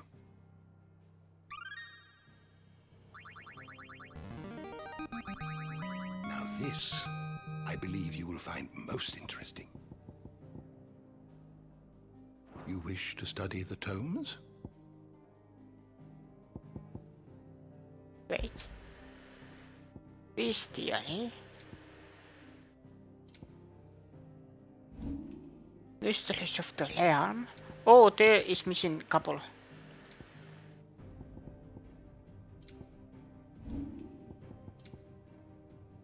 Lay of the Land.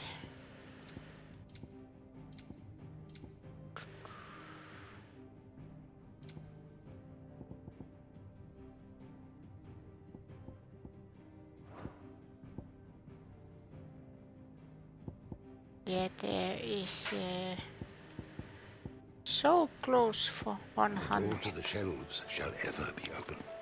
But I have made a decision.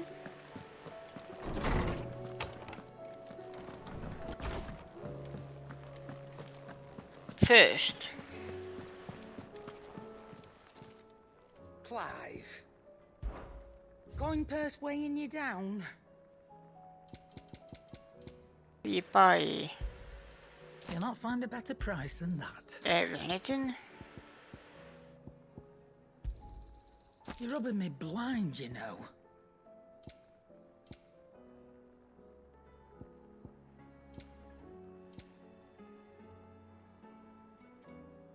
This actually...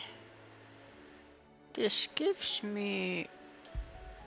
You'll not find a better price than that. More defense. Come again. Oh, don't. I'm not much bothered either way.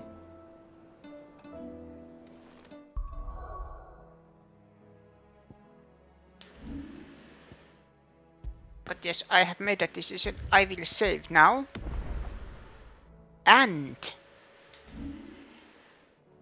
I will play a little bit of the main campaign. Because I believe this is the end game. But I will have a small break. Go get something to eat, drink. I will be right back.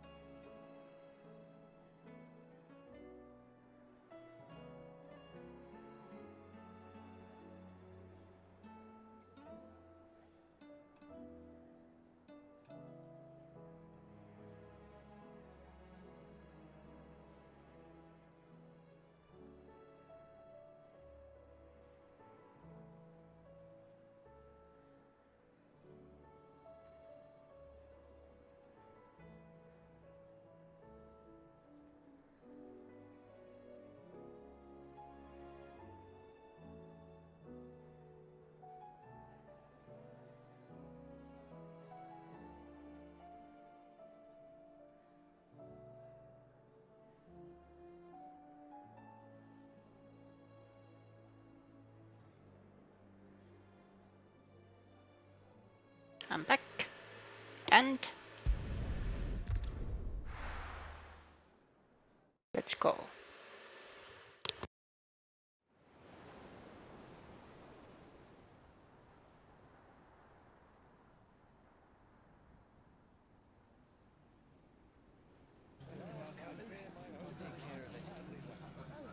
Make sure you do this time. Oh, and while you're at it.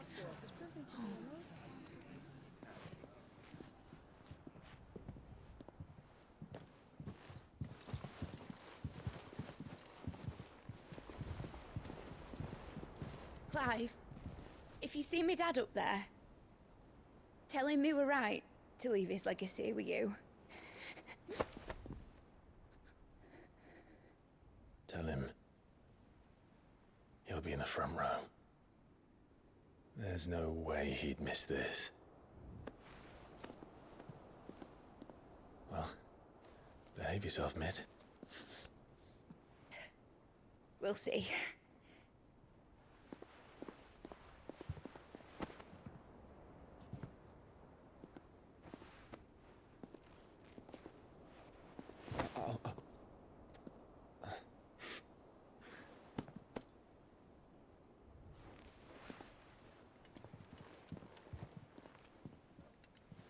So, you're in charge now, Gav.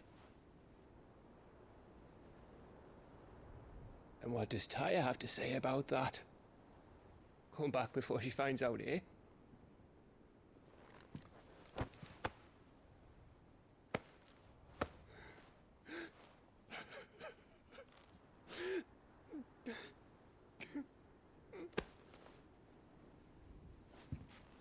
Thank you, Yote. I'm sorry. Your Grace, I shall pray for your safe return. That's kind of you. But you should pray he took his medicine. I didn't spend all night grinding herbs for his lordship to leave them on his nightstand. Again. You needn't fear, Lady Taya. And thank you. See that your brother comes back in one piece. Or, at most, two. Any more and you can heal him yourself. I'll keep that in mind.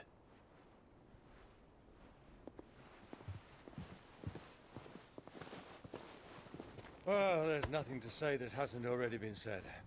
But that's never stopped me before, so just you do what needs doing. Yeah, and don't worry about us. We'll do our best, Uncle. That'll be well. If that is all? Not quite.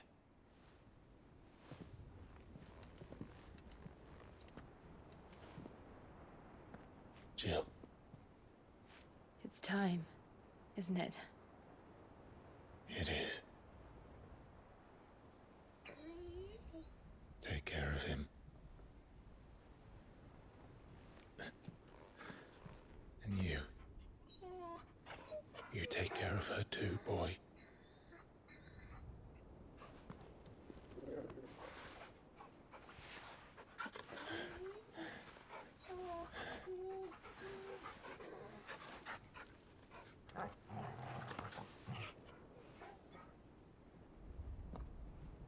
Don't forget, Clive. We all choose our own path. Believe in yours. I do.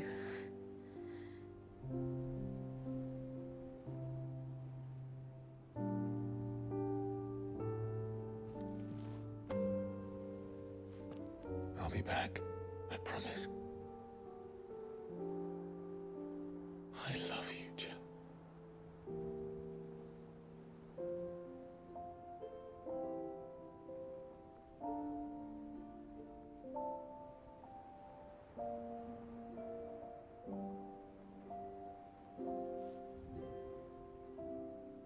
I know. I love you too.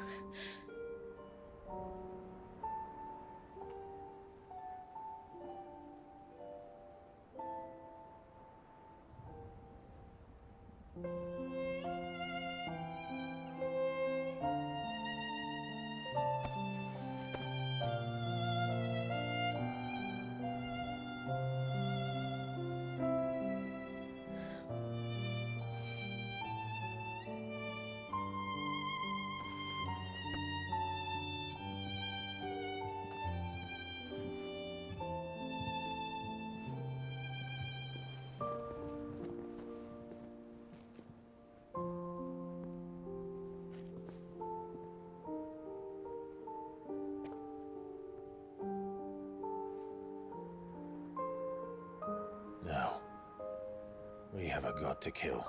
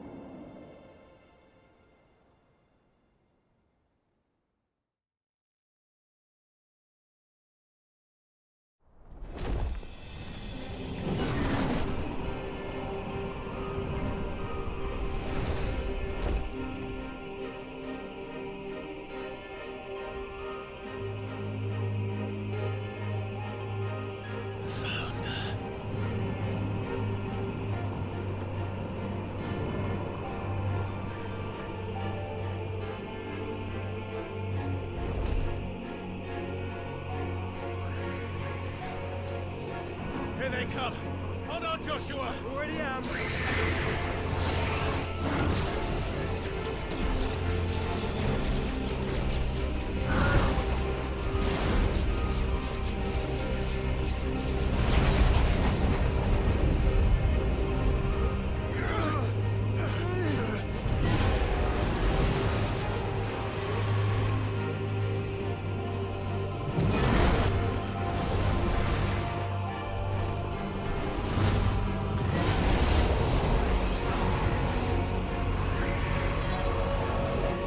Make us a way in.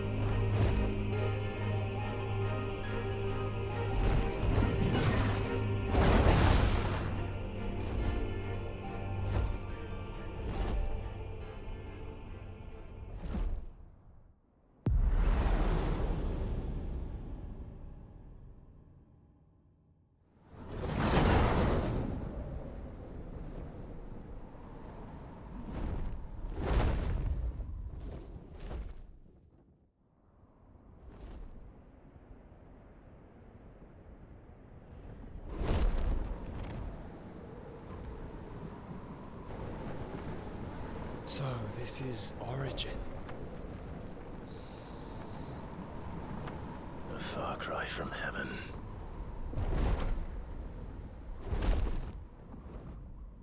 Where it all began, where it all begins, our ark, your architect. There you are. It was here that we slumbered, here that we waited for centuries, clinging to our decrepit shell, for fear that we might have need of it once again. But you have come at last. And now we shall be truly complete.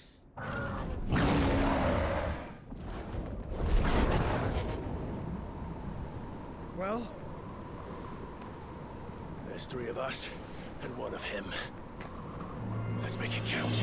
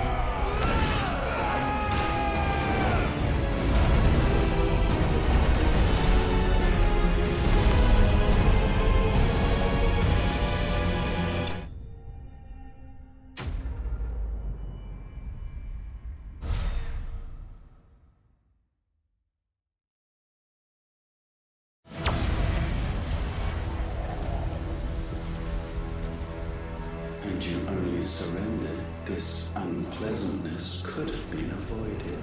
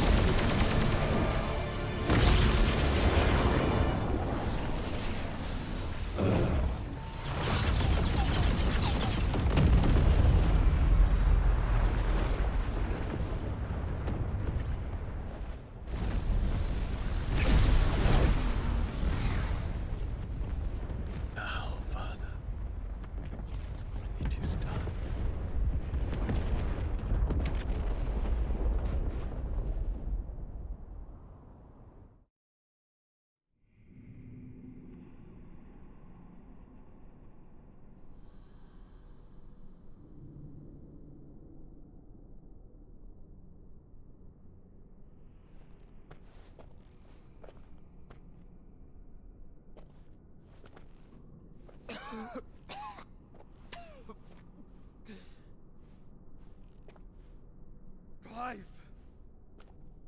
Clive!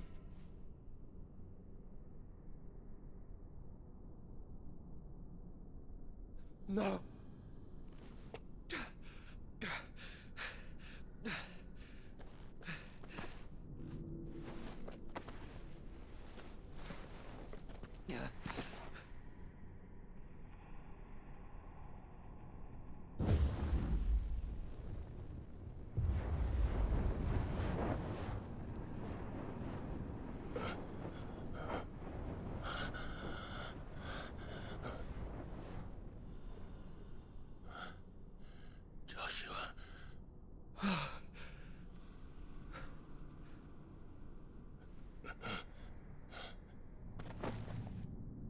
Thank the Founder.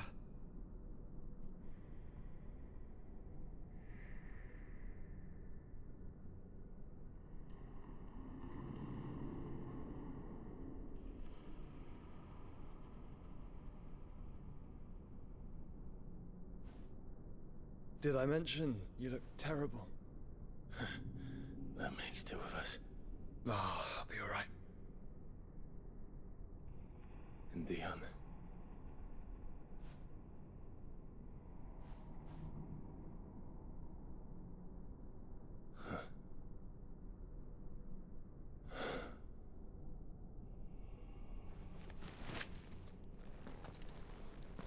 Take my hand. I told you, I'll be...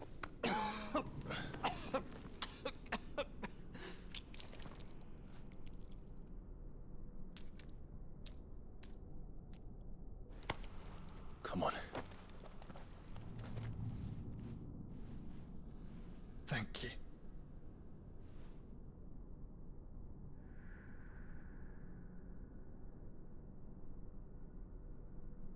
Press on. Always.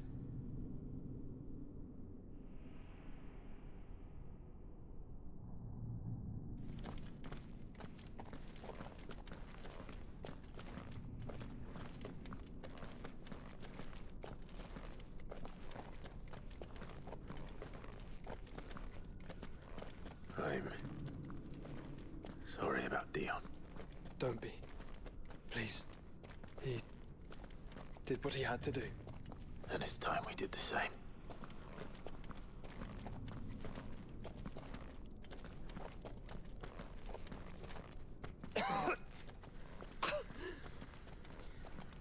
Should we stop? Because of the cough. No, I think we're past that, Clive. I suppose we are.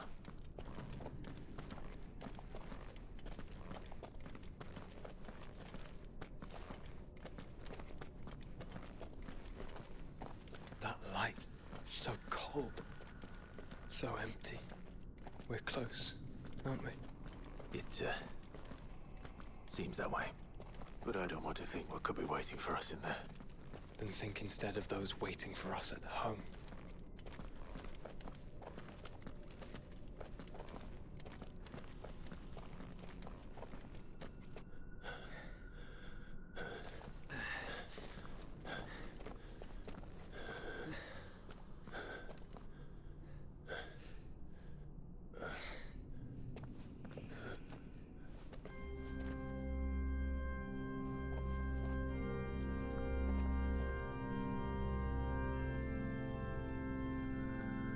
Clive.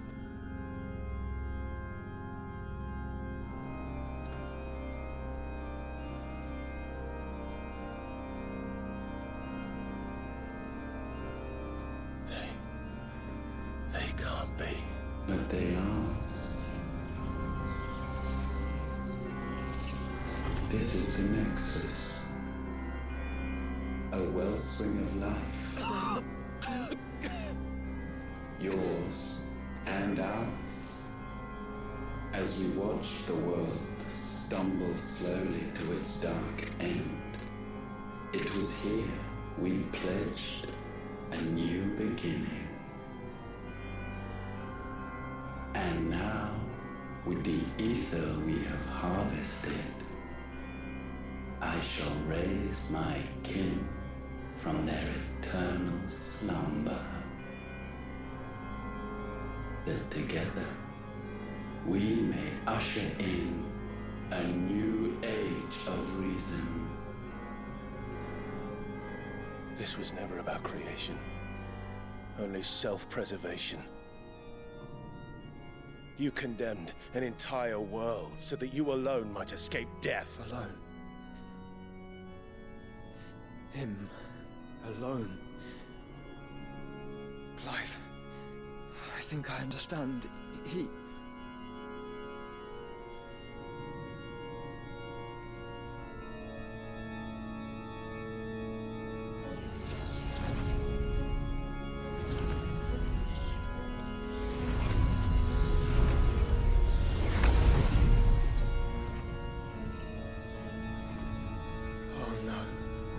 They sacrificed their flesh to become beating hearts of crystal that pumped the land's lifeblood from the depths of the earth unto this very chamber. And thus would they labor still, long after their work was done, had you not set them free. You meant for us to destroy the Mother Crystals. It's what you wanted all along. You have our gratitude, Mythos. In this you have served us well. You have both served us well. Welcome home, brother.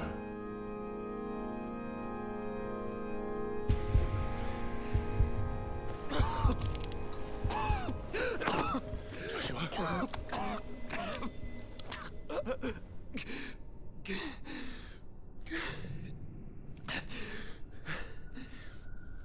I thought it was me, but But it wasn't my grasp that grew weaker.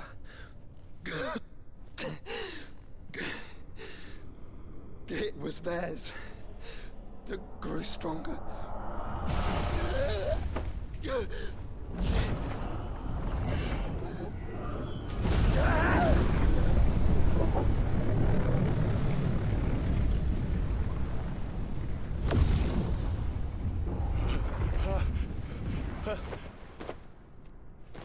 Joshua! No!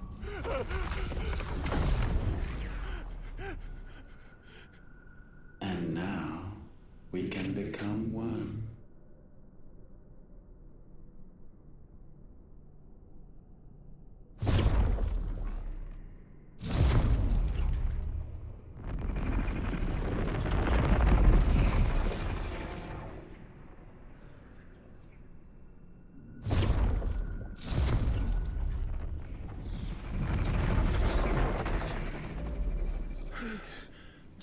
Clive. Don't speak. The one possessed of the destructive flames of Ifrit and the healing flames of the Phoenix. This, I once believed, would be Ultima's true form. But I was wrong. I see it now. Why you will never become Ultima's vessel. I don't care. Just hold on. Listen to me, Clive. You remember the murals? People once knew that Ultima was their god. That he created them. And they worshipped him, prayed to him, looked to him for guidance. In vain. In vain. For he did not listen, did not acknowledge our will, and so we strayed from his path to forge one of our own. So absorbed was he in his own desires, so driven by his own will alone, that he shunned the one thing that could have made him truly powerful. Faith. The same faith people now place in you. Faith that you will fulfill their dream, Sid's dream, of creating a better world for us. Faith that you will follow in Father's footsteps and save those who need saving most. Faith that you will answer Jill's plea to save yourself. The difference is, Clive, that you chose to listen, and that is what has steeled our bonds. Bonds that helped you stand firm when Ultima's pull was at its strongest. His power may be absolute, but so is ours. And so will yours be. With my light in your heart, not even a god might stop us. Joshua!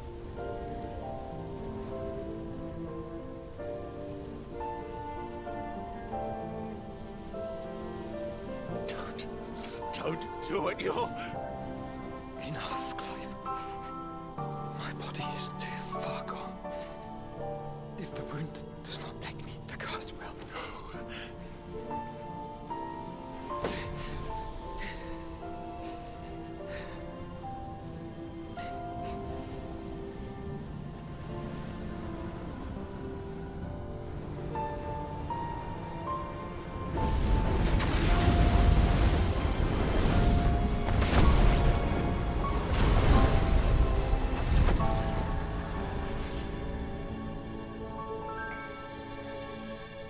I have always been proud to call you my shield. But now, it is the world that needs you. Thank you, Clive, for being my brother.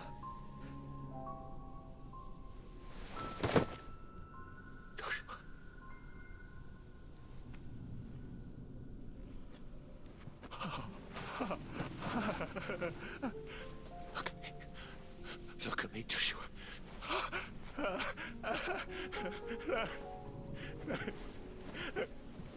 Open your eyes! Open your eyes, Damien!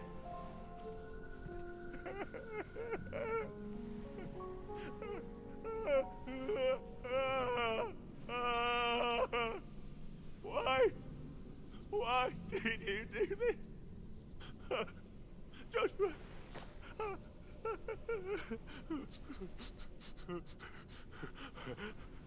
Joshua!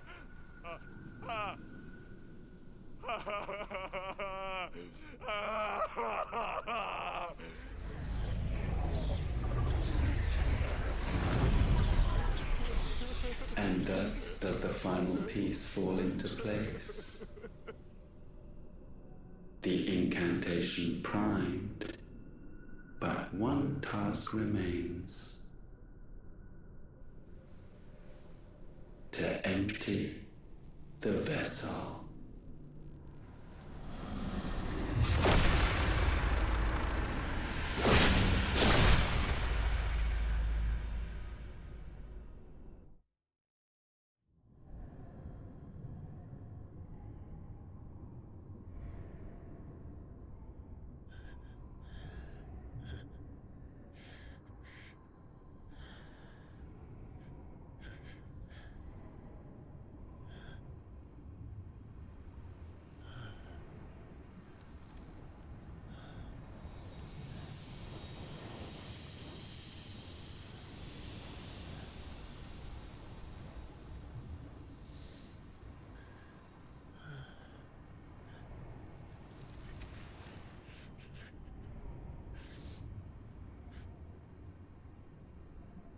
Still here.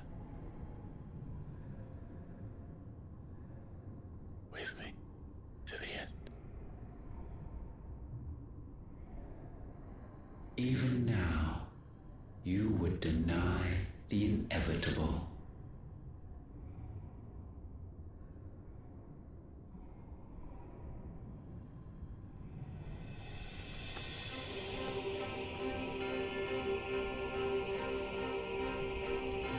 As we always have.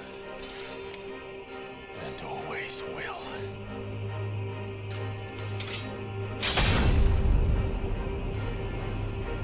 On this, my sword, I swear, to shield the Firebird's flame forevermore.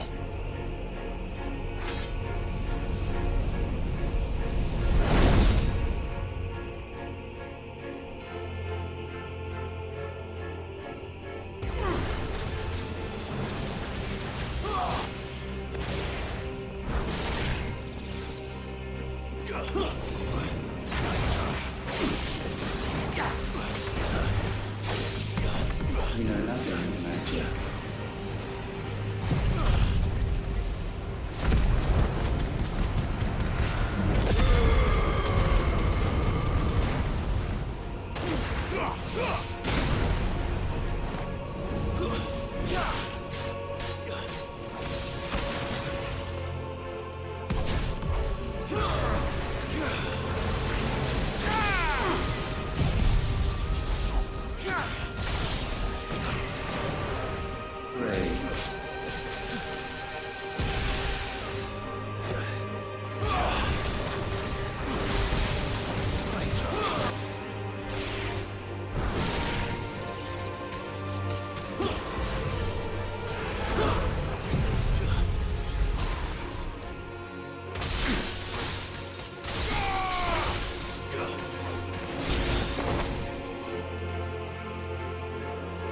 Centuries have I waited for this moment.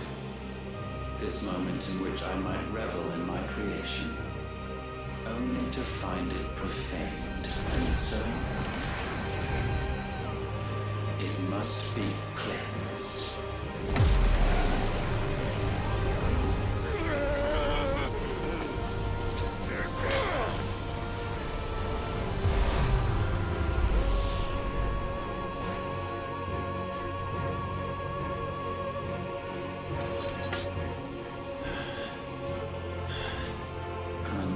Unexpected. How is it that your will yet endures? Because it's not so easily broken. But it can be broken. And I shall see it so. For such is my will. Try it. Nice try.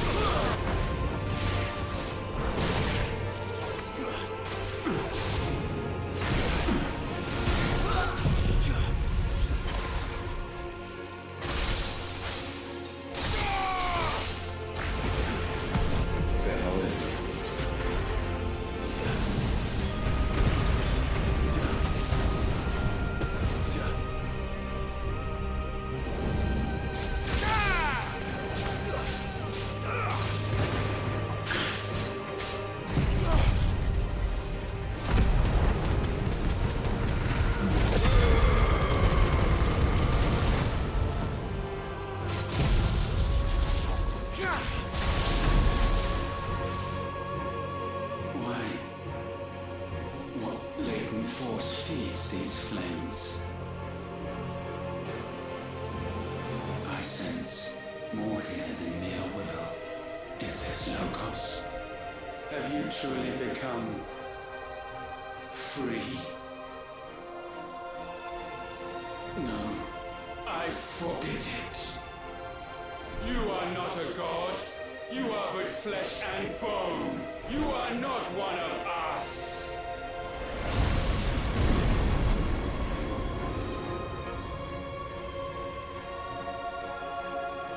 I created you, all of you. And what is mine is mine to destroy. Once, perhaps. But we are no longer yours. Our flames are our own, and they burn as one!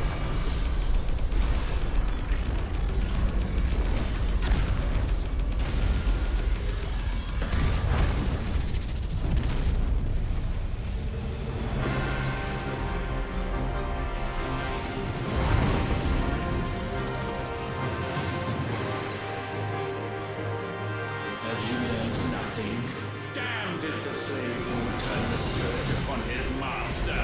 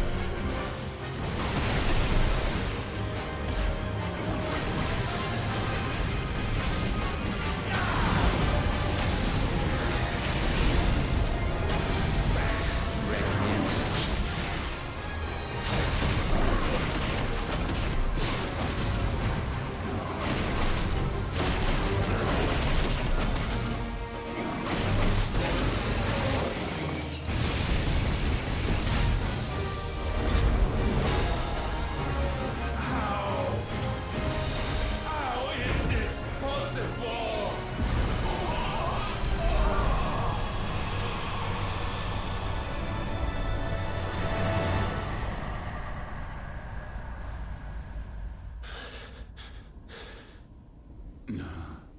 No. No. My will is inviolable. Something is wrong. You're afraid. You always have been. From the moment the Blight exposed what you were, weak, you conceived us to prove otherwise. But the results shook you to the core.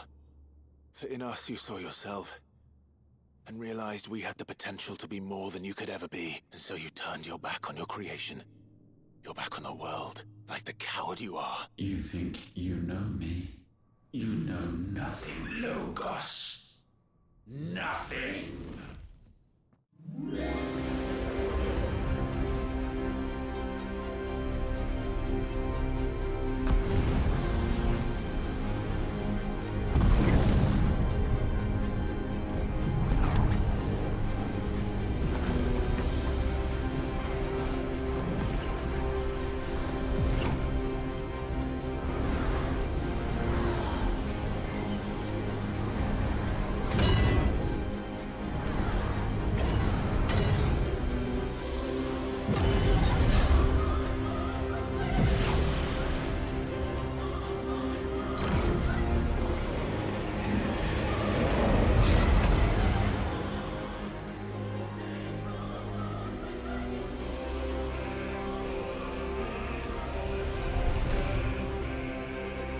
Bathed in light, I stand above you, my rebirth complete. And you, for your defiance, shall pay the proper price. An eternity of anguish. Anguish. Pain. Suffering. You have known none of these. But we have. So we know what they grant. They bring us together. And that makes us strong. Thunder roar!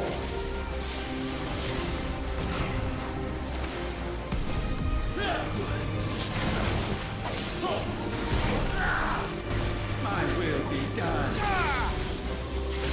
Let's try.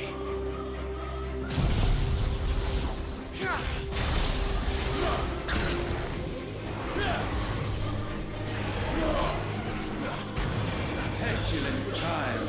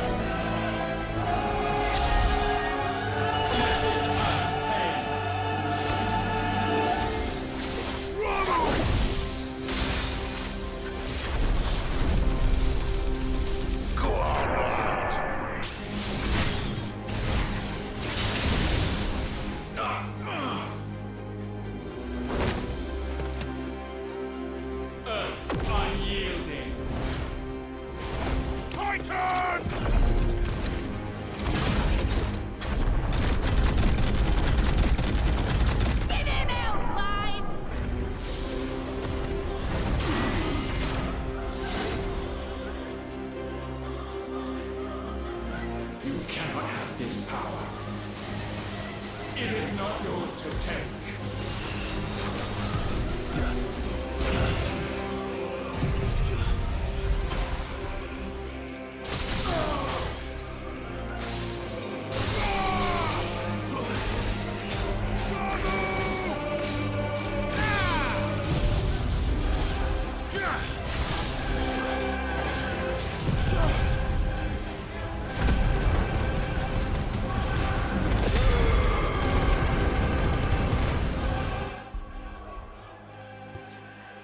Can I change my abilities? Or equipment?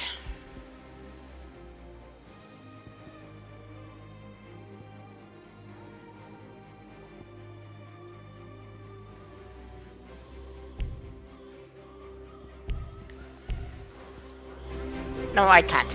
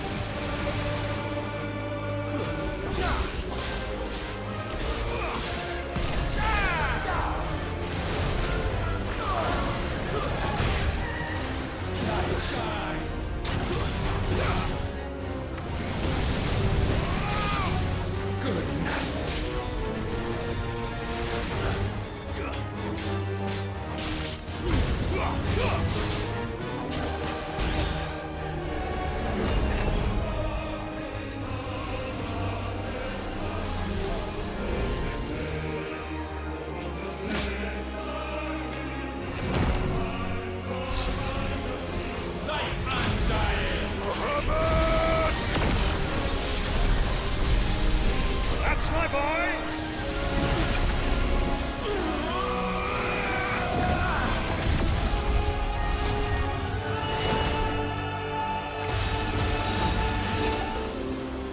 Ice on feeling. Shiva! Together!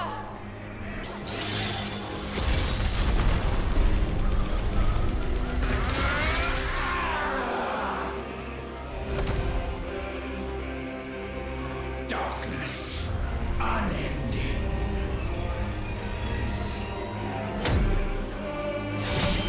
Odin.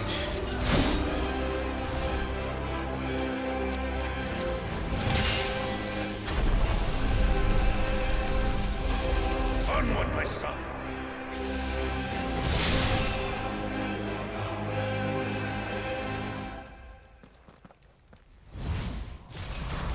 No, mine is the altar at which you pray.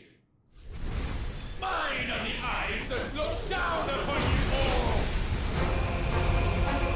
And yet still you cannot see. You are no better than us. We are one and the same. We are not the same.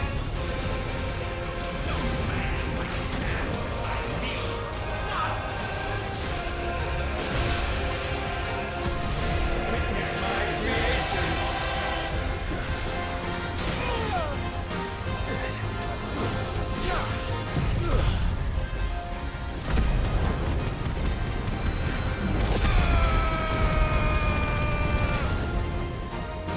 Blizzard!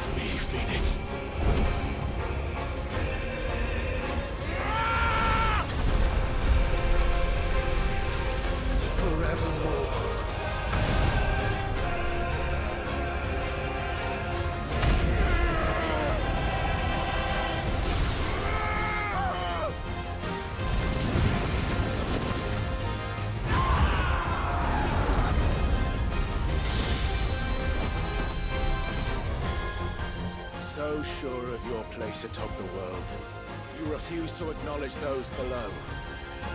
You chose to remain alone. And so you shunned the one thing that could have made you stronger. Pushed away the hands that could have raised you higher. I do not need you, or anyone. And that is where we are different. I could not have made it here on my own. I carry with me the hopes and dreams of my brothers, my sisters. And it is they who will give me the strength to end your reign. I cannot end.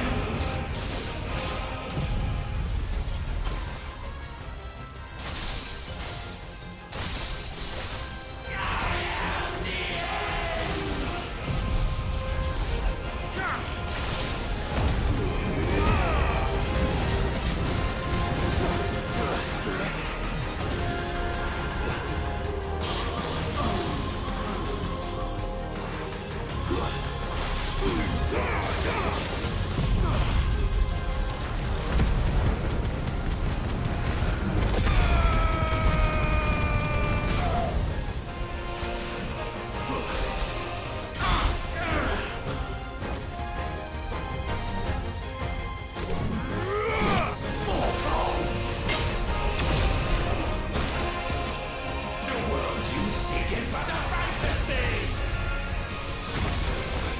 early fantasy here is yours.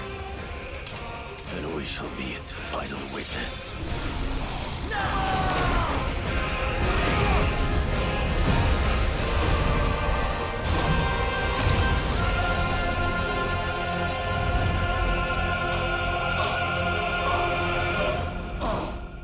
I said... it's over!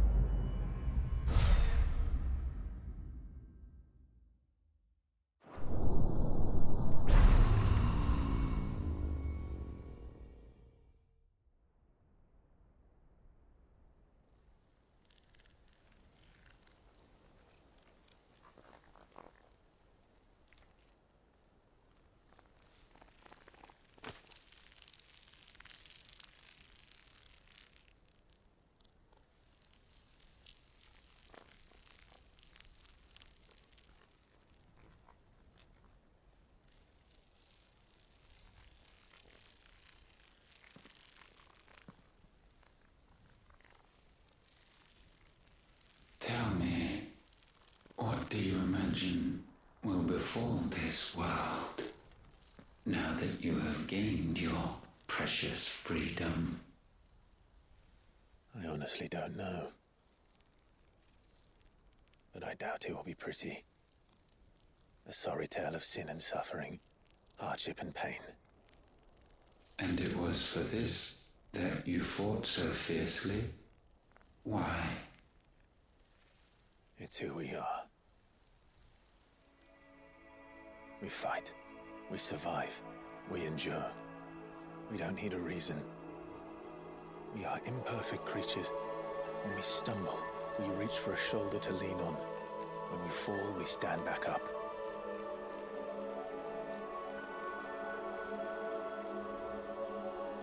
We see the horizon, ever out of reach, and still we march on. Certain the answers lie just beyond it, because that is our way.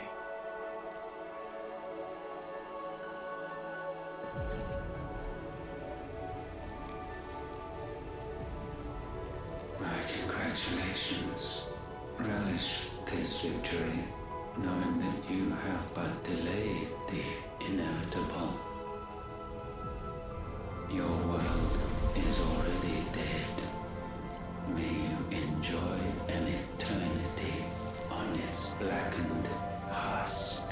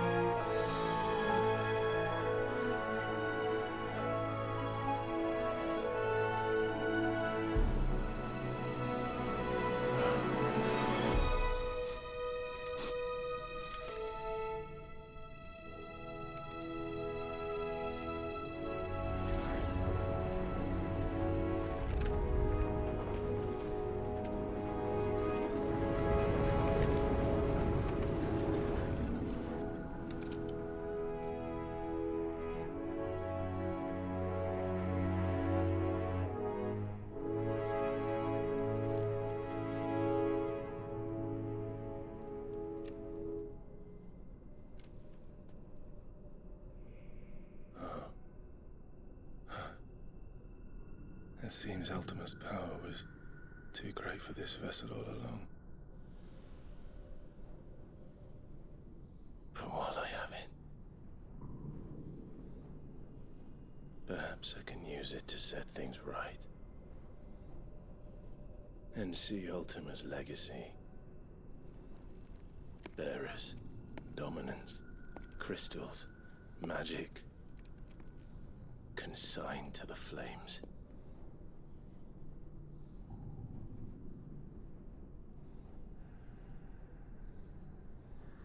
Even if it means the end of me.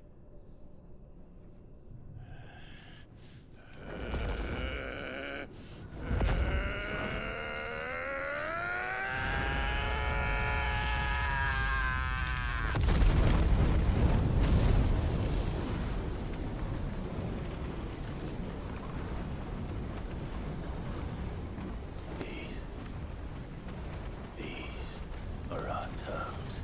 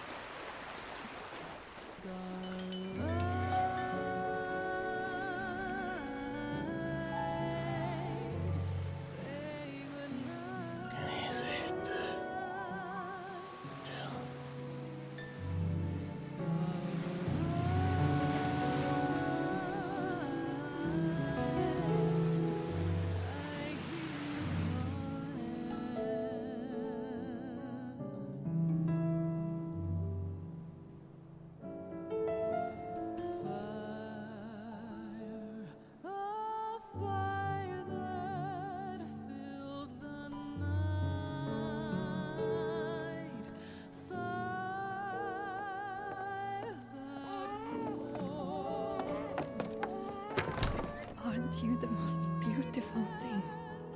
He is, isn't he? What are you gonna call him? Let me see, let me see. Oh, read little one. Got a smile for your Uncle Gav. Not so loud, you bird. What? I was only... Shh. You're scaring him. It's all right. Oh.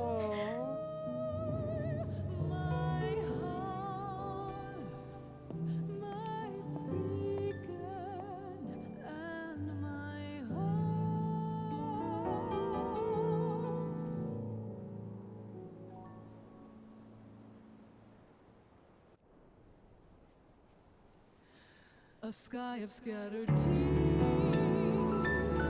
1,000 years apart. Should they fade, I will not be afraid of the dark. For your If you need a rest, I can take him. I'll hold you to that.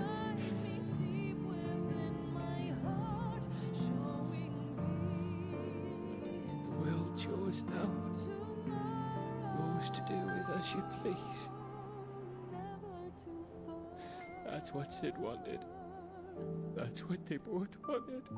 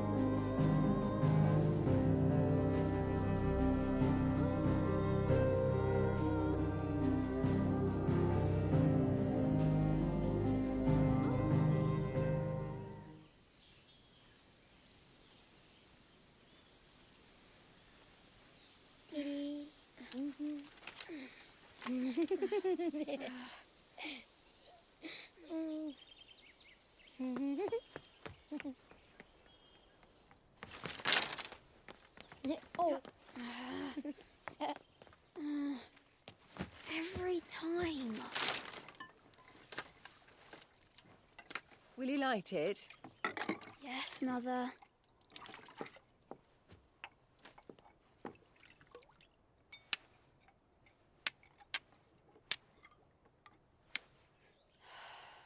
Come on. If only I had the flames of an icon. Icon? Have you been reading that silly story again? Magic belongs in fairy tales, and fairy tales don't boil kettles. You see? Well done.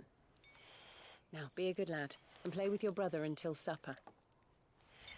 Come on, hurry! Hurry! All right.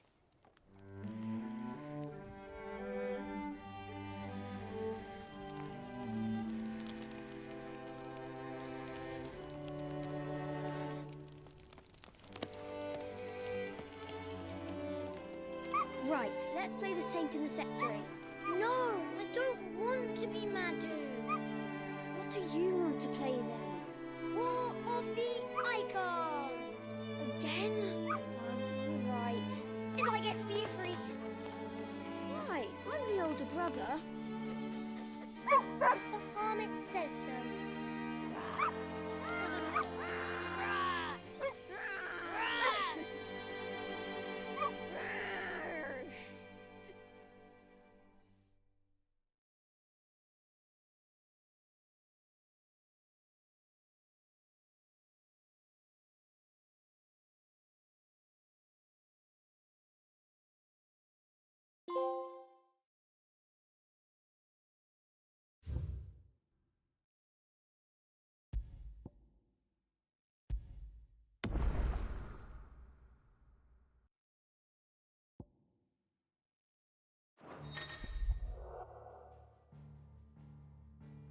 And that officially was Final Fantasy 16. I made it. I was so scared that I needed 1 day to finish, but I came to the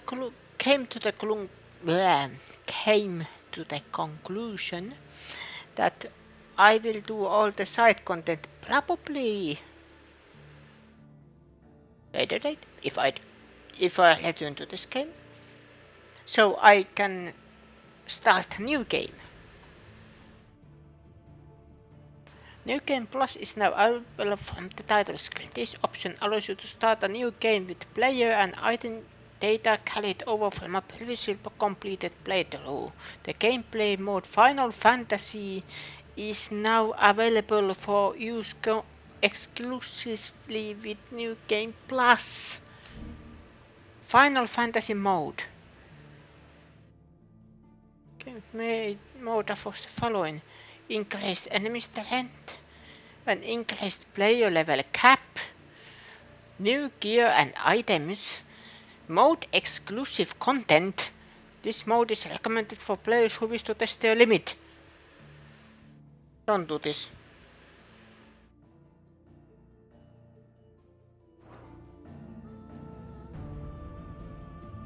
Don't do this.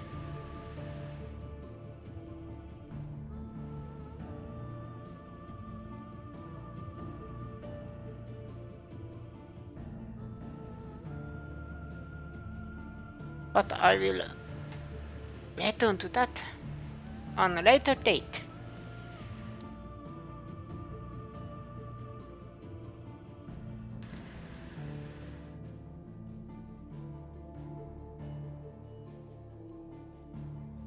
Let's see.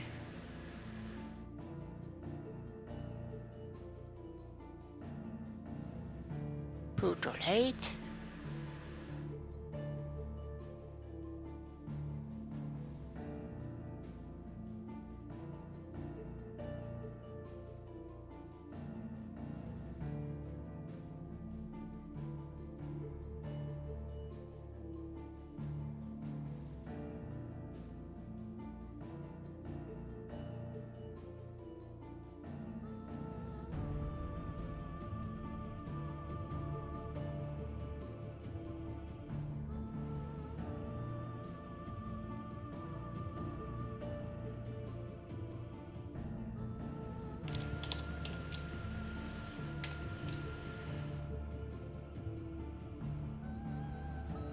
there.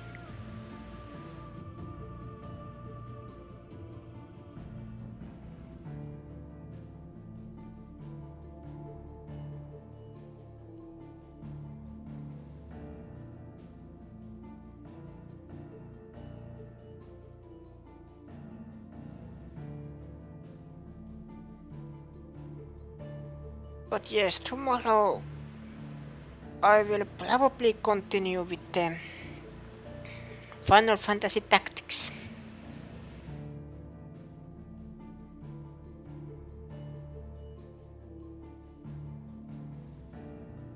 But this was end of this game. I did it in 7 hours. Yes. Last time I finished a game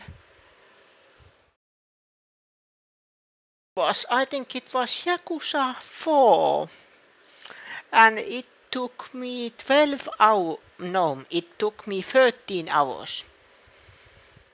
And the file was so big that it didn't let me upload it to YouTube.